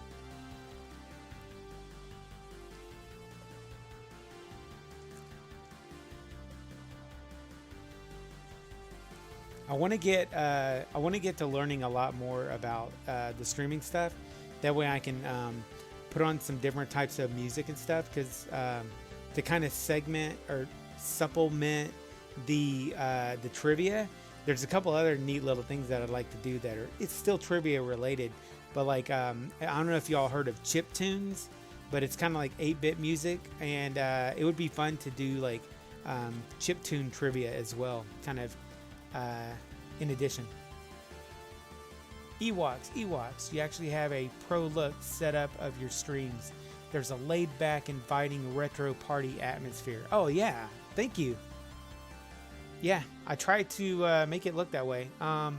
If it looks pro, that is really cool for y'all to say, because I mean, I put a lot of work into it, but it's nice to know from another person's standpoint of what they think of it, because I can think anything I want about my channel, about my videos, about the way I am on camera, about my thumbnails, about the way I do my intros, about my music, all those different things. And I really don't know if it's any good or if it's all crap. So hearing input from you guys on things you like, things you don't like, things that I could do better, those are the things that I want to know. Because if it makes me better at YouTube, so I can build the channel more, that's what I want to be doing. I will not change, so I will still do the things that I love to do. I will talk about the topics I enjoy, but I will always take y'all's input to heart to help me build the channel and make it better. So thank you for that, Lunar.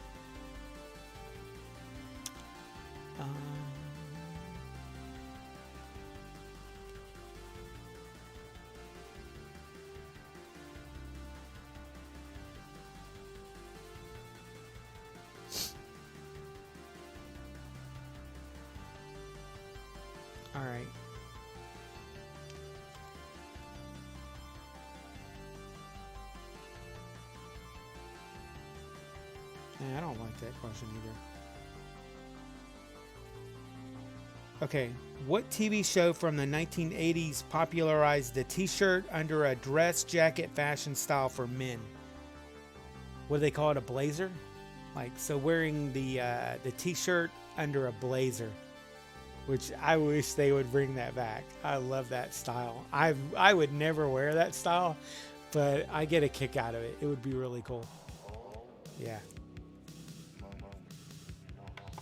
When retro interviews, what does that mean, Ricto? What do you mean that? What do you mean by that?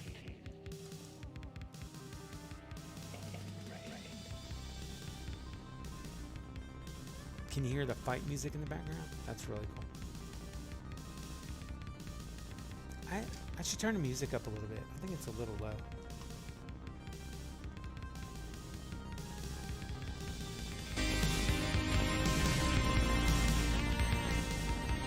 Maybe more like around there. Can y'all still hear me pretty good? I'll turn it down just a little. Miami Vice.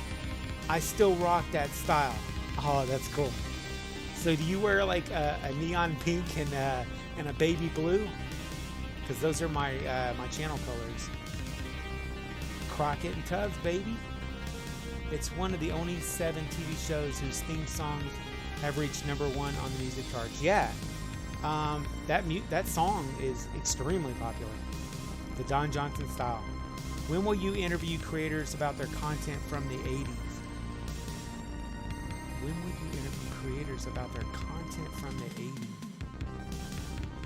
Are you talking about like popular 80s actors and actresses about that kind of stuff? Because what do you mean by content from the 80s? Miami Vice, watch it religiously now. Music a bit too loud. Okay, I'll turn it down just a little more. Let me know what y'all think about that. See, this is the thing. I'm still really early in learning to live stream, so I appreciate you guys being patient with me on, I like doing trivia and stuff, but I also need to, try to oil the chain a little bit and get it running better. So, just the channel looks a lot better, and I'm able to do the things that I really want to do, because I really want to be able to like just pull in like web pages that I want to show you, and change music, and just on the fly be able to do creative things that I want to do. And I'm doing some things, but I have a lot of aspirations is what I'm trying to say. So we'll see how it goes, but that's what I'm trying to get to. And oh my god, 4 hours. Can you imagine if anybody, I doubt anybody will, but if anybody were to go back and watch this whole feed? This is why streaming is not for YouTube. I mean, it's great to do, but I will look at the analytics in about 2 weeks and see like if anybody actually watched the video all the way through. Besides you guys that are on here with me right now, there's a couple of y'all that have been here since I started the stream. It's crazy. And then some of you were in here in both of my last 2 streams. And then some of y'all were in here in my last stream. This, in case you didn't know, is my 3rd ever stream. So I'm still learning. I'm learning the ropes.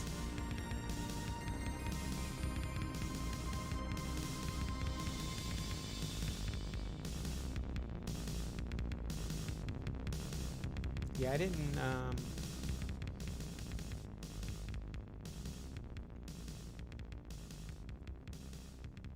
Yeah, I know of Decker Shadow. Oh, they do? Wow.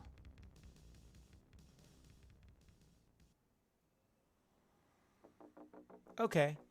Yeah, I've only done 1 interview ever. And have y'all there's a TV show on Netflix. Oh crap, I can't think of the name of it. The toys, oh crap. I'm gonna look it up.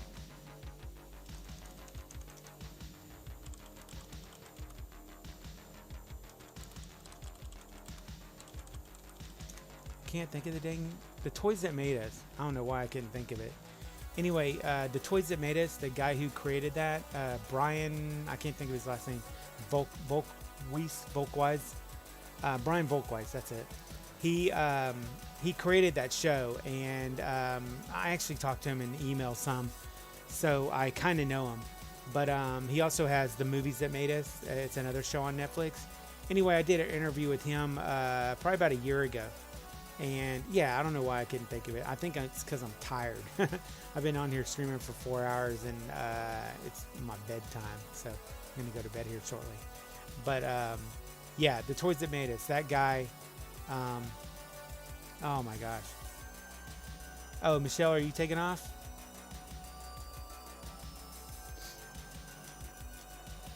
I didn't even see.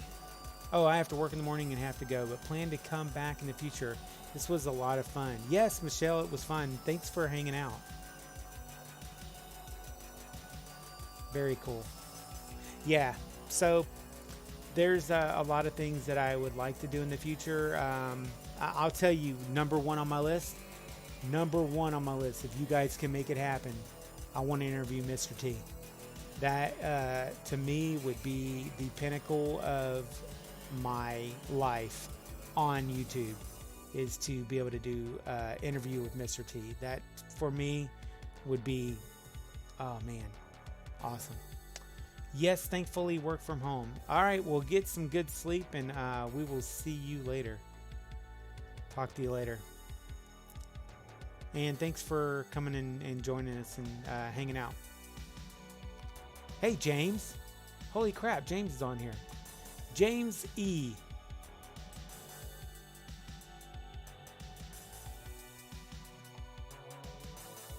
Oh, wow. I didn't even realize you were on the stream. Unless you said something earlier. James is a long-time subscriber to my channel. He's been on my channel for a long, long time. I mean, when I say long, I mean, you know, as long as I can remember. I've had my channel for about 3 years now, and I know he's been on here for a while. And he comments a lot, too.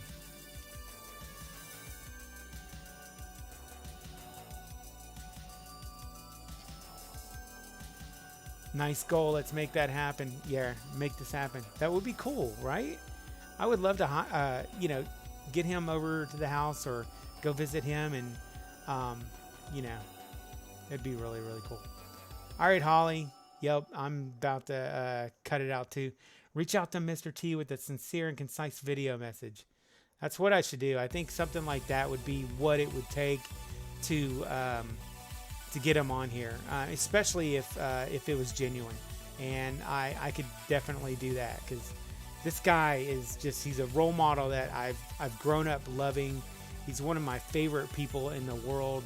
I look up to him. I've followed him as long as I've known him, you know, being an actor and being around, and he's just a really cool dude.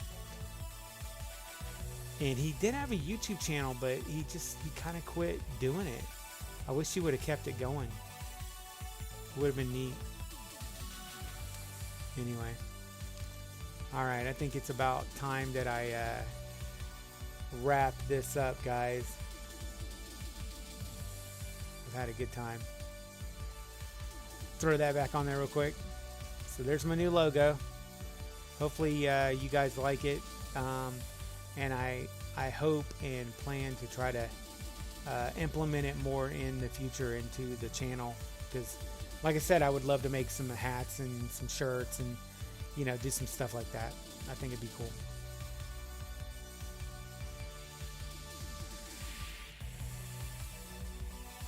Oh, really? IMDb Pro has contact info for agents. I did not know that. That's a really cool thing.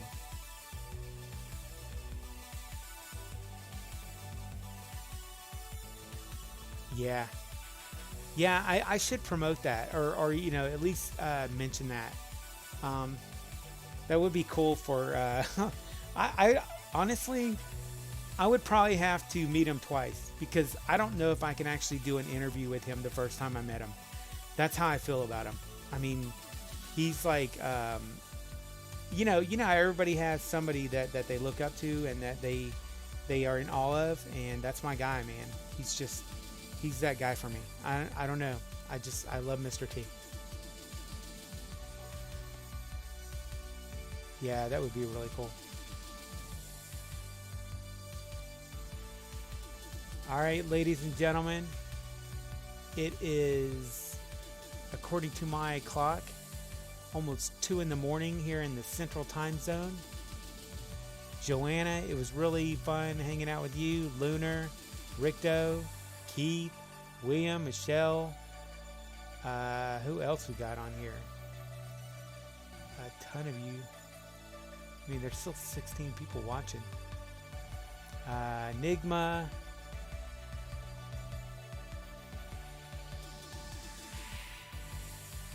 Anyway, a whole bunch of people. Ricto, if you check it out, man, upstairs, now you can see that I actually have it where the people that donate, it shows their name up. So I wanted to make sure that was working. Yep. All right, fam. I will catch my peoples later. It was really fun getting to hang out with y'all. I'm not sure when I'm going to do the next stream. I might try to do these on the weekend. So we'll I wish there was an after party. Oh, that'd be cool. I could sleep while all y'all are upstairs like banging and making me come up there and tell y'all to shut up and go to bed.